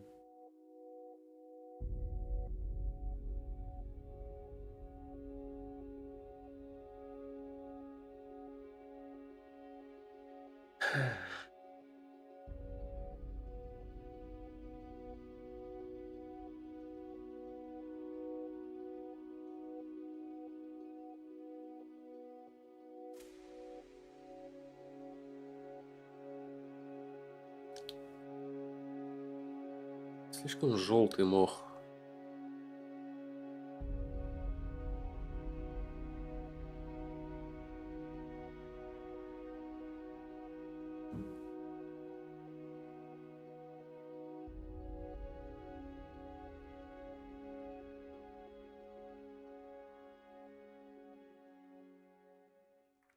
Cool. Thank you.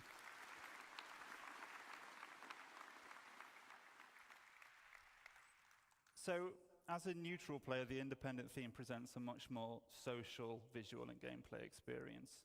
The primary visual read across both themes, so across both Outlaw and Independent, comes from those common architectural forms, and they're generally all more rounded and soft in shape, and the building manufacture techniques are more robust and primitive, with single-story dwellings built from stucco and bare metal.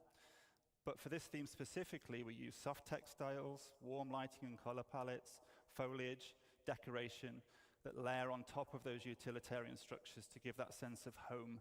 And I use the word home for our independent theme quite a lot because we really want to get that feeling that this is home for the people that live there despite those harsh realities of frontier life. And in contrast to that, we have a theme that lies in a direct opposition to the independence, which we call the Outlaw theme. So let's take a look at that now as well.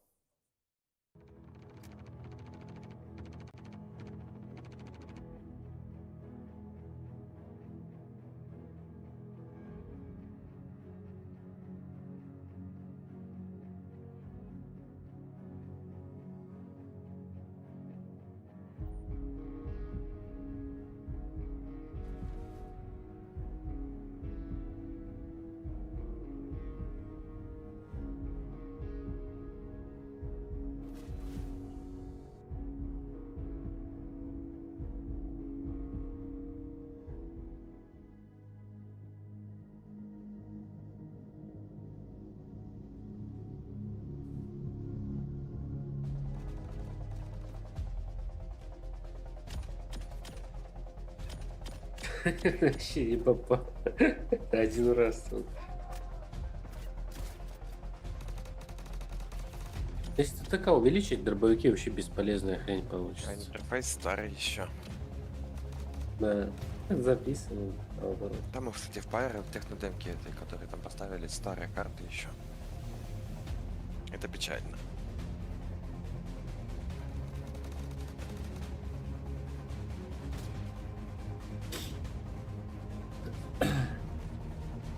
Ну, у меня такая мысль, как бы, что сейчас глянем, и все, надо под этот.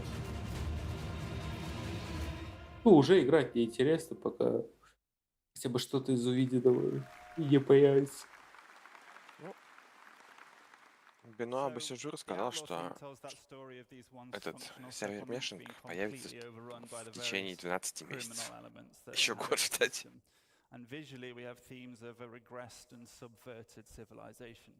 So we layer on top of the architecture these spiked and aggressive forms, and we have evidence of a squalid living arrangements, and lighting comes from Я не знаю, чем они еще могут занять игроков на год. Блин, зачем им занимать игроков? Сами займутся. Продажи были. Кораблики, как обычно. Это удивительно. Уже, потому что уже хуже продались заметно. Потому что не очень-то много чем занимали игроков. А чем? Я помню, прошлый год был, да, какой-то сильно бодрый по продажам. Что такого, напомни, оттолкнуло? Free-Fly дохуя было целый год. Да и в этом году тоже много. Да не так, меньше, по-моему. Достаточно много. 2? Больше. Тогда вообще что-то дофига было. So while the Outlaw theme looks very different, the functionality of those archetypes still remain. So I've talked about the kinds of outposts we've been hard at work on, and I hope you've enjoyed checking them out over the last 2 days. Free-Fly с этими кораблями подарочными, да? At last, so thank you for that. But where are we heading from here? Well, I hope it should be obvious that we're going to get these out for the first Pyro release. We still have some final optimization and polish passes to do across the whole library.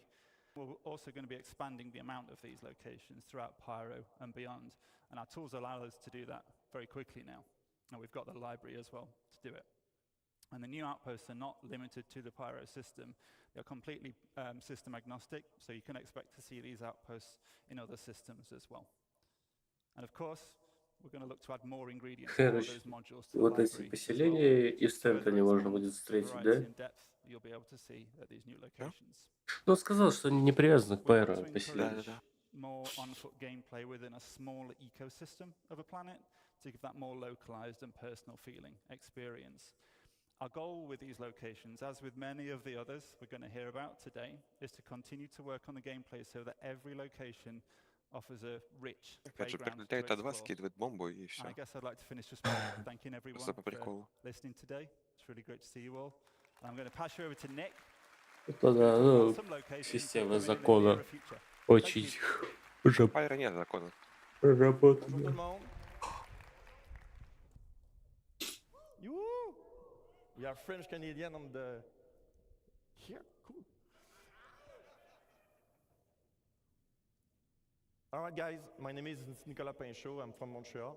I'm assistant art director, and I'm here today to show you the next new derelict settlement we did. But just before that, I just want to say thank you to everyone who worked on that mandate. You guys made an awesome work. I'm super happy and proud to be here today to show you that, all of you guys and to the world. So let's go to the chase and let me present you the new derelict settlement. Можно поселение не вшатанное, блядь, показать? Эти развалюхи прикольные, конечно, но если детализации настолько лагучие, что просто... Что пиздец.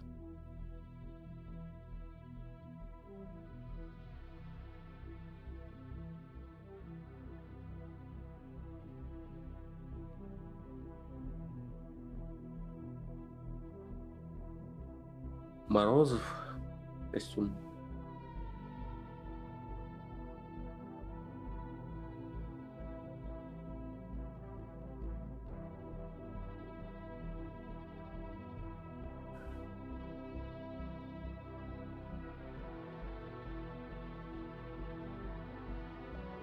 Локап говорят, что типа, да, Микротек это релик поселения, ну, как бы не очень тему. Да. New Babbage такой весь технологичный, и тут хуяк.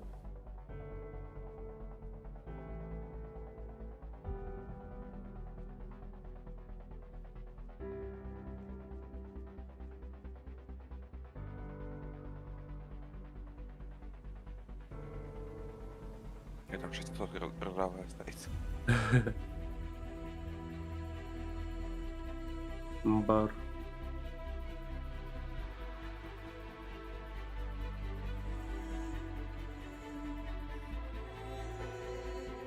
Из-за текстурки дороги параллакс ключом как-то не очень работает. Ногами. Нихера себе, это что, нефтяная вышка, блядь? На Хёрстоне, что ли? Похоже. Лол. Офигеть. Как на него набираться с пляжа? Лодочки давайте нам.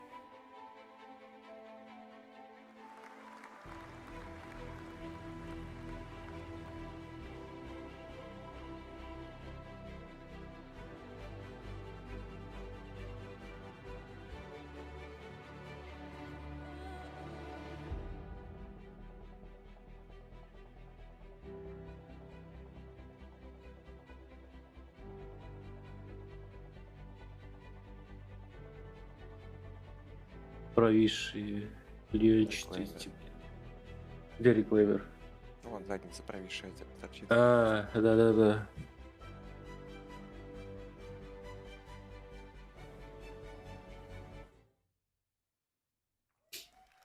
Ты знаешь, ирония судьбы. Корабль, который создан для того, чтобы, блядь, на чермет распускать, чаще других используется, как, блядь, основа. So we split those settlements in two categories, social and hostile.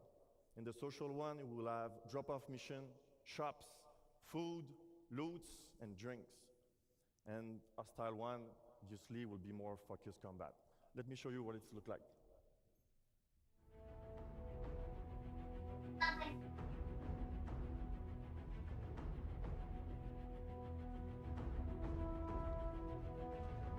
Вот этот Не без этой позе.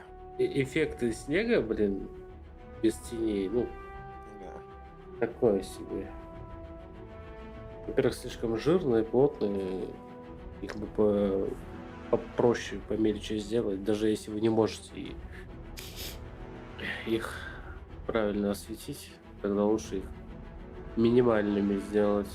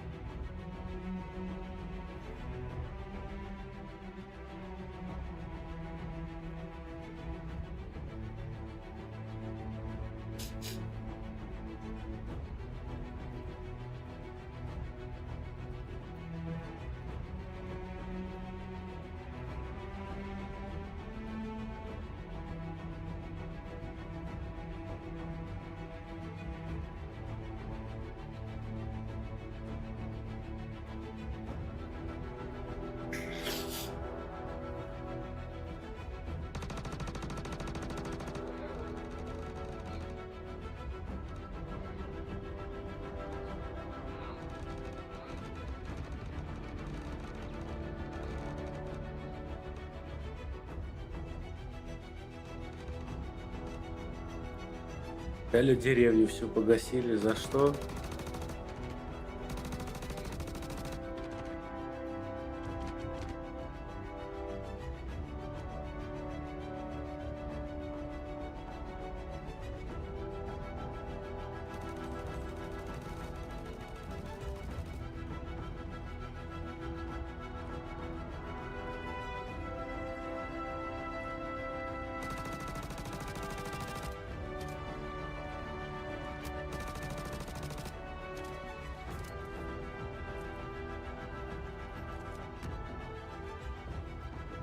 Ну, не знаю, что-то как-то... После увиденного вчера, что-то как-то...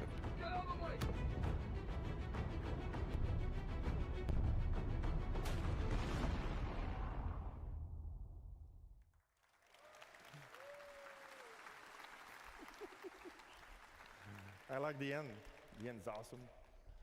All right, in summary, guys, we're going to have a lot of new location on planets, links with nice mission and good gameplay. And the most important, all those locations will be in Q4 this year, available in the game.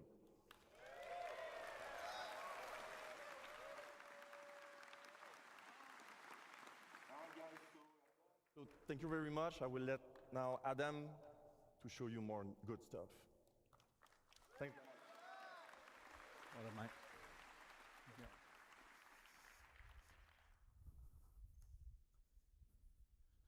Hi, everyone. All right. So, welcome to Rust Up Stations. I'm Adam Sanders, lead environment artist for EUL1. We're excited today to show you our efforts for the Pyro Rest Stop Stations. So, what are Pyro Rest Stop Stations? Well, these are stations reinvented. These have new themes, archetypes, and gameplay. Я так понял, вот эта станция будет, ну, полноценная. И корабли клеймить можно, все полный фарш. Там целый город внутри, там будет там больше по интерьеру всех станций. I've hoped you had a chance to play the demo over the past couple of days. I know I've spoken to a few of you. It's pretty good, right? И там будет две станции. Вот это Ruin Station, еще какой-то Checkmate Station еще будет. Которая на краю системы, да? Я не понял, где она. Жарь расскажу, будет две. We plan on 6 planets and 26 stations, including jump point stations that connect for Stanton and future systems such as Magnus. Rest stop stations are either in rundown or abandoned states. Citizens of Pyro, the Rough and Ready Outlaws, and Xenothreat may control these. Our focus today on the Rough and Ready owned Pyrotech Amalgamated Fuel and Resource Station, Planet 2, the Grange Point 4, otherwise known as Checkmate Station.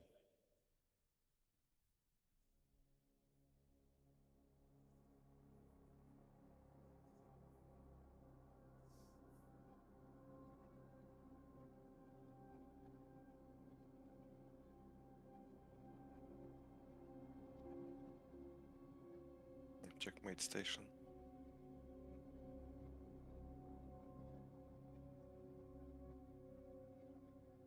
Экстерьеры, конечно, у нее эпические, я бы сказал.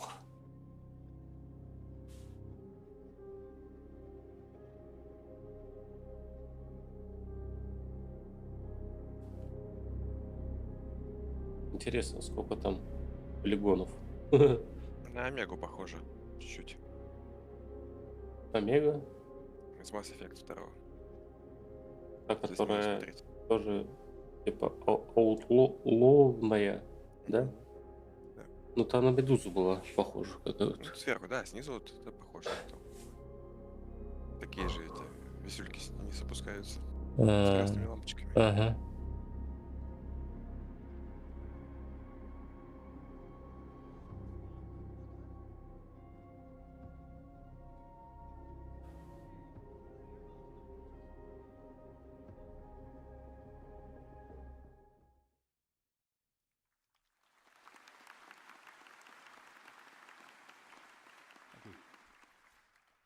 So to create a richer experience from rundown stations, we have 3 key points. So increased reputation gives you access to new areas, unique gear, and mission givers. It also relates to basic functions such as the hub clinics, which need at least a neutral standing with their owners. Combat can take place anywhere, including social areas. Numerous options for environment traversal and enhanced environmental interactions. We aim to include new substation areas such as the workers area, lower deck, and maintenance areas. These areas will offer unique content, more environment interactivity, and interconnection between areas. Our journey begins when the player arrives in the entry deck view room. The entry deck serves as the first barrier between the outside world and the interior of the station. Some inhabitants are prevented from going inside and are stuck here with no means of getting out. Slums are formed beneath the bridge, smuggling routes established. Some shopkeepers will sell you water and food on your way into and out of the station. Let's have a look.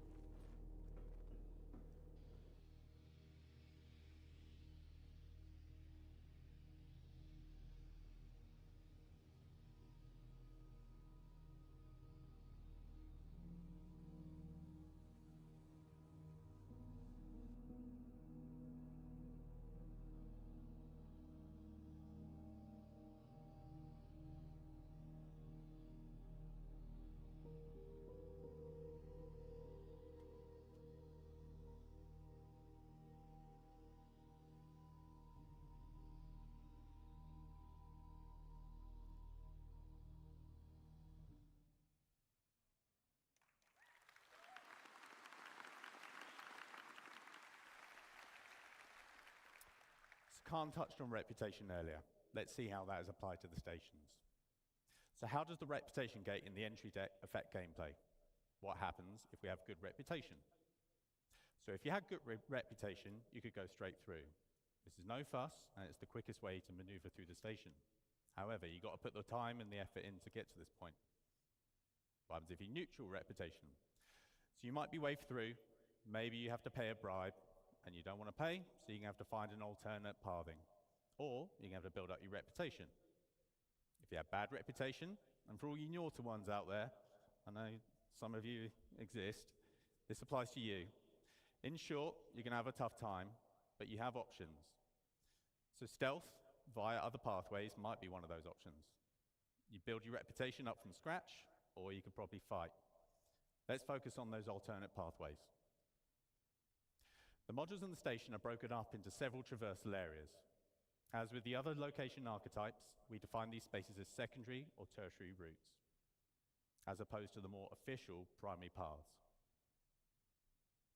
Most modules are interconnected with vents and maintenance shafts. These reward the players with infiltration and exploration paths as well as potential loot. So what alternative routes exist to access the station? We'll offer the opportunity to access the station through multiple EVA points on the exterior. It gives you the choice on how to tackle missions and reputation issues. These alternative entries allow the player to circumvent the ATC loop completely, useful for when your reputation with the owners would normally prevent you from going through more official ways. These serve as spaces that provide content aligned or against the owners of the station. The maintenance hatch access points are a new common sub-location to the stations. The stations are planned to house maintenance areas that increase the interconnection between all the different sub-areas of the station. They act as alternative pathways the player can take to traverse from the entrance area to the Galleria, for example. Now let's have a look at our main social space. The market. A central location for the controlling faction, it houses all their nefarious activities. You can participate in their endeavors if you have the right rep. Let's have a look at some of those key features.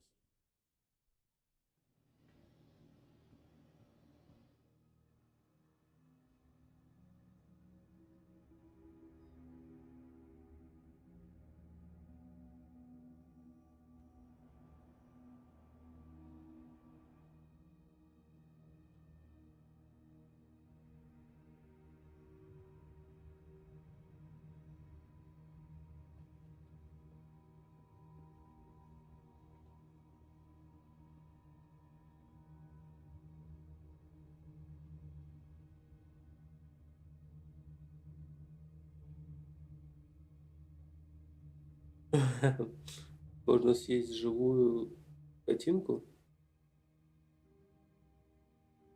Ой, господи. Фу, блин.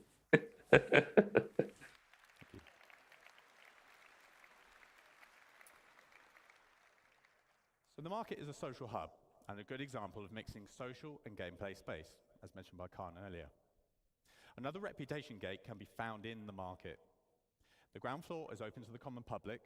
The upper floor is reserved to rough and ready outlaws and their associates. If you have increased reputation, you can access this area, which gives you access to premium items, top-tier mission givers, and access to new areas. We plan to house mission givers in both tiers that will give you unique jobs to further your reputation and fame across Pyro. Now let's have a look at another theme.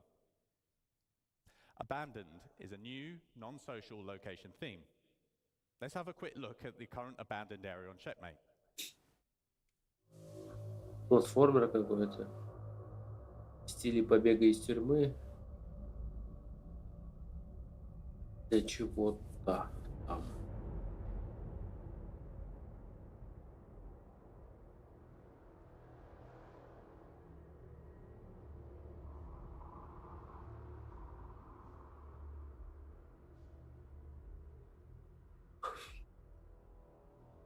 Путаться.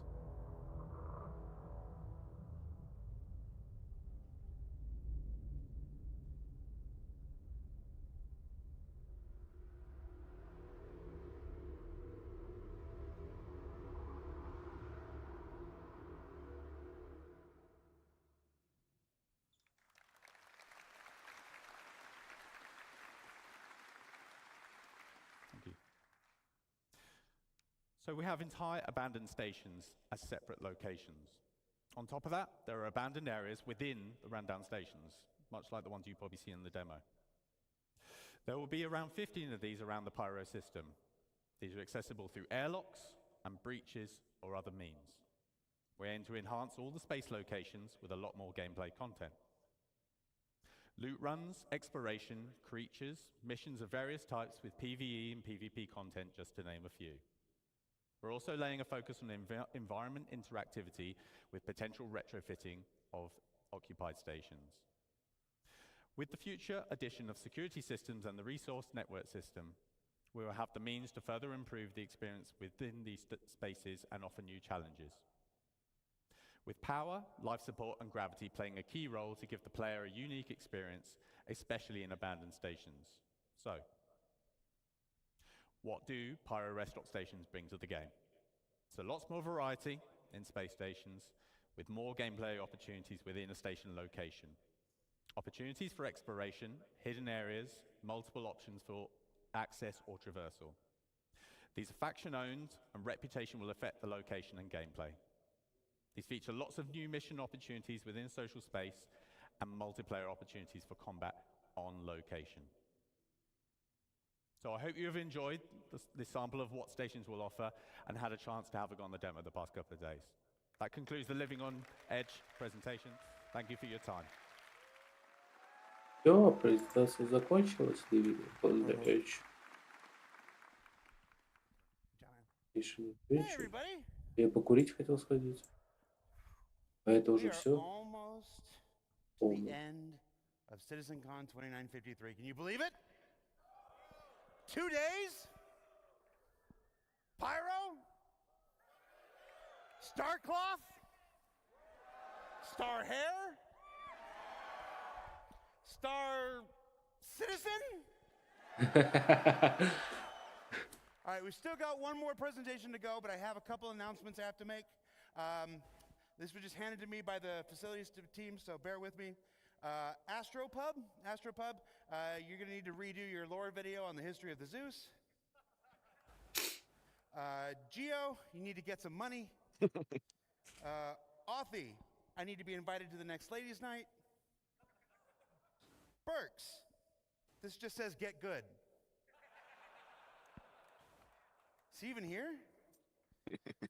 Fastcart, slow down. Gabby, just thanks for my bracelet. And Salty Mike, don't forget to pick up your check on the way out. Что вы про Salty Mike сказали?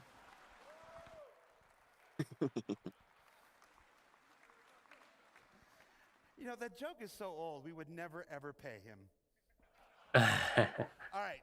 So the only real announcement I have is that Hall B is closing at 4 o'clock. So that's approximately 15 minutes. So if you wanted to get merch or anything else, you wanted to peek at one last community booth, you've only got about 15 minutes left to do that before we close Hall B. In Hall B, the last 2 days, we've had our good friends at Atmo Esports. We're running their fight and flight competition. So I would like to invite 2 of the members of Atmo Esports, their founders, their creators, the big cheeses at the top, Crucian and Corsair. Come on up, man.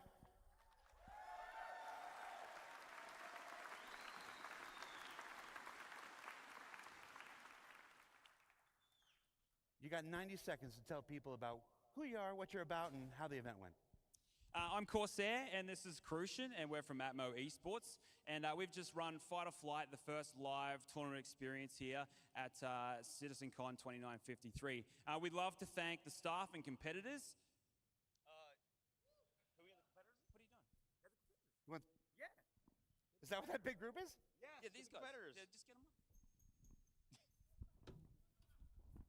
Yeah, come on up, guys. Come on up. Well, I just want to give a big thank you to the competitors who made this tournament happen. We have Ладно, про турнир пока я отскочу, а то уже скоро основное. We got Sin, Astropub, G.I. Jew, we have Comet 15, Bognagus, Ms. Gabs, Schwang, Zero State, New Cabbage, Detox, and the Floor Mat. These guys have gone through adversity throughout this tournament, and they've done a fantastic job. So I just want to say thank you to the community who keeps supporting what we're doing. We'll love to be back in the future. And this community is the best community in the world. Thank you. Take a bow, players.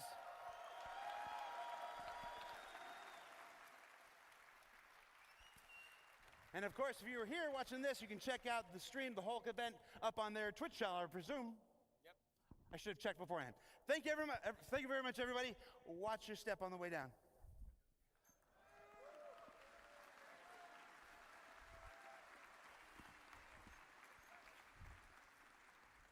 All right, I got one more housekeeping thing. There's a person not many of you know. He's an associate producer in our LA studio.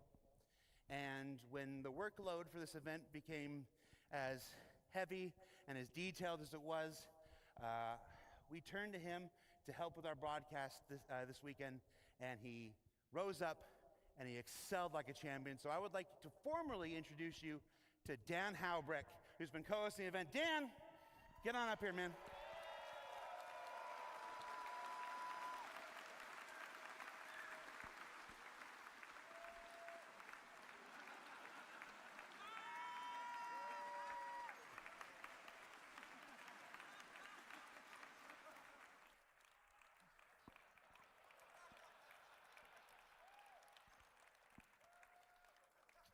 Keep walking.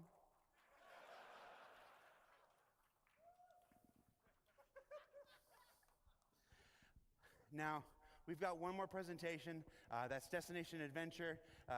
You're gonna see more about things underground, things up in space, and things I'm gonna let Todd Pappy tell you about. And then, of course, we'll let Chris Roberts come to stage, return to stage, and close out the event proper. So this is a sign off for me. Thank you so much for being here at Sitizenscon. And on behalf of Tyler and Leah, if I may, thank you for making this event possible. And you're gonna love what you're about to see, everybody.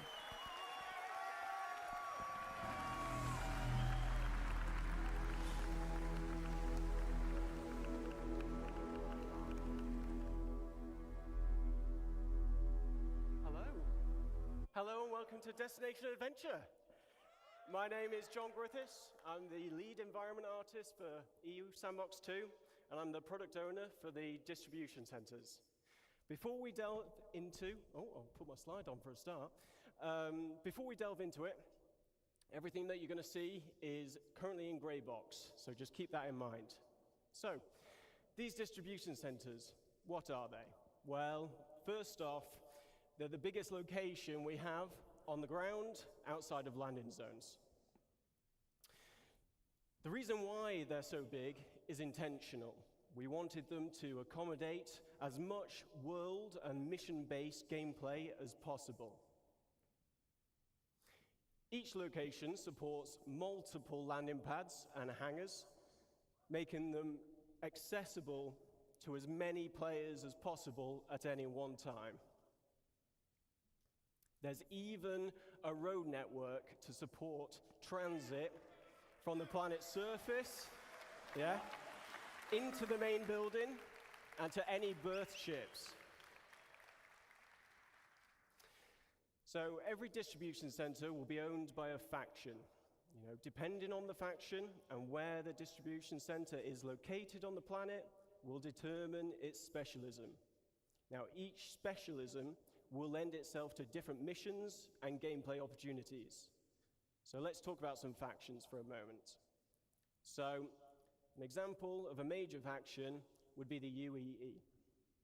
Now, at their distribution centers, they're likely to be more specialized towards military supply, research and development, or communications, depending on which branch of the UEE it is.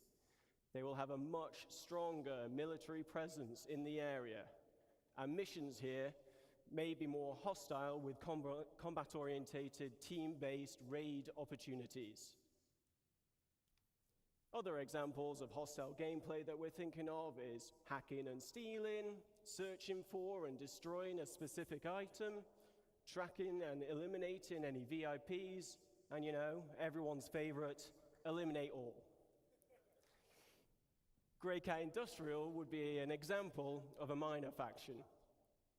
So their distribution centers will be more specialized towards gathering resources, manufacturing, assembly, shipping. There would be a security presence here, but it won't be that as strong as a major faction. And missions here would be more suited to friendly gameplay loops, though we won't be ruling out hostile missions. Телефона чуть-чуть послушал.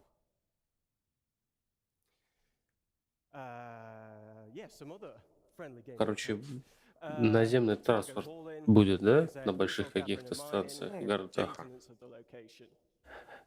But that's enough of me talking about it. How about we show you where we're up to with these distribution centers? Gray box.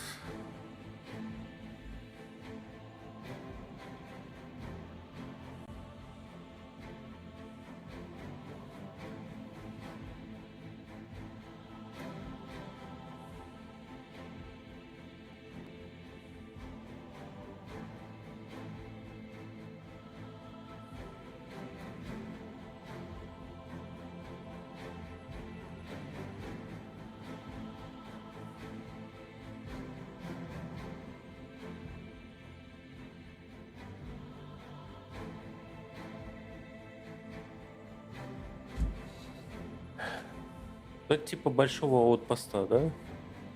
Очень большого аутпоста. Ну да.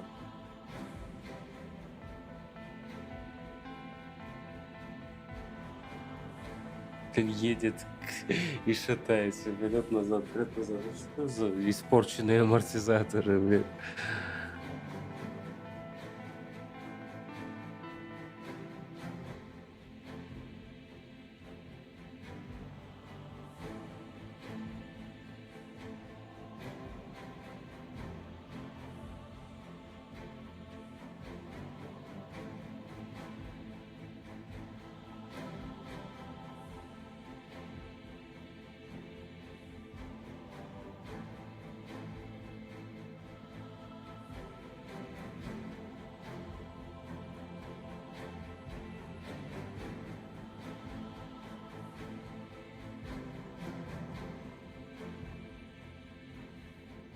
Прям фабрика какая-то.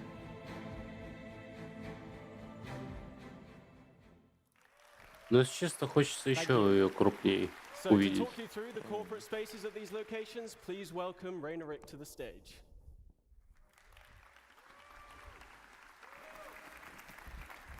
Hello, hello.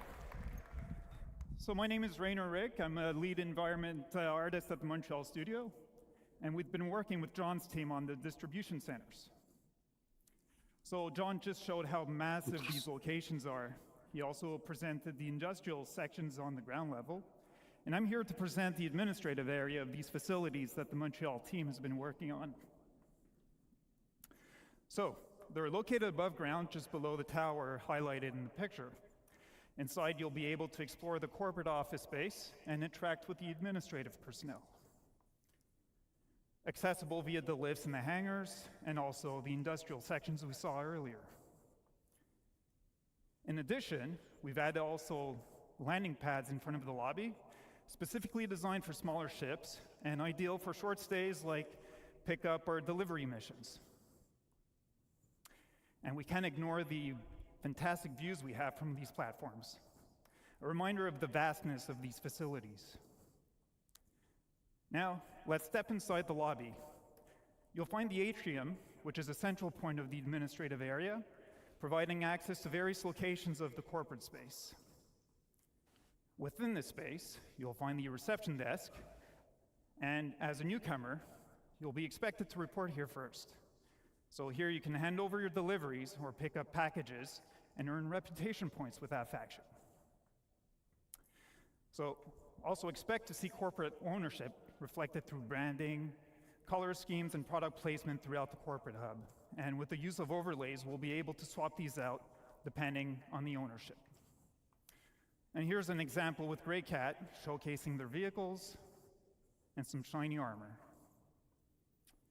And back on the topic of reputation, as it grows, you can expect to gain access to the executive office spaces. From here, you'll meet with unique quest givers, and depending on your reputation level, you'll receive various mission types, either friendly or hostile. And finally, the distribution centers were designed as an evolving location. We've built this with future expansion in mind. And in the back of the lobby, for example, doorways could eventually lead to additional office space. So, enough talk. Just before I show our progress so far, I want to give a big thank you to the Montreal team for their work on the administration area. Thank you. And as John mentioned, we're still in gray box space, so just keep that in mind. But let's take a look.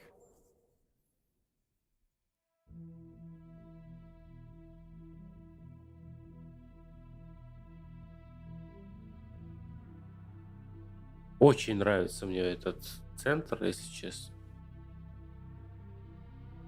А вот эти засранные какие-то халупы. Надоело. Такого побольше чего-то.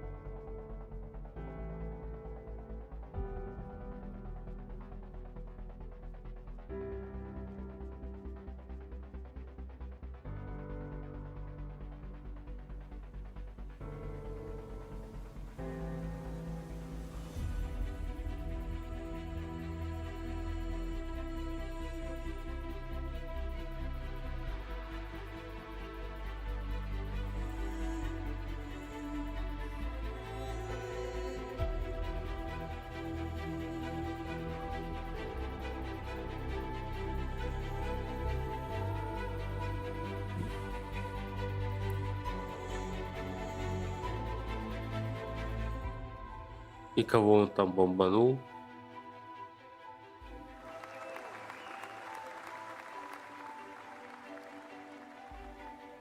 Камень?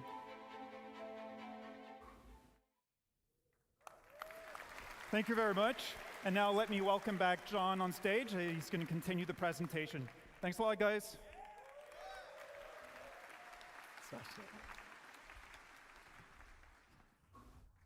Team did a great job with that video.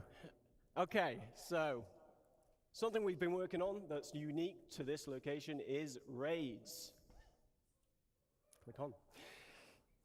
So raids are team-based missions with a focus on high-risk, high-reward operations. As Carl mentioned previously, you'll be able to choose how you gain entry to these locations.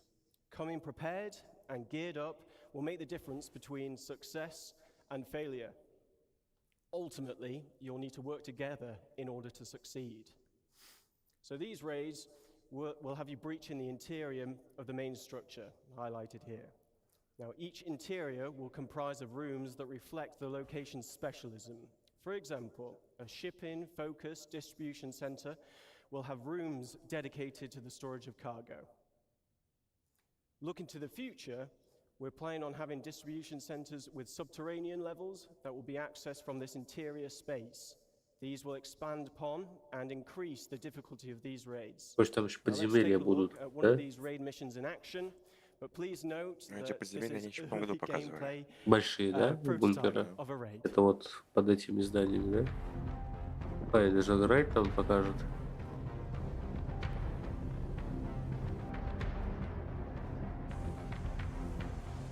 Блин, ну если бы у них там ракетная нормальная ЗРК было, ну никто не залетит. Тут скорее надо прилететь, типа запросить на посадку, а потом неожиданно, типа вы такие вот вылезли.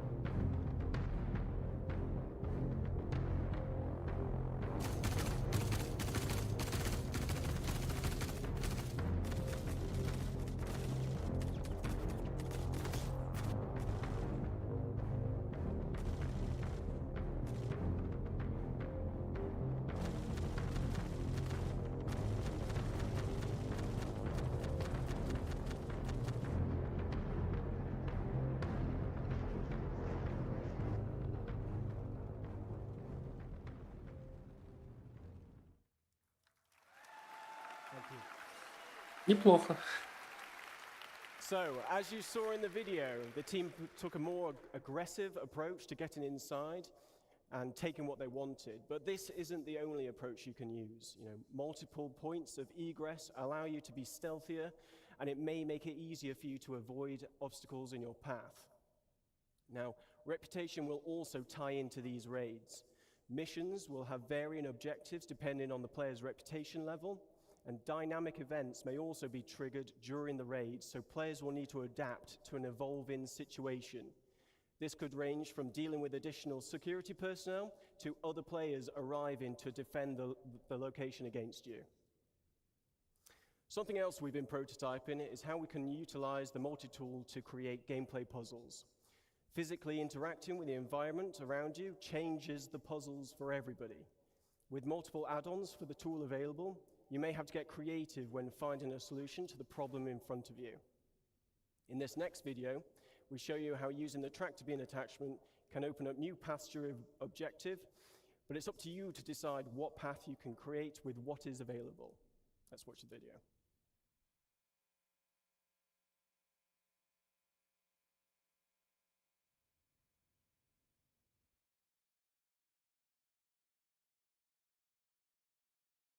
Ну, хз.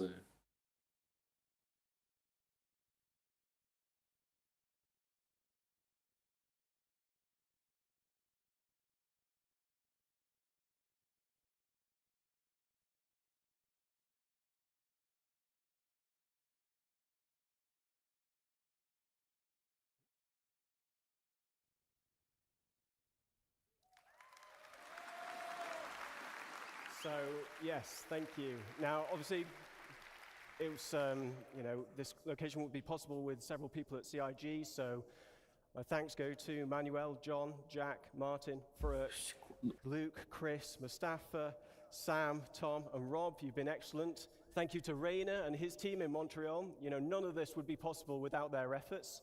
And yeah, thanks to everybody here and online watching. Really appreciate your support. On to the next one.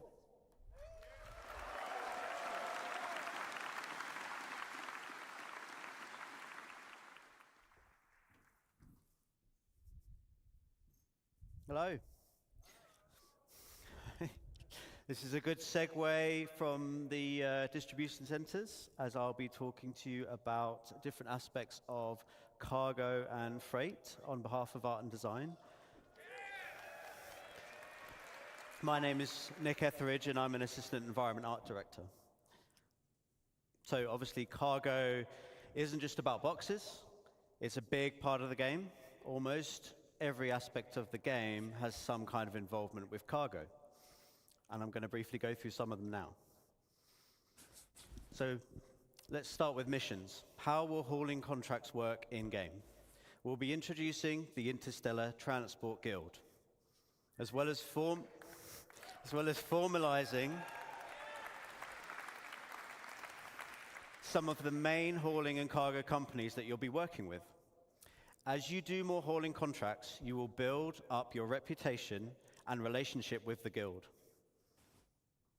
This will lead you to gaining more lucrative contracts for specialized cargo and destinations, such as different forms of hazardous cargo, perishable cargo, riskier routes, and more. So what do I mean by hazardous and perishable? Well, as you know, there's lots of commodities in the game, and different commodities have different properties. As you know, with events like Xenothreat, we have some special cargo types with different attributes, such as time-sensitive cargo or quantum-sensitive cargo. But those were a small selection for the event, and they were the two-handed carryable types anyway. We'll be expanding those types, plus lots more types, to the wider game and to these hauling contracts. So how does this affect gameplay? It will affect the choices you make when you are handling, storing, and traveling with the cargo. For example, with size and weight. Is it carryable? Do you need a tractor beam? What type of tractor beam do you need? Is it a handheld one or a ship tractor beam? Some containers can only be moved with ship tractor beams, for example. With health, has the container got good integrity? Is it holding fragile goods? Do you need to handle it with care? You can't just throw all containers about. For temperature control, do you need to ensure the container is powered so it can keep О, the какие contents cool? контейнеры прикольные. Or do you need to get to your destination quickly, otherwise the contents may perish? For security, can the container be locked or hacked? Can the contents be scanned, or is the container tracked? Will there be pirates or law after you when you're holding this container? Hazard containment. Is it radioactive? You might need the right protection against it, as you may have seen in Jens's presentation earlier. Can it explode? You might not want to put these containers on a more exposed section of your ship. And many of these attributes are going to be visually distinctive.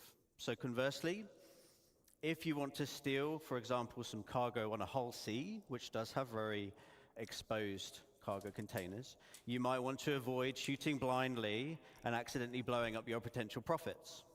So look out for those types of containers. Back to mission progression. We'll be introducing perks and rewards as part of fulfilling contracts and raising reputation with these companies. For rewards, we'll have branded ship and tool skins, branded clothing. There will be collectibles to decorate your hab, hangar, or ship, or you can put them anywhere you want. And there'll be more exclusive rewards that we'll be revealing later. Thank you. For perks, you'll get access to more items in shops and discounts on specific items. And all of these rewards and perks you need to earn in the game. You cannot just buy them.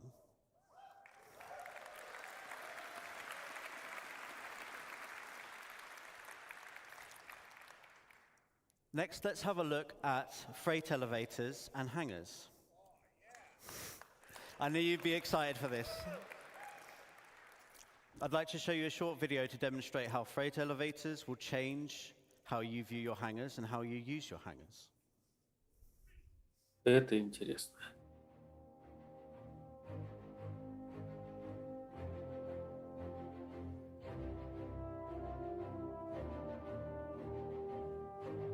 Ни хуху себе лифт.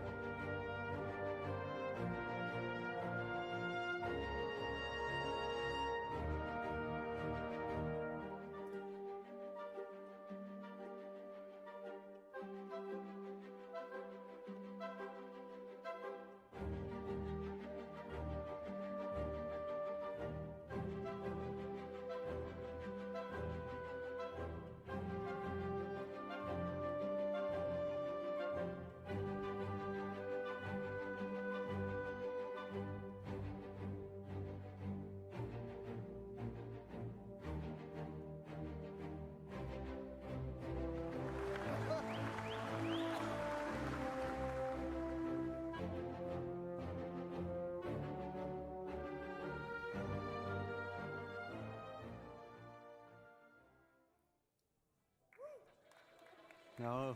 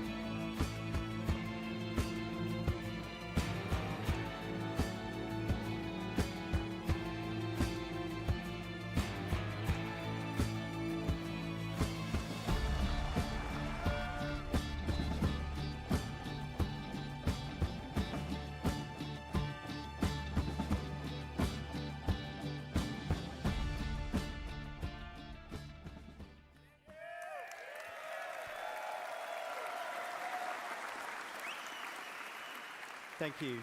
Thank you. So, As you can see, 11 человек hangars отправить до will этого become лифте назад. persistent and personal, meaning you can Что stay ты there as говоришь? long as you want. А если человека, Whatever ну, you игрока leave there погрузить в этот will лифт и отправить persist назад его? and will be yours to Не use знаю. to fit. Your hangar won't just be a Скорее place that you всего, leave from in как your с ship. конфискацией It will become корабля. a key base of operations Портнет to куда-то. handle your inventory and storage needs, and you'll be able to request your ships from an ASOP terminal from within Во the время hangar itself. деспауна техники.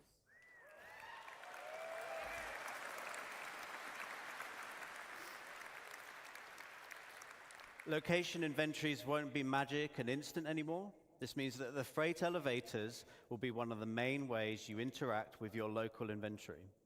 Items stored at the location can be requested via the elevator kiosks and will be brought up in a physicalized state to do with as you want.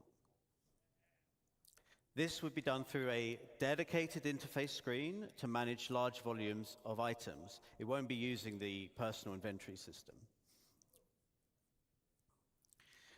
The change is obviously a really big quality of life improvement to retrieving ground vehicles. No longer do you have to travel thousands or millions of kilometers to specific places in the verse to get your vehicle. You will get them straight from your hangar. Это заебись.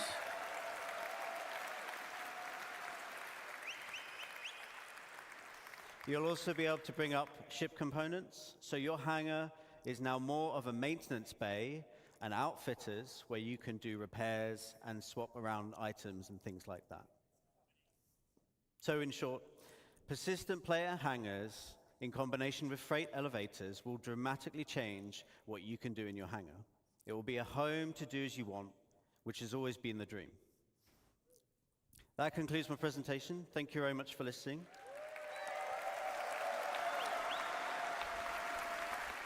And I will pass you over to Todd Pappy. Sitcon. Come on, I can't hear you. All right, there we go. So, we'll be talking today about something special. It's an update on something that we talked about a little while ago, but we feel it's the future of Star Citizen, and it's the culmination of multiple different game systems coming together. So why don't you play the video?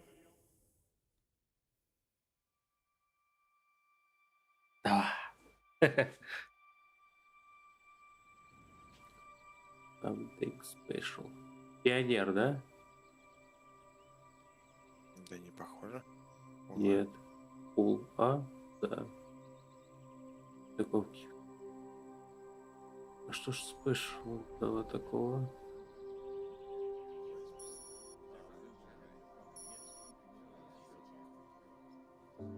Центр 4. Лэндплайн. Все-таки про пионера.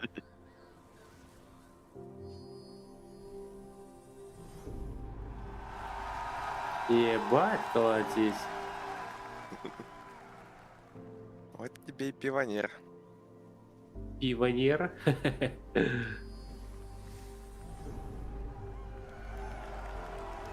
Ишься. Лэндклейвы.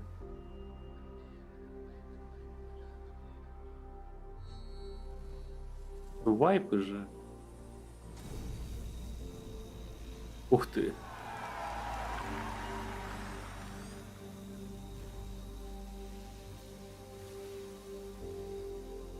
И что ж это за штука? Добывает что-то?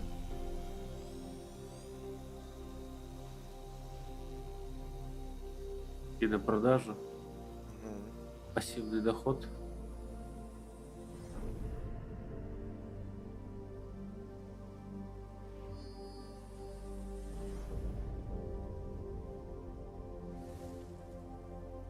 О.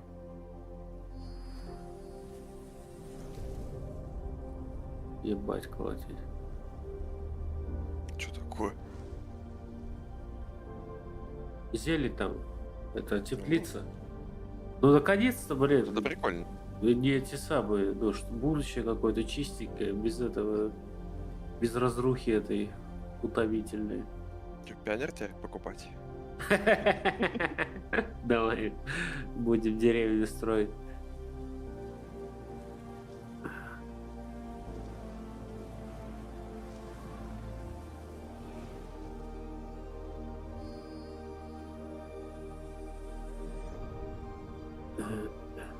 О, твоя больничка. Отлично. То есть реально можно полного цикла поселения зафигачить. Ну это супер. И правда хотят бустануть продажи. Пионер, лэндклеймы.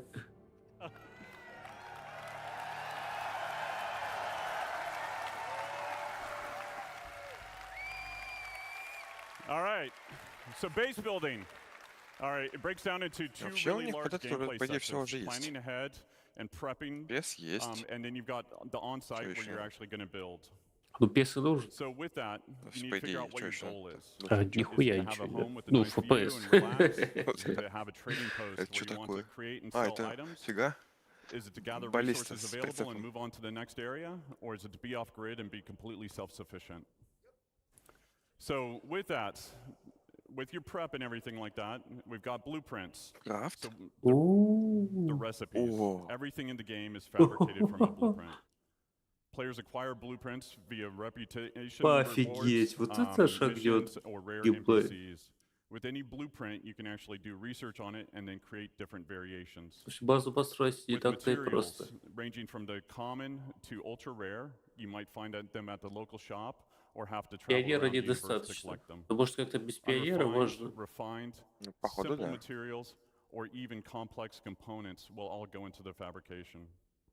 With this, then you got location, location, location. First area is high security, so you must purchase the land. The base is actually invulnerable because the planetary shield tech. A security will show up to protect it as well. You pay for the privilege, you're taxed. So at this point, you won't have the best resources available. You won't have access to the best resources available on the planet. If you don't pay your taxes, the shields will go away after a period of time, and the base will become derelict and will collapse. But this is low risk, low reward. Then you've got low security. So again, you must purchase the land. It's owned by an independent corp, gang, or faction. Again, you don't have access to all the best resources on the planet. The base is vulnerable. AI NPCs will show up and protect the base if it's attacked. The protection will escalate over time. Player can also build defenses to help mitigate this as well. And then it's medium reward, medium risk. Then you've got lawless. So this is no protection other than what you build. There's shields, anti-air. Players can disable the shields by getting close to them and destroying them. High risk, high reward. Since there's no taxes, no protection fees, you get a high return on the resources that you collect. Now, there's some cross-shard and server meshing considerations that we'll kind of adjust this design in the future, but we'll get into that later once we're really building it. So from here, you've got the tool. So this is what we would consider a surveyor. With this, we want to actually cater to everybody's playstyle, whether you're solo or in an org. With this, you got different buildings that you can produce, from small, medium to large to XL or XL. So with the surveyor tool, you can only build the small buildings. With a vehicle, you can build small and medium-sized buildings.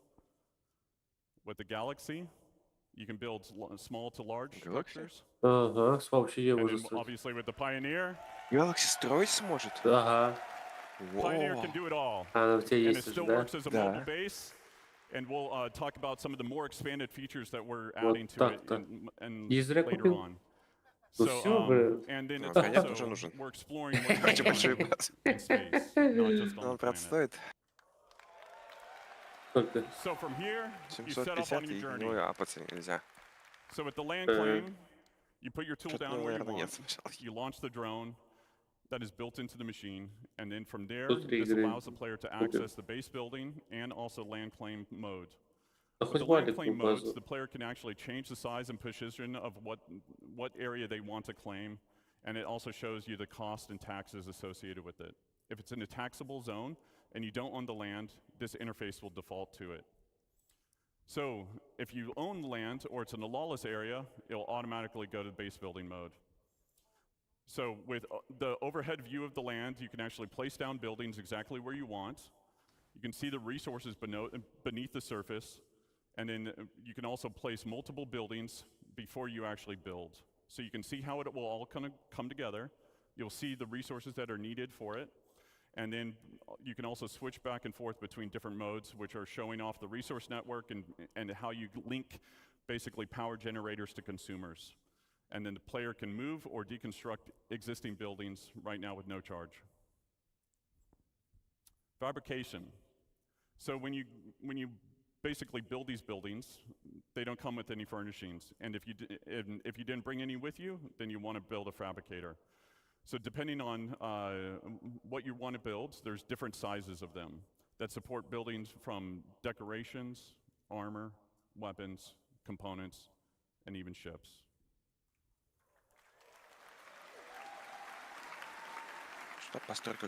So like base building mode, you need blueprints, resources to craft what you want. Everything fabricated is produced produces a physicalized entity. Stats and quality will depend on the quality of the materials actually used. Once you've done that and you've built your decorations, now you can actually fill the room the way that you want to fill it. So furnishings can be purchased at different locations, or they can actually be fabricated. You can do that via first person or in a dedicated mode in the surveyor's tool. With that, you've got different types of buildings. So you've got utility style, which would be garages, freight elevators, landing pads, storefronts. And then you've got extractors. So with extractors, we want to make sure that nothing in regards to resource gathering is fully automated. A level of player engagement is always needed. So as Nick talked about before, there are different types of commodities, radioactive, perishable, etc. What you'll be doing is pulling out full containers. Then from there, it'll be repairing, or the wear and tear associated with it, or even misfires like you saw in Thorsten's talk and Guillermo's talk yesterday. There's also upgrade paths for making them more efficient or resilient. Если это все будет года через два, Power generators. и по некоторому времени So еще with не different выйдет, types of power то нужно generators, полностью there'll be some взять. that are more cost-effective as well as effective in different areas. Solar panels will not always work in darkness. Fuel generators will need to be filled up every now and then batteries to store excess power. Then you've got producers, so things that will require the players to combine different resources to produce new items. And then you've got defense, so anti-air, anti-personnel, and then shield generators. And then the big one. We start development Q1.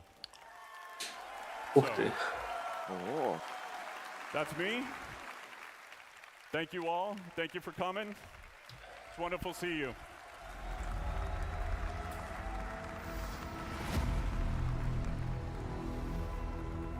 О.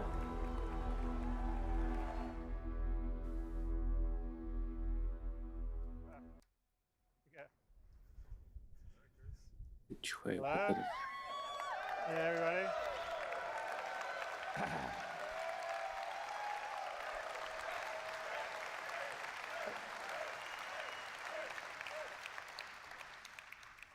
Ой, какая футболочка. Enjoyed Ой, everything ой, you've ой, seen in these ой. last 2 days.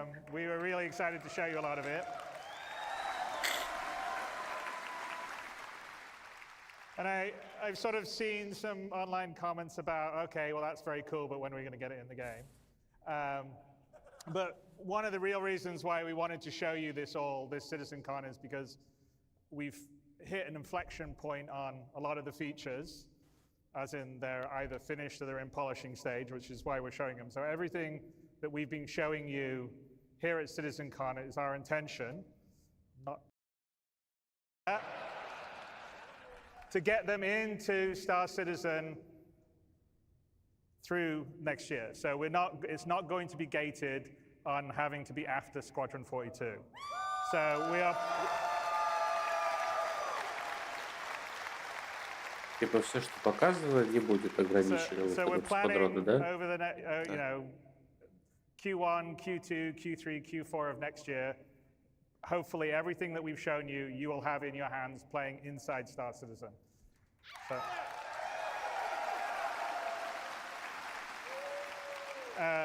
and it's very gratifying for the team and myself to finally be able to show you a lot of this. One of the advantages of being able to go and iterate on these features in Squadron was that we were able to do it without having to release every 3 months and make sure the old system worked while the new system was working, so we could actually really polish the features, which I hope you could see when we showed you the updated UI stuff, the updated FPS stuff, the updated flight stuff, the character stuff, which is something we're very proud of, because this is, after all, an MMO. You want to have as much freedom to create the character you want to create. So, as you may have guessed, and Brian Chambers may have let slip a bit earlier, we are feature complete on Squadron 42. Yes, please go.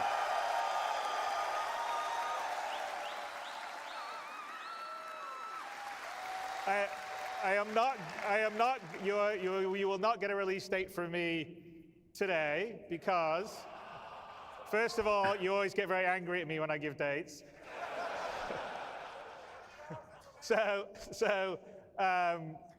It will be when I know that we're fully ready to print the Gold Masters, but it won't be just yet. But we prepared, the Squadron 42 team prepared a small video for you. I may be lying, it's a bit bigger than small. To give you a glimpse of everything we've been working on and what the gameplay looks and feels like. So let's roll that.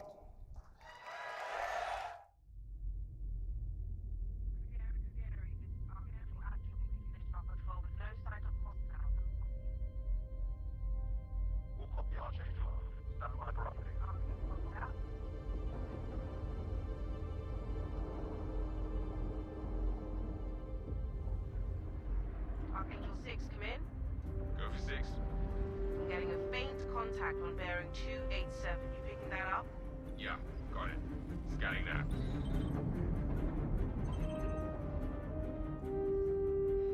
We're clear. Commercial vessel out of Vega 3. Provided that civilian traffic is restricted under lockdown. Copy that.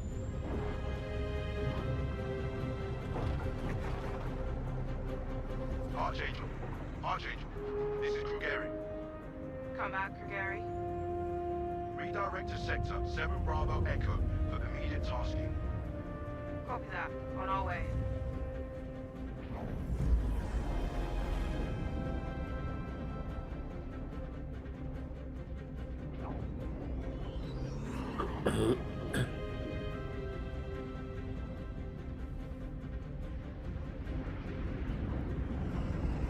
Такие трастеры, блин, интересные. Воу. Хорн-то сюда такие трастеры были. Да, я знал. Второй флот. И 2 бенгала, 3 бенгала. Охуеть.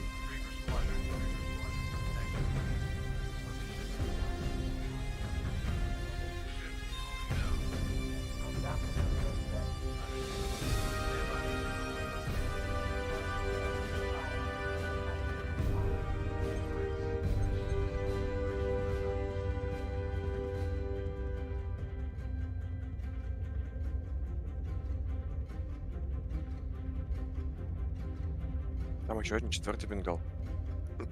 Офигеть.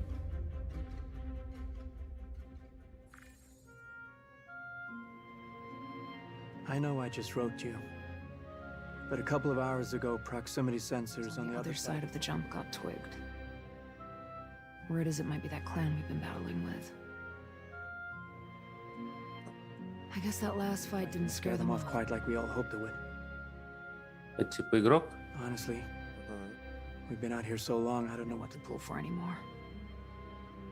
I just wanted to let you know. I'll write as soon as I can. Stay safe. Your loving son.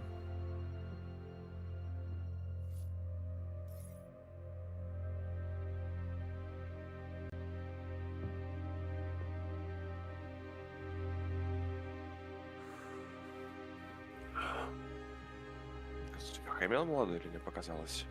Ну-ка, повернись. Показалось. Never gets old, does it? Джиллиан Андерсон была на ее месте. Eddie's. А, I вот used to do the same thing when I was first coming up. Post up to the flight deck whenever I could to watch the launches.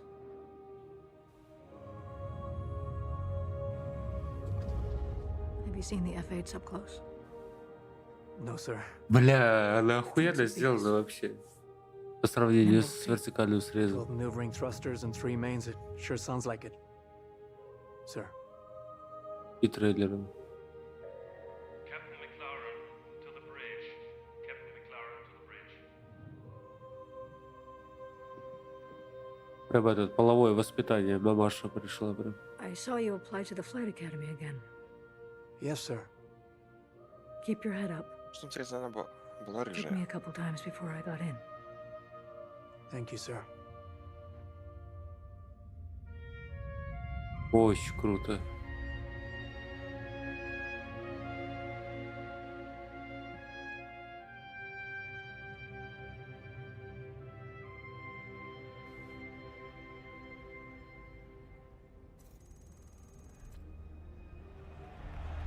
Еба.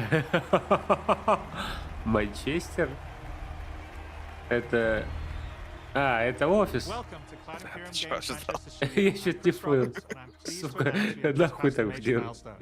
Squadron 42 is now feature complete and has entered its polish phase.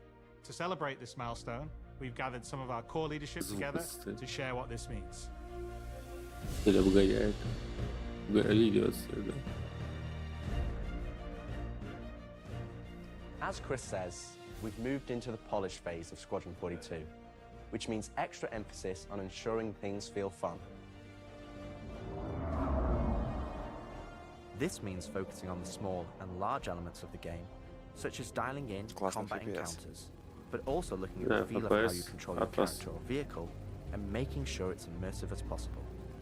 We've paid extra attention to how your character reacts when in their ship, so that you feel like an actual pilot, whether that's firing your weapons, taking hits, or punching the afterburners to get to cover.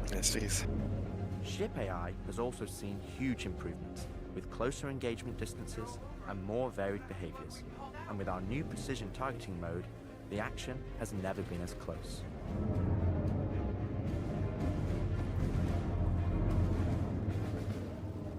With the aim now on polish, we've organized the project into self-sufficient strike teams, so we can focus on individual areas to deliver the best experience. Лодка? Да, да. Катер.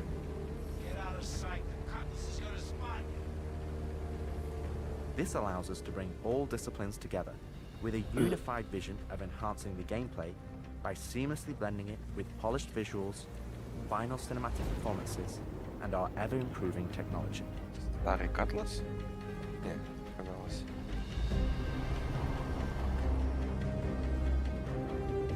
You didn't see the boat, kid. You're good to keep going.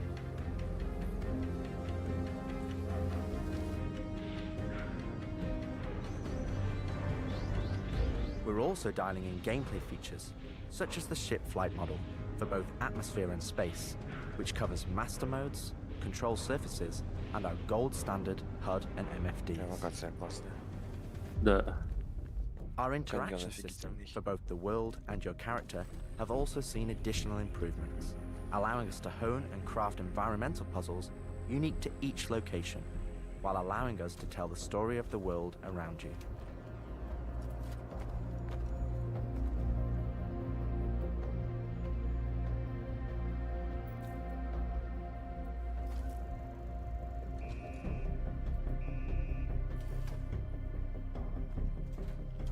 The military multi-tool is an essential piece of equipment for every pilot that integrates all attachments into a single handheld device and allows us to create really interesting challenges, including physics-based puzzles using our updated rope tech. Прям Half-Life 2. Плейн. Только графонистей. Ну да. Геймплейно прям. Он сказал, что это в военном мультитуле досадок не надо, там все вместе совмещает. Our scanning, targeting, and marker system has also seen an overhaul, allowing us to highlight only the essential information that you need, such as key objectives, mission targets, and high-level scan information, while keeping your overall view as clean as possible. Damn skank!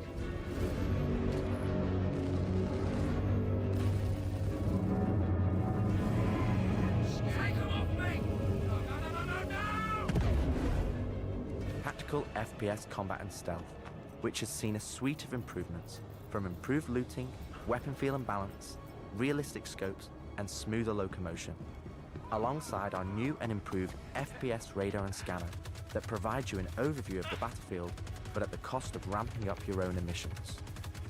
We've also seen the introduction of our Maelstrom-powered destructible environment, which adds a layer of dynamism to the experience, alongside our improved AI, that can now have hundreds of combinations of traits that allow us to create unique and challenging combat encounters that really push your tactical awareness and skill.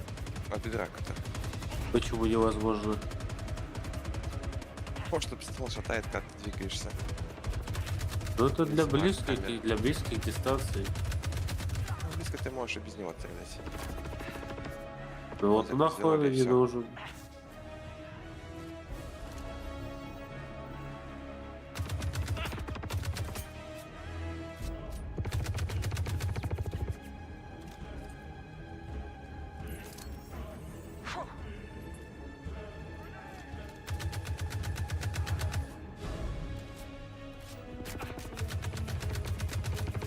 Где взрыв?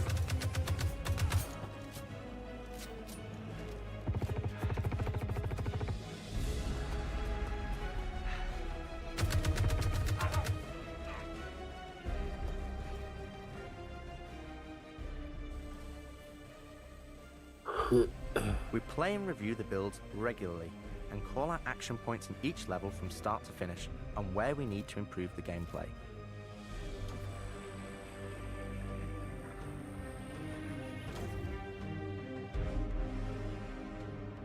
This is an incredibly rewarding stage of development for me and the team, as the ultimate vision of the game is realized, allowing us to craft an experience that we can be really proud of. One specific area that I'm excited to dial in is the feeling of the player interacting with the world around them, Patching you in. as it's a core component of Squadron and really grounds the world that you inhabit. We've made sure that any interaction in the environment is physically represented by a character animation to keep you in the moment and fully immerse you in the experience that we've created. Мне кажется, они просто в конце год скажут 2024 без месяца и числа. Ultimately, this is the final phase of the iteration before we fully transition into optimization and stability on the road to release. Блин, это круто. Always trips me out to see terraforming setups like this. Web tried explaining how atmosphere processors work. Что это такое? Really shows how far Облака. Это терраформирующие штуки. Вот. Над всей планетой. We've had the opportunity to find additional moments within the existing narrative to add subtle interactions where appropriate. It's been tremendously exciting to play through these areas and find places to augment the mood, support gameplay, and further embellish our story and characters. So yeah, man, I can't believe it. They said I've got to wait another 2 years before I can reapply. So that's why I figured I'd get a job trying in security, because that's you know, I can get some hours flying in the cockpit and whatnot. Can't hurt, right? Exactly. We've also been capturing pickups for our lead female player character, as well as wildlines for our various enemies that you all will encounter throughout the game on both foot and in your cockpit. These consist of a range of responses and reactions that you as the player can trigger, which has been the culmination of efforts by the gameplay and AI teams. This means that you're going to have to tangle with some very smart and reactive bad guys to complete your mission.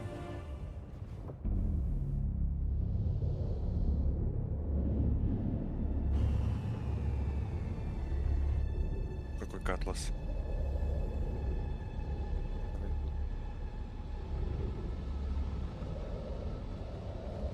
At the heart of this immersive adventure, you'll find cutting-edge cinematic storytelling thoughtfully crafted to fully immerse you into your story. We fight today. So in 40 years from now, when you're surrounded by everything and everyone you hold dear, and they ask, what did you do in the Battle of Vega? You can look them in the eye and say, I held the line. Men and women of the Second Fleet, I am proud to stand with you today. Good luck. Bishop out. Nice speech. Any word from the recon team? Not yet. Well, let's get into position.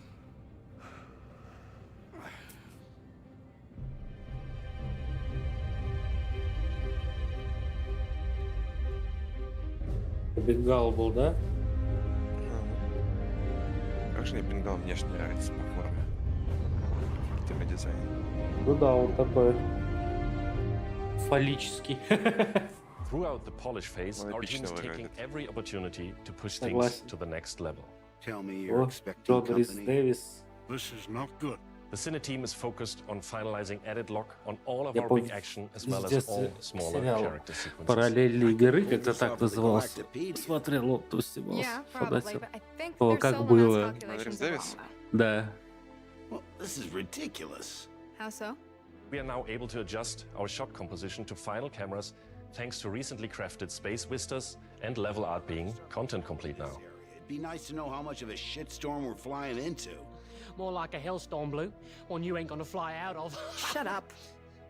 Now, I hadn't seen another ship that wasn't trying to kill me in days, let alone a hauler, let alone a Jean. So you can imagine my surprise. Detailed lighting passes can be done on hero sequences so we can show our cast and convey their emotions in the best light possible.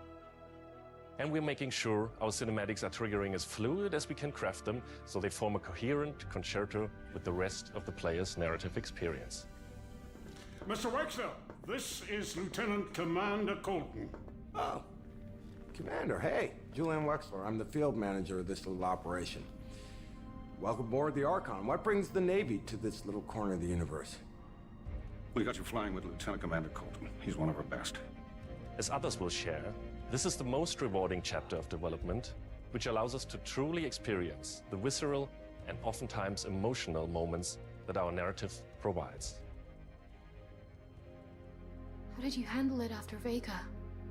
Whoa. I'm not sure I handled anything. It helps to remember that stuff like this is supposed to hurt. I've never been good at dealing with problems I can't fix. Well, this is one that you don't have to do alone. That's good to know.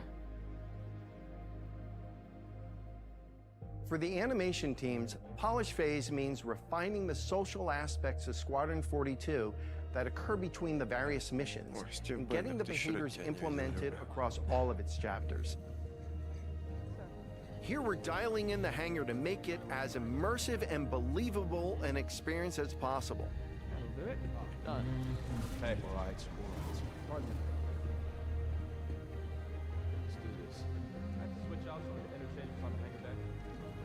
Да, физический шланг был. Ага.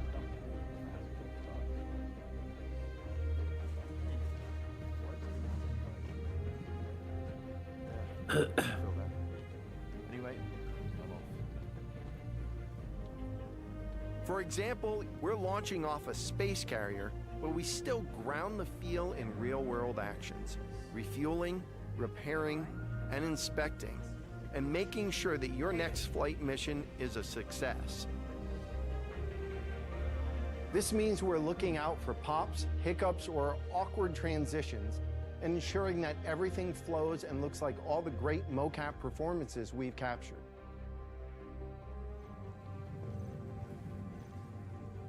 Let's ready some extra ice packs out of storage. Whenever gunners are on full rotation, you can always count on at least one of them getting hurt. We also have you covered in everyday life. The medical staff work diligently for their patients, whether they're players or crew.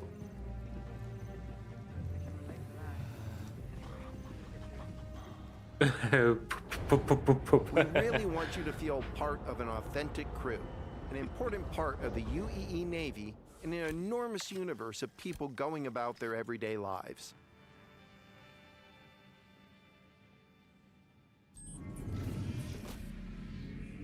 Let's go ahead and clear for takeoff. Ground crew, prep bay for takeoff. Copy that. Hangar, ready for launch. Takeoff approved, Baron 2. You have the ball.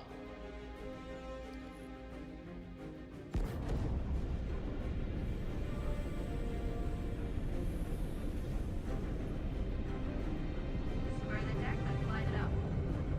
Ready and hold on as you're launched off the deck of the carrier.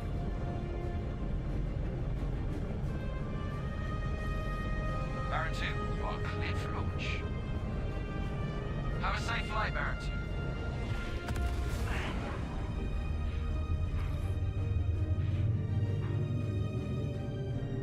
We want you to not only decide how you play the game, but to feel as if the people you interact with are in that world with you. I would have never thought a shotgun could be so pretty. Damn, this R97 is sleek as hell. Like a lot of other weapons in Gemini's arsenal, it has a higher rate of fire than most guns of its type.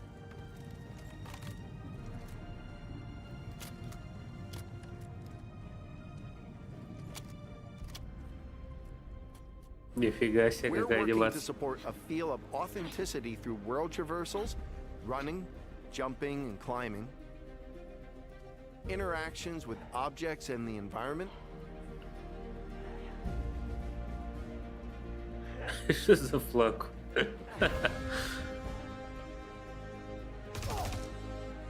solid weapon gameplay and enemy reactions, as well as combat realities, such as weapon malfunctions.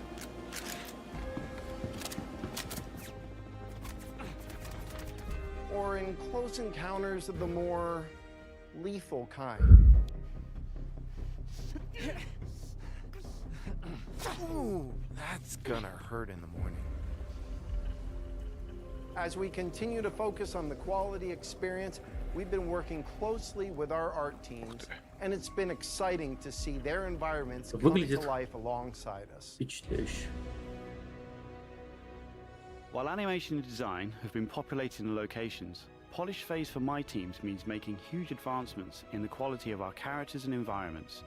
We've established our standard with recognizable characters like Mark Hamill, Gillian Anderson, and Gary Oldman, and we're now applying this to the rest of the cast and identifying any remaining tech requirements that need to be closed out. The story of Squadron 42 takes you through a variety of diverse locations of varying scales and styles.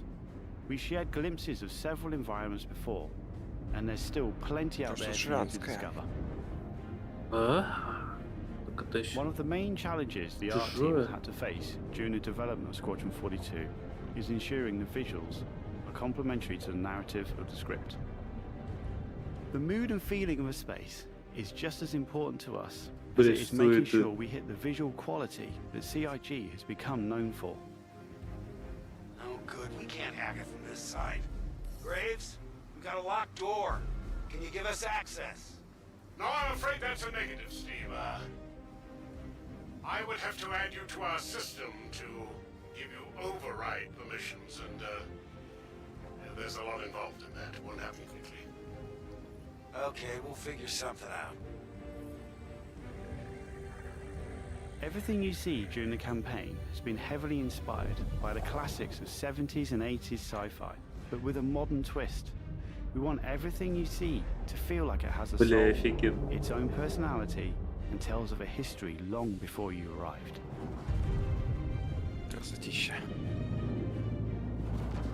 Crafting interesting flight spaces and their connecting tissue has been one of the more unique challenges we've needed to overcome for Squadron. Developing our VDB tech to blend seamlessly between tighter traversal spaces and into wider space vistas and planets has proved incredibly difficult but rewarding. ensuring that Squadron flows seamlessly from one chapter to the next, without interruption. Creating a diverse array of locations is essential to us.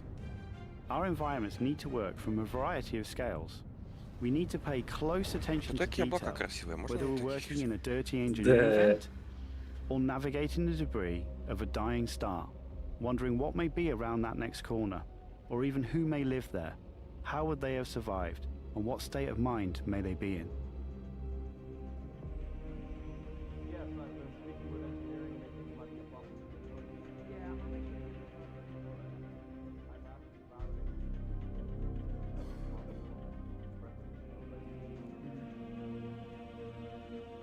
We've worked closely with our social teams in delivering a cohesive social experience when you're taking some downtime from our refined flight and FPS missions, or even missions of the more eerie kind.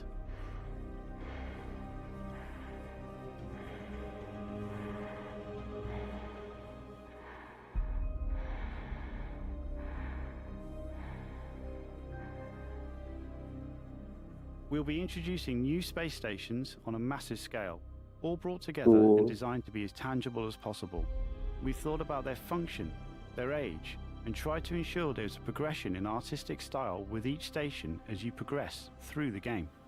Эскалаторы, блин. Это что-то на пионер очень похоже было, похоже на не пионер.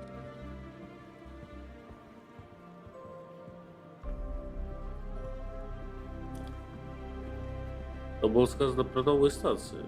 Большие. Да. Очень большие. As you can see today, the teams are working incredibly hard, ramping up the detail and quality to match the breadth of our vision for Squadron 42. Ебать, а это что такое? Это что такое? Now I know you're all asking, when can I play it? When can I play it? When we have the locked release date, you will be the first to know. Now we're in polishing phase on Squadron 42. You will start to see a lot more things coming to Star Citizen, as well as overall progress on the persistent universe. The polish phase can take some time. We have come this far, and we want to make sure Squadron 42 delivers on the promise of being this generation's wing commander.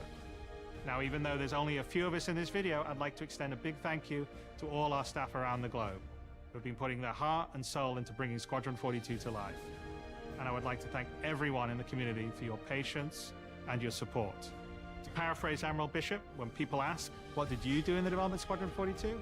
We can look them in the eye and say, I held the line. I'm proud to stand with you. Thank you for making this game with us.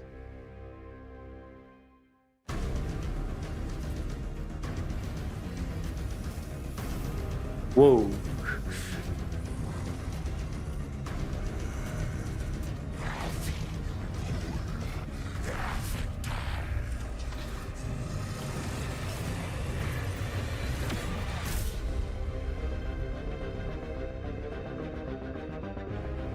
Блин, да, выглядит достойно, очень, очень достойно.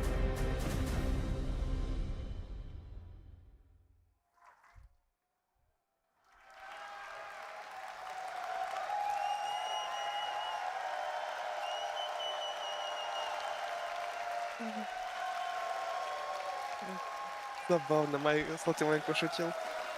Так. У Сквадрона же типа все время был слоган Answer the Recall. Ага.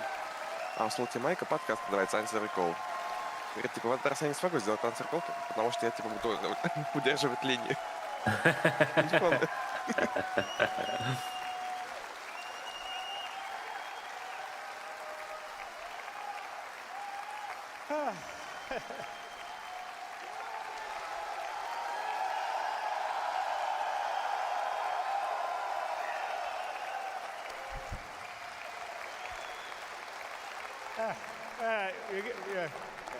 You're making me very emotional now.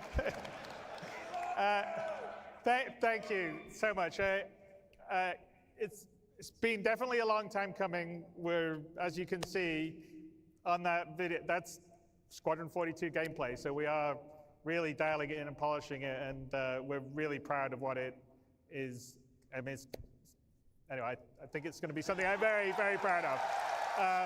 So I can't wait for you guys to play it in the. I'm not going to say when, but anyway.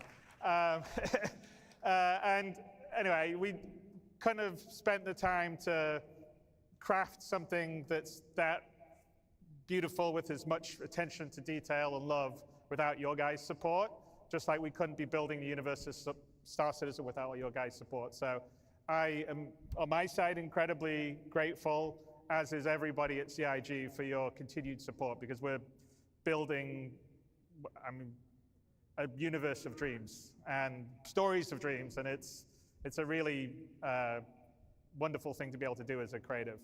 So thank you, everyone here, and everyone watching, and everyone that supports Star Citizen and Squadron 42. So thank you guys very, very much.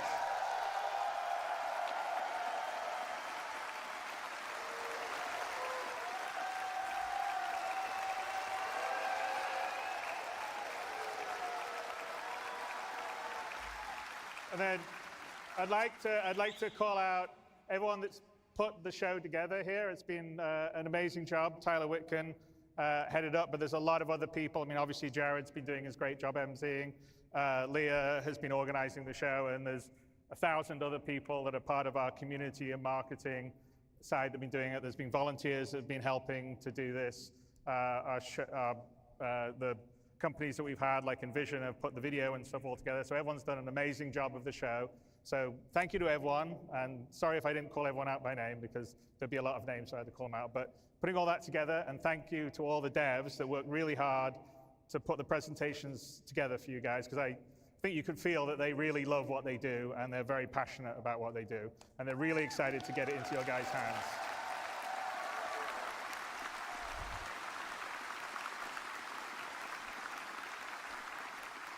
Блин, мне всегда было похуй на Squadrons, но я увидел вот это вот кадры, и я хотел в это поиграть. Он у тебя куплен? Да, у меня есть вот пакет. Но тогда не было раздельных пакетов. Persistent entity streaming, and you saw server meshing earlier on yesterday. It enables a lot of the stuff that's going to come to the PU, like the base building and the persistent hangars. So I am incredibly excited by 24 and beyond. And anyway, thank you guys for supporting. I will see you in the verse. And thank you so much for coming out to share this with us. Bye.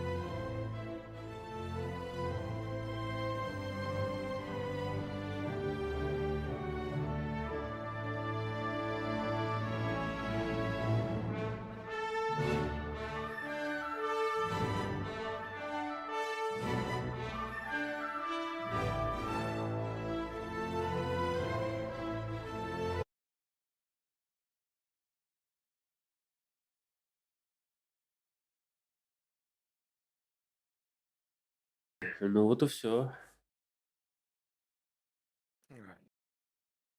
Ну, это, пожалуй, лучший ситкон за последние сколько лет? Ой, бля. Последние 4 года так точно. Когда там Аркорп, Червяк, там все ставят.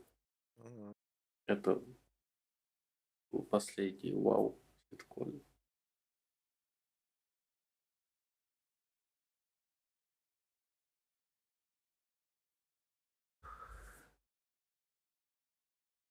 Да, новости шикарные, конечно.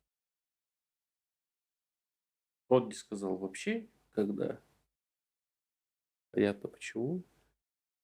Будет толку говорить, когда ты не знаешь. Но он сказал, когда он посчитает, что достаточно стабильно, достаточно отполировано. Ну, обычные игрушки только больше года не маринуются в полишинг стейте. Если не всплывает совсем хорошо. Не, ну работа там вагон. Просто оптимизировать и оптимизировать. Ну, наконец-то они на этом сконцентрируются, правильно? Если фичи комплеют, значит все, блядь, работайте, столько как бы, голов освобождено.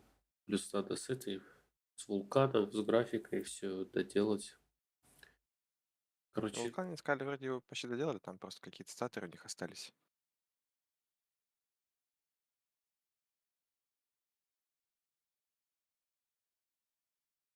ну и дальше, я думаю, оптимизировать всегда есть что. Я не жалею, что я задонатил Ситизон, а не в Тундру в этот раз. Что Я именно? хотел, типа, на скидках в Тундре купить этих каких-нибудь пакетиков и прем-аккаунта, но после Ситкона я купил, ну, вот во время Ситкона купил себе Зевса. И не жалею. Вот тут они показали работу, а не то, что улитка. Ой, да, улитка это. Там, ну, Что улитка обойдется. геймплея там нет. Что там? Нормально. Масштабно.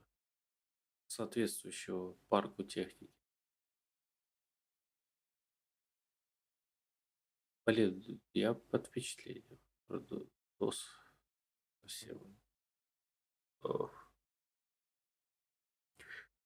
Надеюсь, они выложат эти видосики. Уже выложили по квадрону. Да? Угу. Хочется.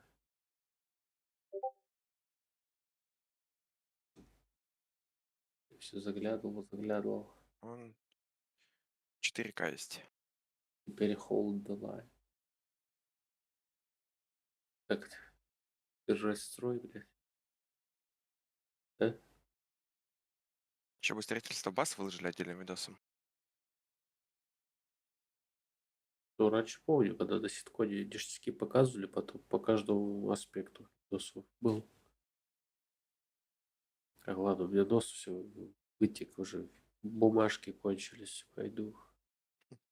Высваркаюсь. Пойду уже. Что-то Да? меня уже рубит совсем. Ну, давай тогда. Давай, спокойной До ночи. связи, да, спокойной ночи. Все, ребят, спасибо всем, кто заглядывал.